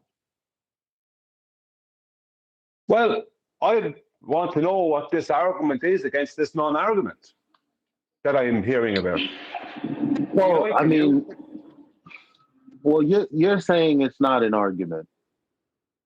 He's saying the pitch data by itself is not an argument. The best that I could say is the way flat earthers may carry the data as if it is an argument is not kosher. Okay, can I just check that is the case from Brian though? Is that? I don't know what's going on here, Nathan, because supposedly there's an argument against the pitch data argument, but that doesn't exist. I know Eli's saying that AI or whoever are saying that it's not an argument, right? So why is someone making an argument against it? It's just data. It is what it is. Well, as I said, other flat earthers would take data and make it an argument where it may not be an argument. That's it supports an argument. That argument is flight, and that the earth is flat. It supports that, but it's not an argument. But if the flat earther's not making it, he critiques that. I mean, I don't know what because when I go back and forth with him, I like the end result.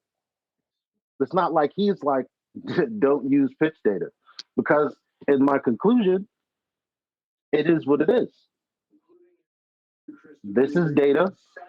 Someone says, well, this line that you're calling, horizontal is actually changing. And my answer to that is prove it.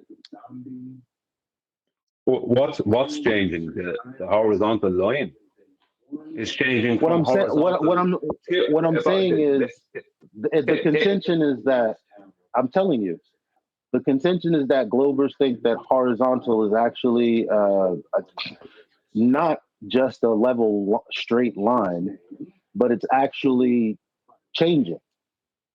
Yeah, I've heard this from AI in the past, and I put them.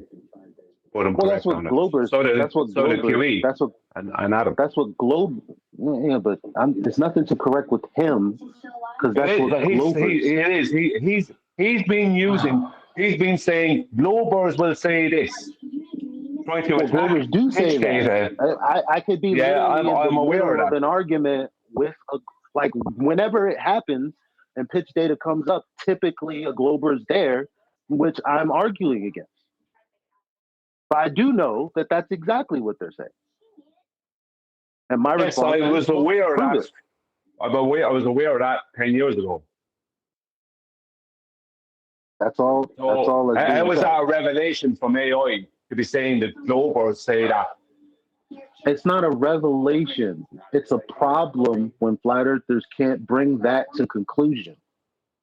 But there's not They're been just the saying conclusion. The if they're data just shows saying it. pitch data, but they're not saying they can't say anything about it. But they're saying things about it. It's just data. So when the Glober coaxes them into an argument that they shouldn't be in, they make mistakes. I don't know Perhaps. how anyone is going to have pitch over a curved surface. I really don't know how that's likely to happen, considering you need horizontals for pitching. No, if they're claiming this horizontal is changing its orientation in relation to horizontal, that means horizontal is non-existent. And what they're talking about are tangents, not an orientation. And tangents are tangent to a point on the surface of a sphere. Because it comes back to bowlers thinking the planes fly curves. Even if we were on a globe, planes would still have to fly in a series of straight lines, changing the orientation to fly around that sphere. There would be no way around it. But it wouldn't fit what they're talking about. Now, I'm not going to go into every detail about it. I'm just going to leave people off. They want to be listening to people like AI. They can off they go. Now, I know how to destroy the whole thing with any bowler, with ease. But I don't care. Yeah. Hold on, because I'm done. I'm done. No, but Brian, I'm I can done. bring a little more clarity because when I went in there and Jin was in there, it was all started about what happened with Jin. And FE Jedi said, well, have you heard AI's argument about the pitch data? And he said something to the effect of you might not want to use it if you hear where he's coming from. Now, I'm trying to clarify that. Did he say that specifically? It's I'm not. kind of. I'm not That's the way sure. I'm He did. I heard the feeling. audio. I heard the audio. Oh, you did? So he did say that. Or did he say, did you hear the interaction with Jin? So before you assess what AI did, are you considering why he did what he did with Jin? No, but then he said, yeah, but then he did say what I just said because even Brian heard it. I knew I heard him say that. And I even asked I said, AI, send it to me. Send me. I'll go back to the live stream. Hold on. Let me just lay something out here for you. What is being claimed by the ballers and being supported by, inadvertently, right, by the AI and people on Discord is that right triangles don't exist.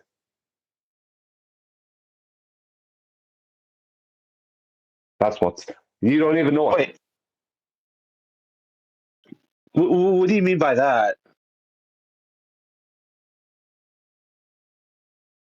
What they're claiming is they're listening to ballers who don't know what they're talking about, who are talking out their backside as usual. They're claiming planes fly in curves, right? Planes don't do that. They fly in straight lines. Even if you had to fly around the globe, they wouldn't be able to do it in a curve. For a plane, right, it's at whatever altitude, when that's coming into the point of what's known as top of descent, it needs to descend, right, from its top of altitude to 1,000 feet above the elevation of the airport. Now, to do that, there's four main, there might be more than four, but I know of four main calculations for that, right? That means you have to go from top of altitude to 1,000 feet above the elevation of the airport. And to calculate that, you use a right-angle triangle. And you use the same for takeoff to get the altitude. Normally, the top of the descent is a bit longer, the adjacent is a little bit longer on the descent, but it depends on the airport and its location and obstacles. Sometimes the takeoff one can be long as well. The point I'm making is, if a pilot, right, is calculating for descent and they're starting their top of descent, and the angle of descent is based off of the altitude, right, being used as the opposite of the right triangle, and the distance is the adjacent of the right triangle, and they have to end up 1,000 feet above the elevation of the airport. So you have to subtract that from the altitude, and then subtract the 1,000 feet that you want to be above the elevation of the airport, right? How are they going to do that, right? It's not flying in a car. That adjacent could be up to 200 miles long. That's heavily agreed upon because that's my favorite argument. That's what I go with. I haven't considered though that that's in the data, as they would have to be taking off from somewhere. I'm like, yeah. So it's like, okay.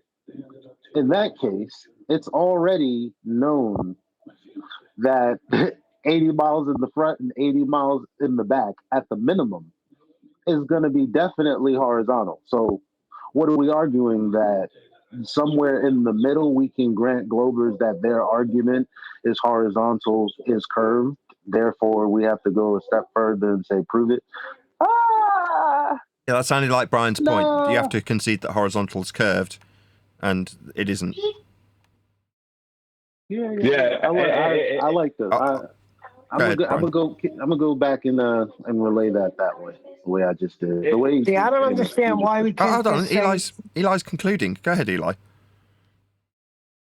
No, I'm just saying, because I've been going back and forth about these things, right? And so, like, this is something that, because typically I lead with the airport thing, landing and descent, and then we talked about pitch, and I said, okay, well, hold on now. And then we looked into, I used Perplexity AI to look into all of the things that go into flight telemetry. And it's interesting what's in there, because it's obviously what we know, that they're using horizontal. But then there's a portion in it where they say they will consider that horizontal is actually a change, which is something that is algorithmically input before anything even happens. So how could it possibly be telemetry? No, it's begging the question, actually. So I mean, but again, these are the kinds of conversations that are beget from him challenging, like, for example, me. How could horizontal change? Horizontal. It doesn't, but that's what a baller would say. That's what I was going to say. That's what it says. That's what I've been saying to people, though. I know. What I'm saying is a baller would say that, and there are rebuttals to that. That's all I'm saying. Like, because they think, if they think that horizontal does change, I don't have a problem with addressing that versus dismissing it. I can dismiss it based on the initial part of the flight data being, well, they had to use trigonometry here and here. So, like, I could do that, but it depends, I guess. Okay, let me give you an example, right? For anyone who's listening, let's say the plane is flying at 40,000 feet, right? Right. Now, there's four different calculations. Sea level. Yeah, we know that. I don't need that. I'm fully aware of that. I don't know if you're aware of that. I'm aware of that one day. Right. This is proving it one day. What I'm trying to go through now.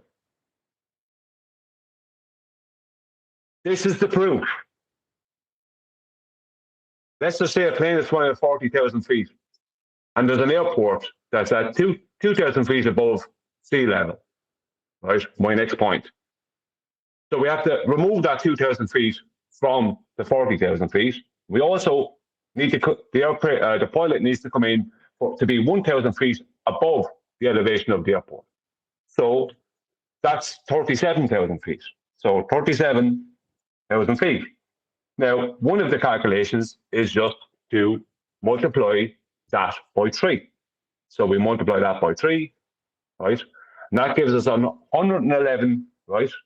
So that's 111 nautical miles. We multiply that by 1.1508, and that's 127 almost 128 miles, statute miles.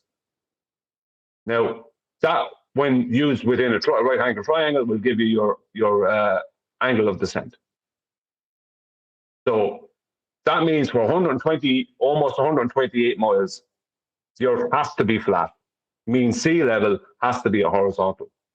And that could be equal for the takeoff, depending on the situation, obstacles, where the airport is, the altitude of the airport, different things like that, right? So how can the Earth need to be flat for 127 miles if they're flying in an arc before that? How does that work? But if you look at the data, it's in the data. Now, the data won't be perfect for all flights because they were missing an engine, so they were losing altitude. So actually, the data actually is worse than anything, because in the data, if you calculate it, there's a lot more than 127 miles of a descent distance, because they were losing altitude and they had to go for an emergency landing. So if you look at the data, the amount of, you work it out, the amount of distance that they had as their descent distance is way more than 127 have you done a video on this? I've done a video on descent and stuff like that. Yeah. But specifically with the data. Because I was going to say, just not with the data, no, not with the data. Because I was going to say, chop it up with me later, but if you had a video. No, I haven't done it with the data, but I did look into. I could have it here handy. Let me see. This could be it, maybe. Just see. No, it's not. No, I have it here somewhere where I went through the data. I think it's like it was a longer distance because we were losing altitude. So let's see if 1 second. Let's see if I have it. Let's see if I have it. Right. Let's see.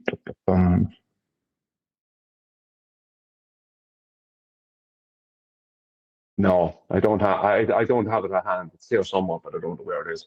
But I worked out what it would be. But you're talking about the point is that the example I just gave there, like that's 127 miles.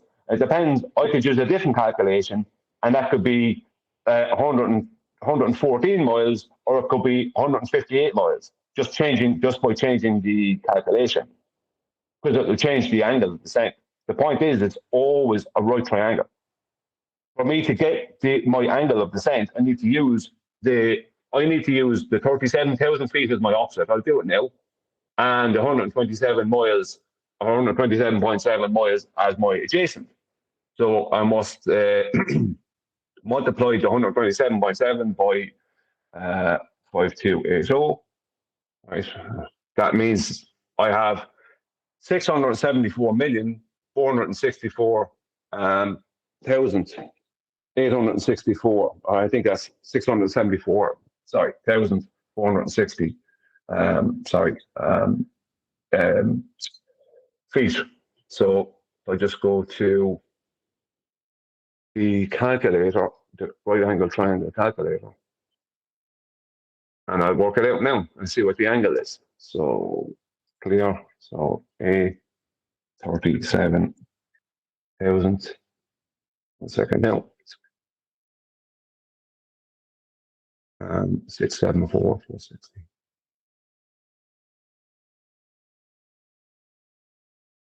674.60. Right. Calculate. Okay. So that'll give me a descent angle, an average descent angle of 3.14 degrees. That 3.14 degrees will only work with that horizontal distance. That horizontal distance will not fit a globe, right? Because when the top of descent is finished, right, that point, right, at the end of the right-angle triangle, the opposite of the right-angle part, that will be 1,000 feet above the elevation of the airport. None of this works in any way, shape, or form, and I put it out there for ballers or all the maths geniuses, we'll wait for all of them to deal with it. None of them could deal with it because it cannot work on a globe. Any of the four main calculations used, none of it works for a globe.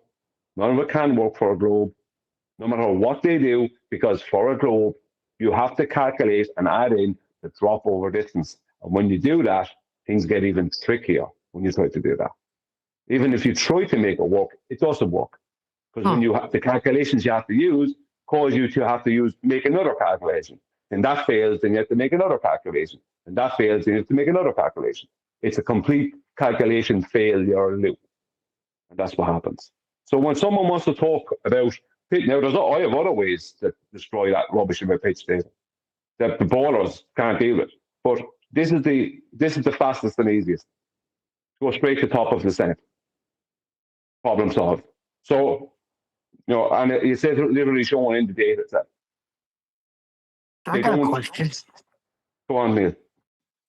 Does any horizontal distance match a globe or meet a globe? No. How can it? Can't. Exactly. Because you said that horizontal distance doesn't match a globe. So no horizontal distance can match a globe. Because there are no horizontals on a globe. I really don't understand what they're crying about. I don't. What it is that AI overlord is trying to put doubt into people's minds. And he's claiming he's not. He's claiming he's doing something good when he's not. He's not doing anything good. He's just trying to put doubt into people's minds, and it works. Well, according to them, they're claiming that he's just holding it to task because they argue it wrongly. And I say, why are you arguing pitch data anyway? Isn't it just raw data we get from the black box on a flight? And doesn't that represent horizontal distances? Yeah. Why aren't you telling Neil? I didn't You told one deck realize off. that. Tell Neil So off, why Brian. is that? So then why is that bad to say? How is that an argument? This has been my point from the beginning. It's not even an argument. Why are they trying to make it an argument? In the pitch data, at the start and the end of the data, you have takeoff and descent. Now, as I say, because of the engine issue, well, from what I could gather, the descent distance was actually pretty long, very long, right? Now, longer than even normal. And to do that takeoff and descent, they're using right angle triangles. There's no way around it. You can't do it any other way. So how can the takeoff need a horizontal and the descent need a horizontal, and the landing, because the landing happens kind of at the very tail end of descent, but the descent is only to 1,000 feet above the airport. The last 1,000 feet is for the landing. Right? How can those two be straight horizontals that are, not at different orientations to each other? But in between, there's a big arc. You see how stupid going against that data is? Yeah, very. Yeah, it doesn't make any sense. But Brian's opener was to say. Point. So just let me reiterate Brian's opening point. His annoyance is that people are suggesting there's an argument here, and there isn't. It's just raw data. So to exemplify where there isn't a curve is to suggest almost that there's an argument. Now, Brian's overcoming that. I'm not putting that on Brian's door. He's just reiterating what is shown in the measurements. There is no argument here. But that's what I said when he first asked me. I said, what argument? It's just raw data. Listen to the tape. There's no difference whatsoever between the pitch data, right, the flight data, and some surveyor handing you the angular size measurements and distance to a mountain. No difference. That's data, measurement, and data. So is that.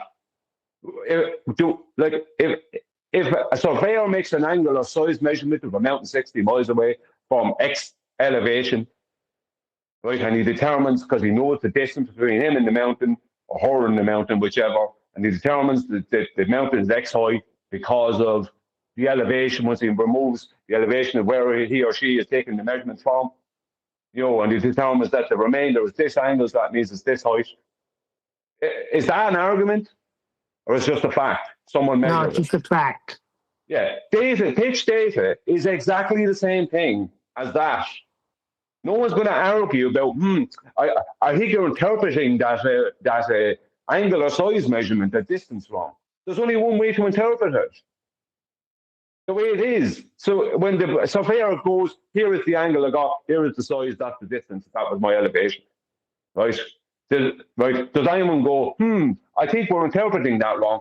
It's already been interpreted by the person who measured it. Well, I'll make one more comment about it, because I'm definitely going to re-establish these points when I get back over there. But perhaps it's someone saying, hey, this pitch data, this right here, you see this line right here is proving that the earth is flat. This is a horizontal line on a graph, and this means that at this maintained altitude, the earth is flat. And so in saying that, in a glober saying, well, okay, but you can maintain the same altitude on a sphere. No, you At can't. that point, No, it's an impossibility. I know you can't. Yeah, but that's not true. You can't, but it requires. I know you can't, but it requires what you just said after someone says that in order for the point to carry. If you're not there to say what you just said and all that you just said, does it? And someone. Yeah, to a degree, Eli's right. He's saying if somebody presents it as though, well, this flat line can exist on a sphere, pitch up with respect to horizontal works on a sphere, well, obviously that's nonsense. But he's saying, well, if someone puts it out there to the uninitiated, they might think there's an argument. Now, there isn't. That's your problem, Neil, and you're right. It is just what it is. The data shows what is being measured as it exists. But if they're suggesting, by way of apologetics, no, this horizontal can be spherical, then Eli's saying, well, you need to actually address that. And Brian's address to it is to say, well, look, if you're using a right-angled triangle in ascent and you're using a right-angled triangle in descent, and in this particular instance, the descent's over a very long period of time, you can't then suggest that in between you've got a curve. And further to that, just to back Neil as well, there isn't one. It's measurements. Yeah, I got you. No, I okay. I didn't hear that. Yeah, the penny for me just dropped. I didn't realize this argument was so closely related to celestial nav argument, almost like the hypotenuse is the aircraft's flight path, and then the adjacent side is the horizontal distance to the runway. Like, yes. Let me just reiterate. That's a good point. Because you told off one deck, but I just do want to. It's been dropped in at the end rather than in the middle of your discussion. Yeah, there's quite a few horizontal prerequisites in terms of the distance measurement also in the data that you could just go to, but I'm being told off that that's annoying because it just cuts it off at the knees. And Brian's saying, well, no, there is further explanation that could be required if somebody challenges it based on a misnomer. So you need to be able to exemplify why there isn't curve in that measured data. That's his point. I hope Brian will agree with me anyway. I've listened. Yeah, I'm sorry you want for getting snarky with you. But when you're saying to me above sea level, this is, like, at that instance, there's no need to say that. What I'm showing there means that sea level is a horizontal plane of reference. Because where the airplane is, directly below that on that triangle is the right angle, right? Because it's descending.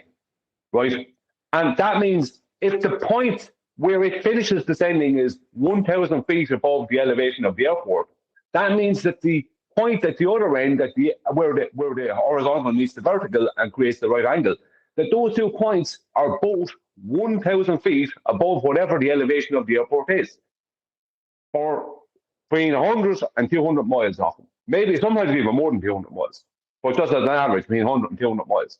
Now, that can't happen if mean sea level is a curve. So mean sea level is just like it's just implied. You don't even need to mention it. You can mention it afterwards because it proves it, but you don't need to. It just is what it is. Because you can't. For people to even understand that you're talking about a height above, an elevation or an altitude, that's always in relation to sea level. Whichever one. Right. See, but the mistake is what you said, Vaxi, that it's like the celestial navigation argument. But these are not arguments. And a lot of people let people pull them into arguments when it's just facts of the matter. Yeah, it's celestial navigation measurements. Yes. And aviation measurements, not arguments. The ballers want to call these things arguments. Argument. I didn't mean to say arguments. I just couldn't, I should have said measurements, but I just didn't. Like I said, with pitch data, it's kind of one of those things where, like, I've heard you go through it and stuff, but like I said in the beginning, I don't ever use it because it's like someone that doesn't know how to use a chainsaw, they're going to just chop their hands off with it. So that's why I avoid it.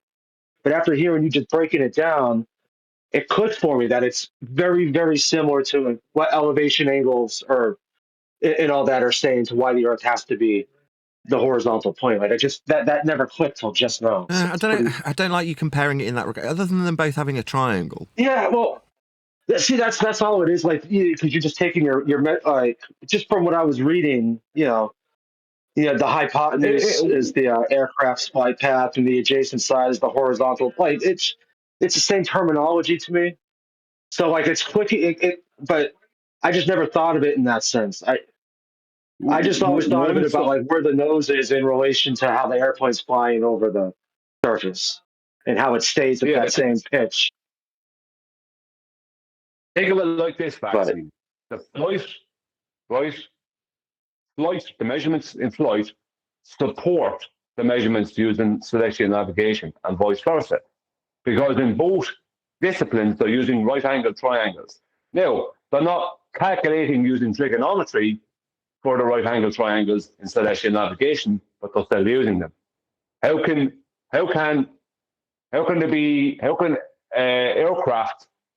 prove that the Earth is, has a horizontal plane running through its, called mean sea level, running through it, but then celestial navigation be measuring the globe? Do you know what I mean? It's nonsense. Any use of right-angled triangles, no matter what way you calculate afterwards, after the measurement, any use of them proves without a doubt that the Earth is a horizontal plane. Absolutely. Reference. Yeah, I've gotten literally zero pushback when I talk about flight ascension and descension. Zero. Not even from Matthew Learns. No, my bad. Not zero. One time, and it wasn't from Matthew Learns. Yeah, because he knows better. He knows the calculations. They know this. I guarantee you, most of them ballers over on Discord, they know it. They've been over to me. Most of them, they can't argue it. There's no argument about it. And the same when I used the attitude indicator to show what they were claiming concerning. See what they're not understanding. They're begging the question 4 different times and presuming 5 different things for what they're talking about happening. That's me referencing the other ways I have of destroying their claim that straight horizontal line is a curve, right? Without using ascent and descent. But ascent and descent is easiest, right? Because it shows you're doing a calculation for someone. It doesn't take as long. But the other way I have, they just nothing about it. They just shut up.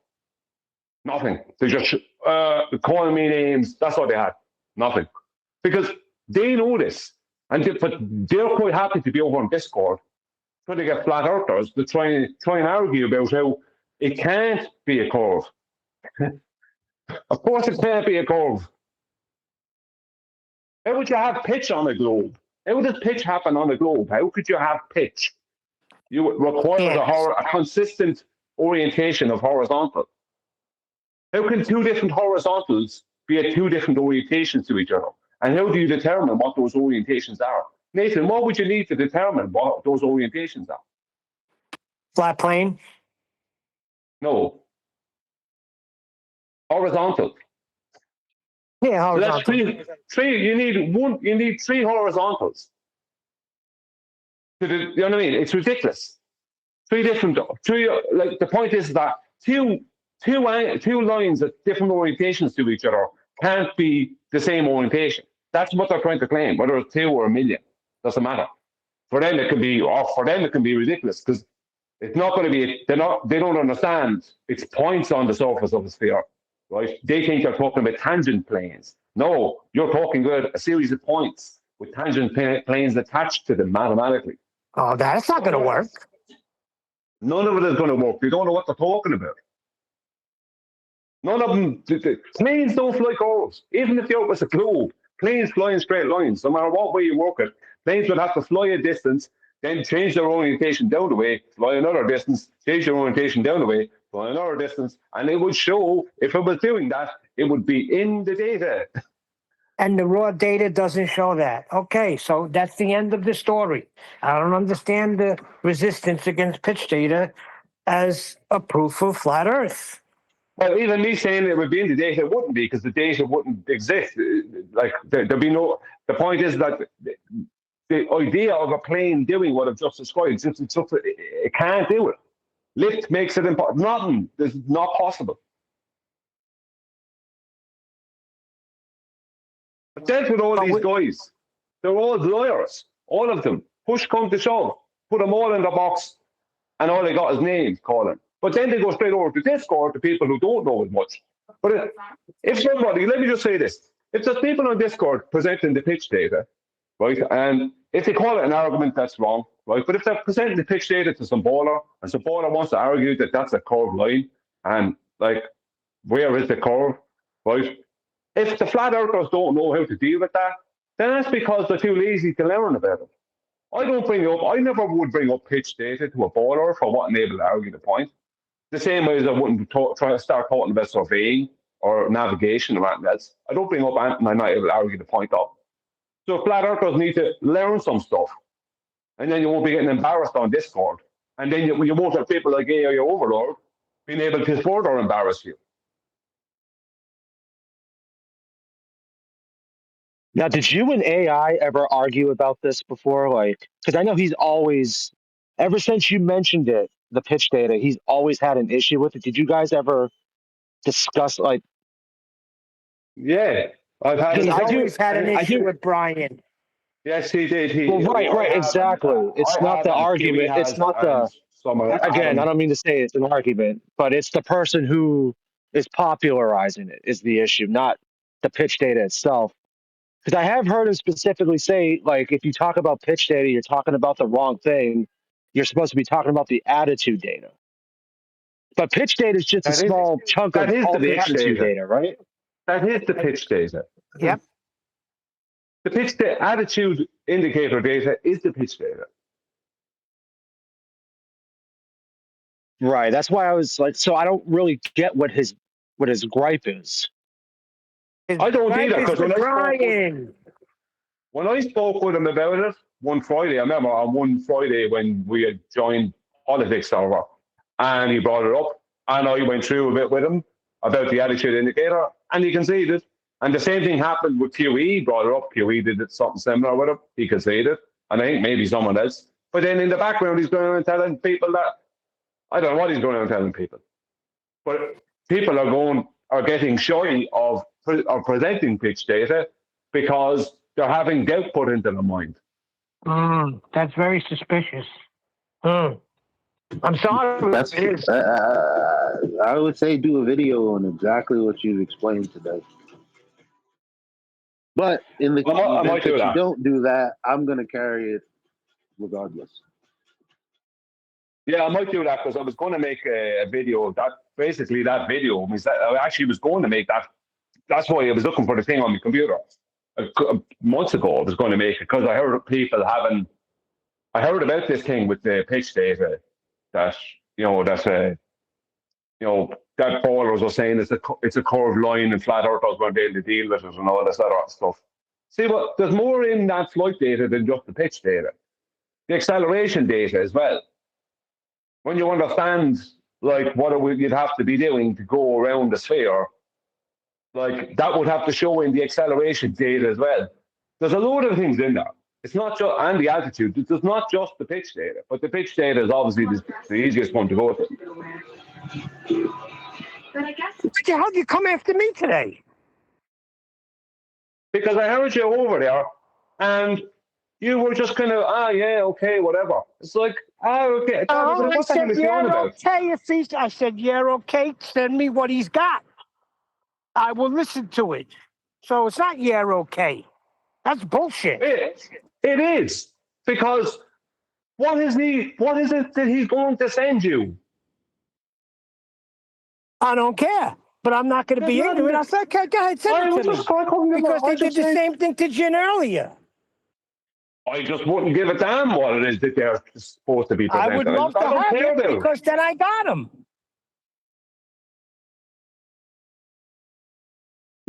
Yeah, transparency is always best. Give me what you got so I see what you're talking about so I can laugh in your face. That's some freaking nerve questioning me.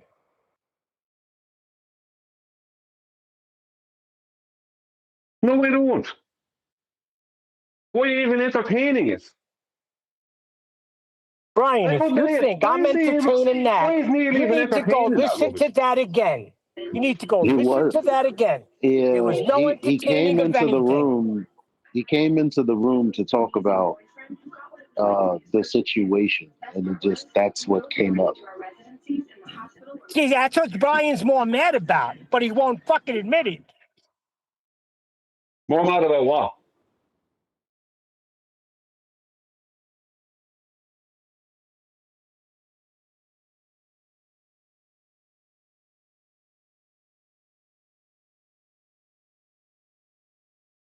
Well, I'm going to start looking into it a lot more now and actually give it the attention it deserves.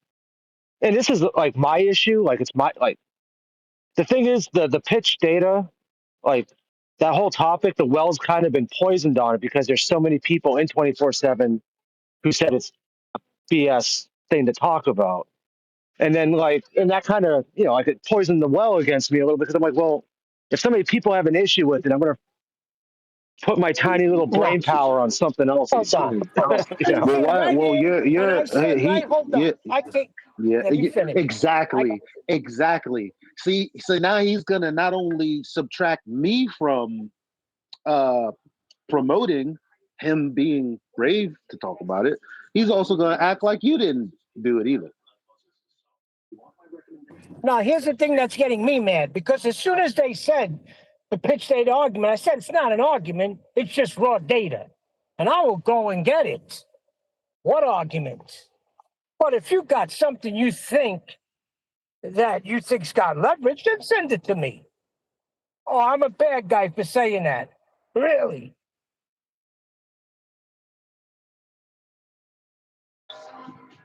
And I got to try to eliminate that word argument when it comes to celestial nav elevation angles and pitch data. It's just one of those things I got to clean up myself. I'm speaking specifically about what they said to me there on 24/7. I said it's not an argument, it's raw data. What are you talking about? Yeah, they have a huge. I mean, there's been times over the past year where I popped in randomly and there'd be 4 or 5 people shitting on pitch data. Eli, do you have to wear a back brace and use Icy Hot for carrying all their water? Like, could you chill?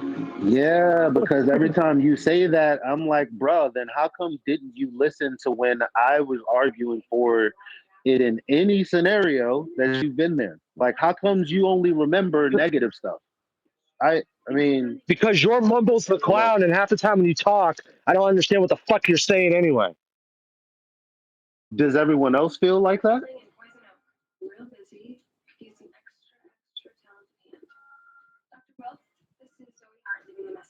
Is that a good excuse? Does everyone else feel like that when I go over information?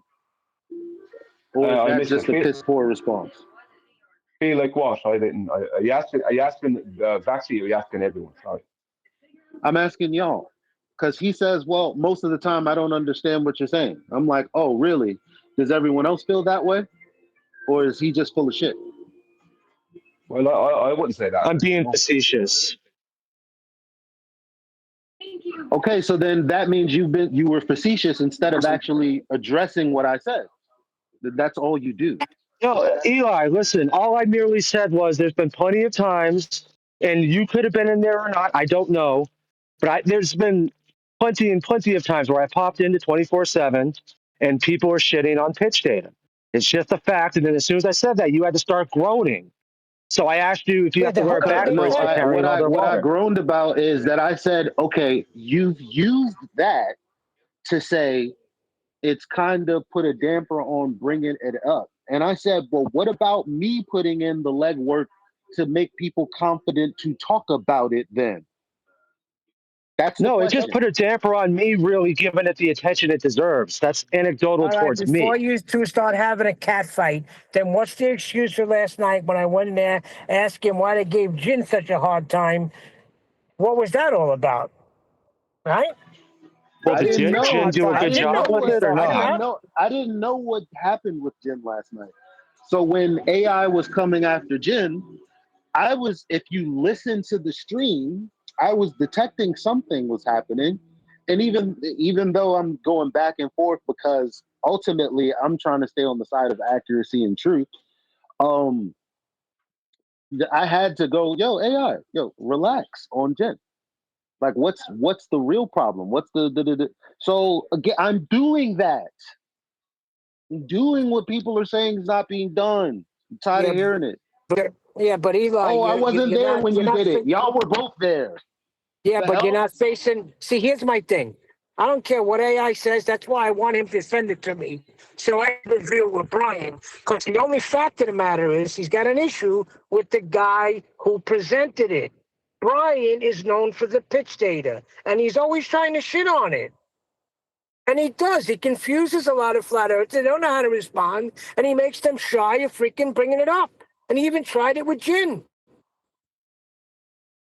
And in the moments that's what I'm saying. Because when I hear that, I then go across the street and I do something about it. So it's like I hear all this crying, but I don't. But somehow, even though I always address the situation, there's no. Well, I'm glad Eli was there to actually speak up on that. Like that never follows, even though I always follow. So just like every other time, today I'm gonna go. Well, hey, um, when people bring up pitch data and you give a scenario in which a brawler could say this or that or whatever, I'm just going to remind you the argument no one's ever actually had a problem, not an argument. See, look, now I'm getting Jedi mind trick. That I've reminded people that they use trigonometry for flight ascension and descension. And that's in the telemetry data. So that's it. That's something I'm going to Okay, so tell. now, here's the But thing. but I but had 2 weeks sent, if from you were now, going at it, but 2 weeks from now, I will be omitted from that while somebody's crying about 24/7 again. hold on a second. Forget about that. Wait, don't answer Vaxi. See, when this whole situation was going on with Vaxi and you, I asked AI to send me over what you were requesting, the the evidence of what went on in 24/7. AI sent that to me immediately. I just asked him for his supposed rebuttal or problem with the pitch data, and I can't get nothing from him. Stone silence.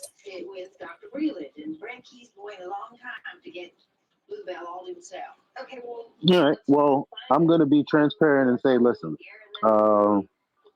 this is the haps. People want in written form what your issue would be when people present pitch data, in your opinion, whenever that's been unjustified. Just go ahead and put it in a statement because FED wants to scrutinize it. Go over it, at least have it. Yeah, or send me the whole incident with Jim, so I could listen myself and try to find out what his issues are. And I'm telling you what they are. We know what they are. It's the Brian issue, not even the pitch data issue. The issue is that besides of who's doing it, flat earthers, whether it be bowlers or other claimed flat earthers start doubting themselves and start doubting things. They're being gaslit. Oh, I don't know about that argument. Oh, horizontal might be a curved line. No, better stay away from that one. But if that's the case, you need to stay away from all of it. Do you know what I mean? You know why you're laughing, Neil, don't you? You know what I mean? You may as well stay, well, you can't bring up surveying then, or celestial navigation, or laser tests, or whatever the bloody hell else anyone wants to bring up. It's over. If you accept that straight line in that data might be a curve, then it's time to just hang up the flat earth hat, take off our flat earth coat, and get back on that globe. Yeah, it's all Absolutely. over. I'm just writing this It's all down. over. Hold on. I just need to get some semblance of understanding to this. Just want to write this down. So you're saying horizontal isn't curved? Yeah. Well, I was trying to get that. Never mind. Let me not tell you what I'm trying to get. Let me just find it. In the meantime, I did post something in the Master B if you guys want to look over that. It is my question of Axlax.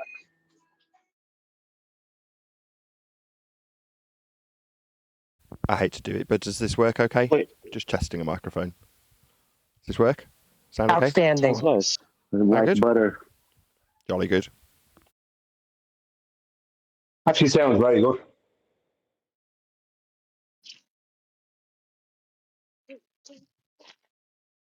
Eli, did you say you had a question for me, or you asked me? Brian and Neil, you're welcome to see the question that Vaxwax up until this point has refused to answer. Just ask What it again, question? Eli. What? Okay, fine.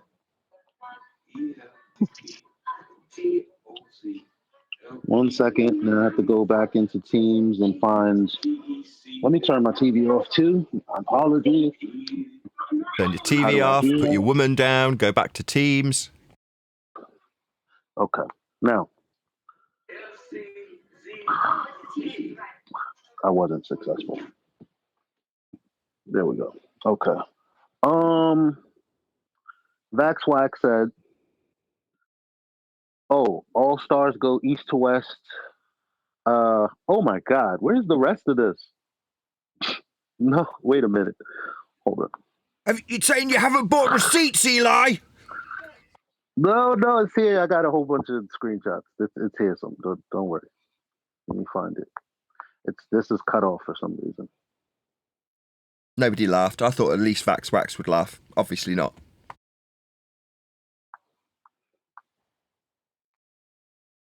No, I actually did. I just was muted. I believe it's this. But in all fairness, Vaxwax, right? We will have a very short 30 to 60 second interlude and then he will actually provide the receipts. No offence to you, man, but we did mess around for a significant amount of time last time you did this, let's be honest. Yeah, that's true. So it's slightly cut off, but basically Vaxwax says to DJ, "Oh, all stars go east to west around Polaris, by the way, including Schmegma Octantis. There is only one pole," and I'm not sure what he said after that. So I then said, which AI has asked him quite a few times, but I restated it. Vaxwax stated that all the stars go east to west around Polaris. As a response, AI Overlord provided an image of star trails. According to Vaxwax's statement above, this image would have to be an image, it's actually below. This image would have to be an image of star rotation around Polaris, but that would be a lie. How do you parse that out, Vaxwax? And then you look at the star rotation that someone has time lapsed in the south. Oh, we're back on that one. Yeah. The one you never answered. Yeah. Oh. Yeah, no, I have a billion times. All I've ever said was an apparent rotation in the south does not equate to a separate celestial pole.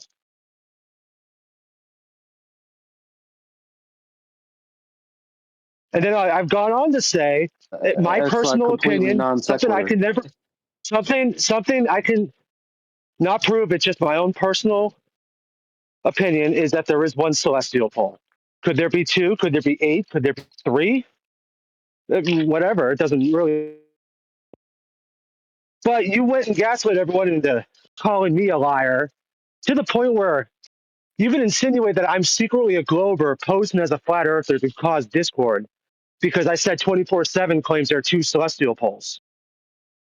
And right now you are literally trying to claim two celestial poles without doing it by Oh, trying to don't go do that. against my claim of one Oh, celestial you're going pole. to really piss So Eli off in a hurry. I can just I feel it didn't. coming. No. He's not. I'm patient. It's the morning. I'm rolling up. Fair I'm enough. good. I'm gonna let him finish because go ahead and finish.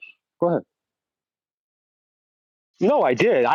My personal opinion, there's one celestial pole. All stars go east to west around that center point that is Polaris that we derive our latitude from. You guys have a difference of opinion and think there's two. Perfectly fine.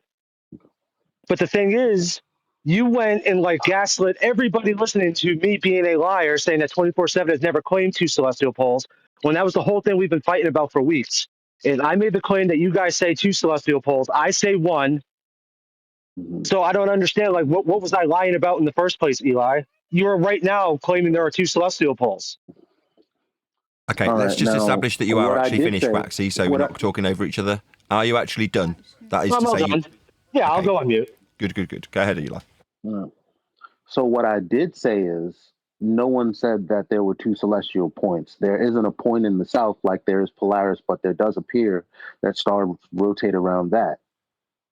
So again, you're saying that all the stars rotate around the North Pole, even Sigma Octantis. Now, you keep bringing up Sigma Octantis. Those words never left my lips unless and it was addressed to what you said about what we've been saying, which we have never said that.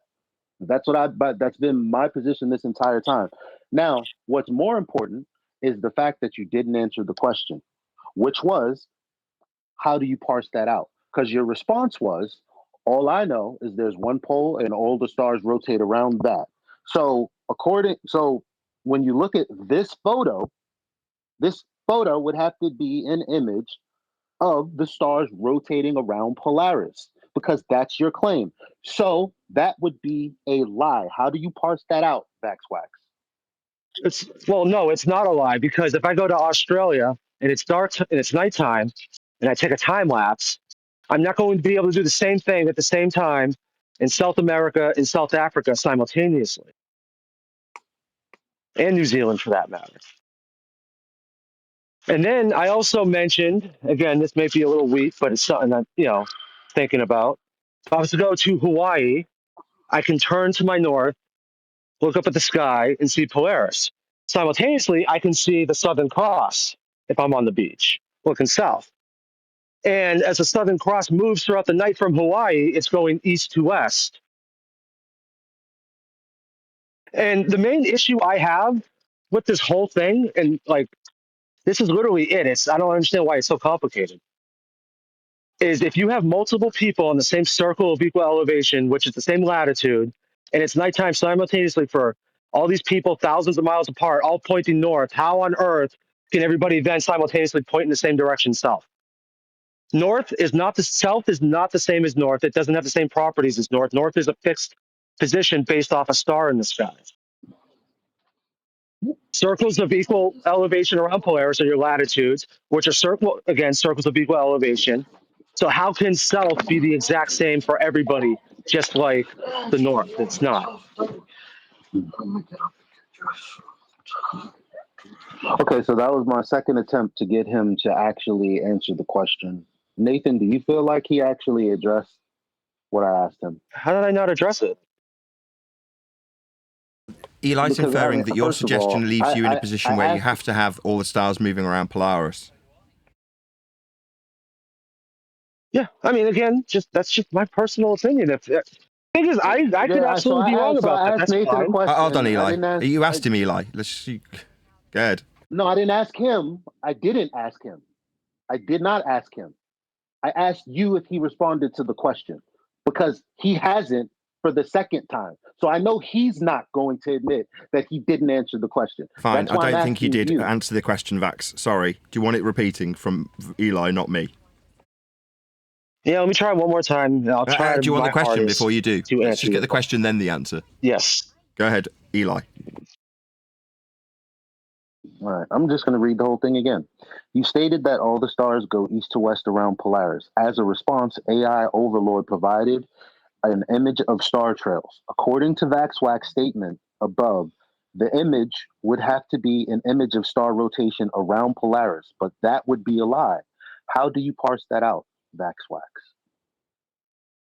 Well, wait a second. How do you know it's a lie? See what I'm saying? And first off, why does that make me a liar? I don't understand. Facts. He clarified with an image. Now, I wasn't there, but I'm not seeing the image that Eli's presenting, but I can only assume you know what image is presenting, and I can imagine what image it is. Yeah, it's just the apparent rotation in the southern latitudes.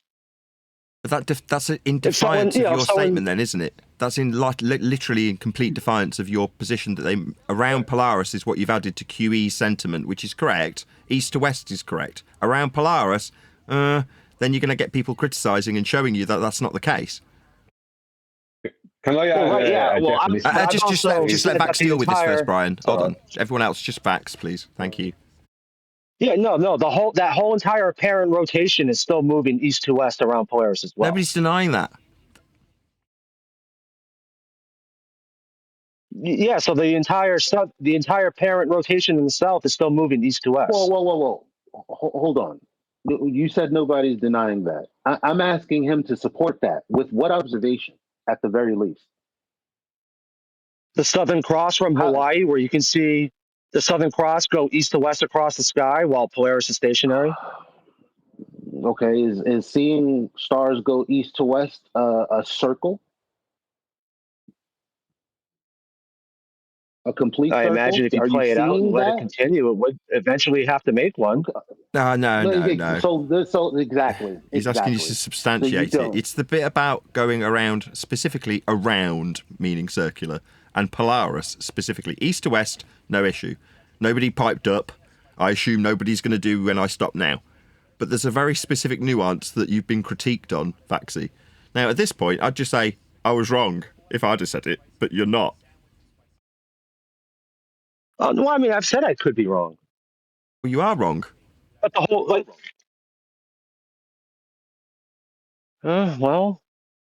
like I said, my hang up is it's never like you're not going to go into separate locations on the same latitude.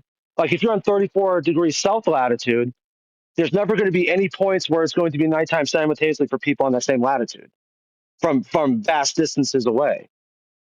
And like I said, it all just boils down to the fact that north is the same for everybody, south is different. What's that got to do with the 24-hour time lapse of the stars in the south? Nothing. The thing that your statement denies,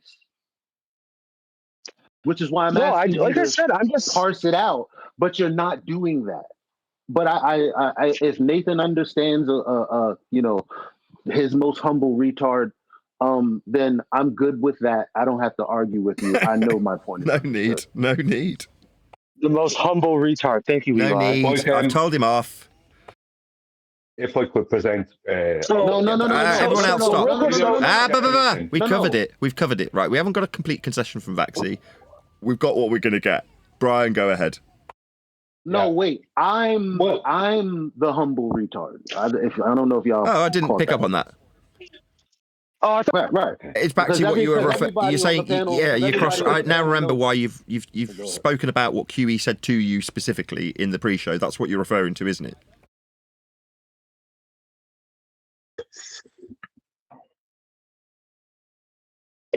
Wait, what QE said to who? To Eli. He's talking in the third person about himself based on a conversation he had with QE. That's what he's referring to. You may not have been here in the pre-show when he specifically and explicitly detailed that. I just forgot. QE called him a retard. Thanks for reiterating it. It was okay for Eli to do it about himself, but that's wonderful. Can we move on? Yeah. He wasn't answering, so I Well, figured I'd help him out. Brian's in the wings. Now, if Eli's content to give the mic to Brian, then I want Brian to go next. He's waiting. I'll leave it up to Eli. No, I'm done. Go ahead. Okay. From dictionary, I think it's Oxford Dictionary on Google. Celestial pole.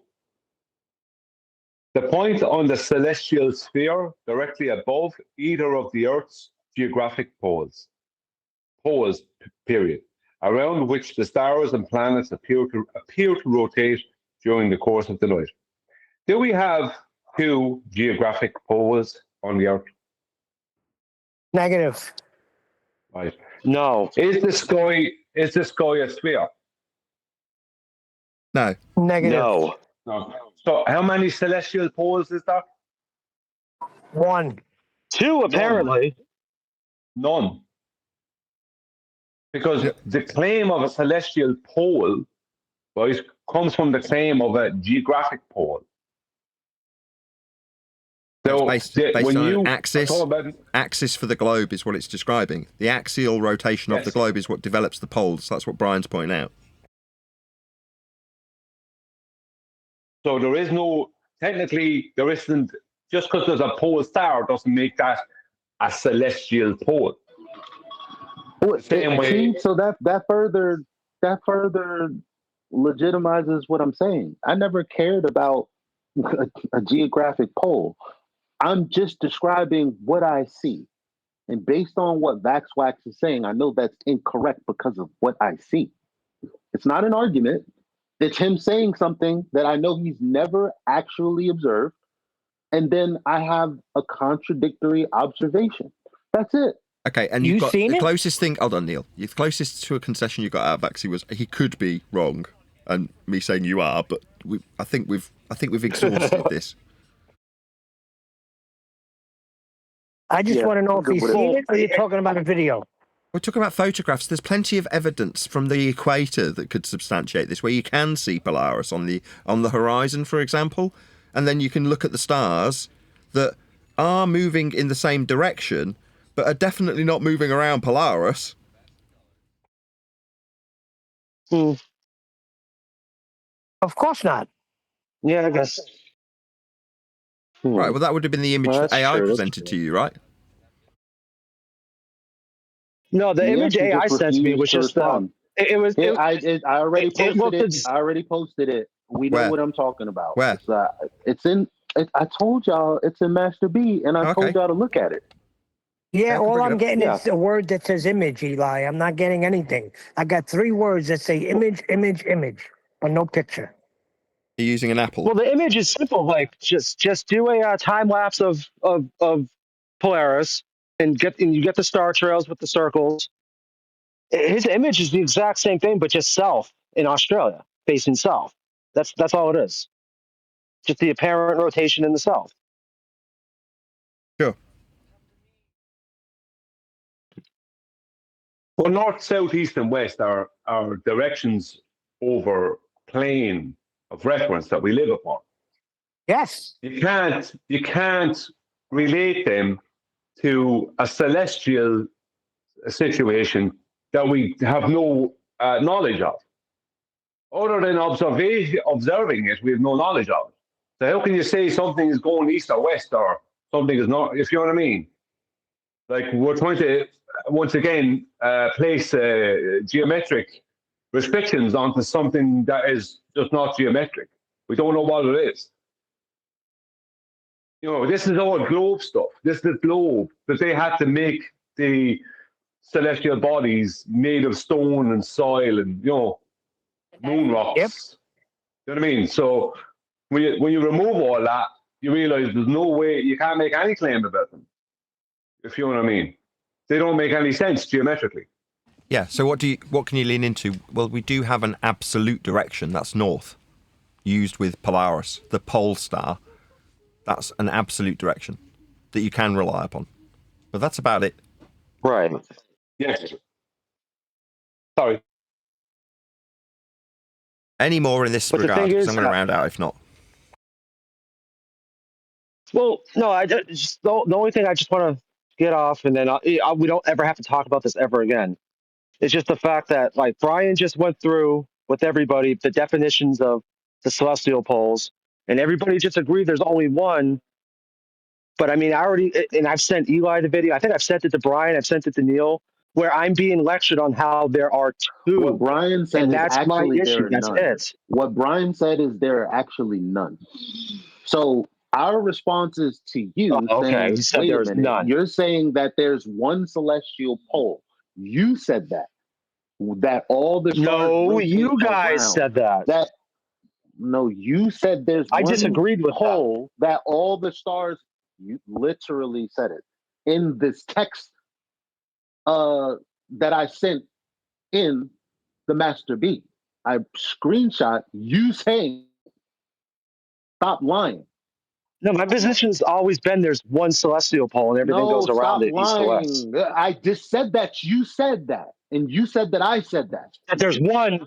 The- No. I No, you said guys that said there's you two said that. celestial poles. I've only And I ever said that there's one. you've been saying that there's always one. When Brian said there's Yes. none, that's what I just said. Like me. Yes, yeah, there's one celestial pole. That's my opinion. Brian Apparently, I said missed. there's none. That's my response. When you Okay, say, see, you fine. guys, So I didn't take Brian's that when telling you Brian there's broke none. that all down. I was under the impression that he was saying there's uno, O-N-E, one. No, none. With pairs No, of he said there's them. none. N-O-N-E. Tell him None. again, Brian. Okay. Yeah. So there's no The claim celestial of poles. Okay. based off of the You see how he could get the you see how he can get the information Eli, calm No down. swearing. in literally 5 minutes? Why would you trust anything Yeah, I that he misheard. says over the duration? I misheard the word one beyond versus the 24 word hours? none. My bad. Okay, well, Brian's going to get the last word to give clarity again, and then I'm going to round out. Yeah. The claim of celestial poles, as per the definition I read out, are all based off of the pre-assumption that we have a north and a south geographic pole that exist on the globe. The celestial poles are the axis of the celestial sphere that wraps around the globe Earth. There is no globe Earth. The sky is not a sphere. So technically, there was no such thing as a celestial pole. There was a pole star, but that doesn't mean we have celestial poles, because either end of those poles are either end of the axis of a sphere that doesn't exist. Perfect. There's no point in arguing about how many we have. Sorry, No, Nick. perfect. That was perfect. Very concise. With that, though, I am going to say a huge, massive, enormous thank you to both Discord and G+ panels for making today's extended after show possible. Of course, a massive thank you to all of you for liking, commenting, sharing, subscribing, joining as a Nathan Oakley 1980 channel member, and all that good stuff. I've been Nathan Oakley, and I will see you all in the next video.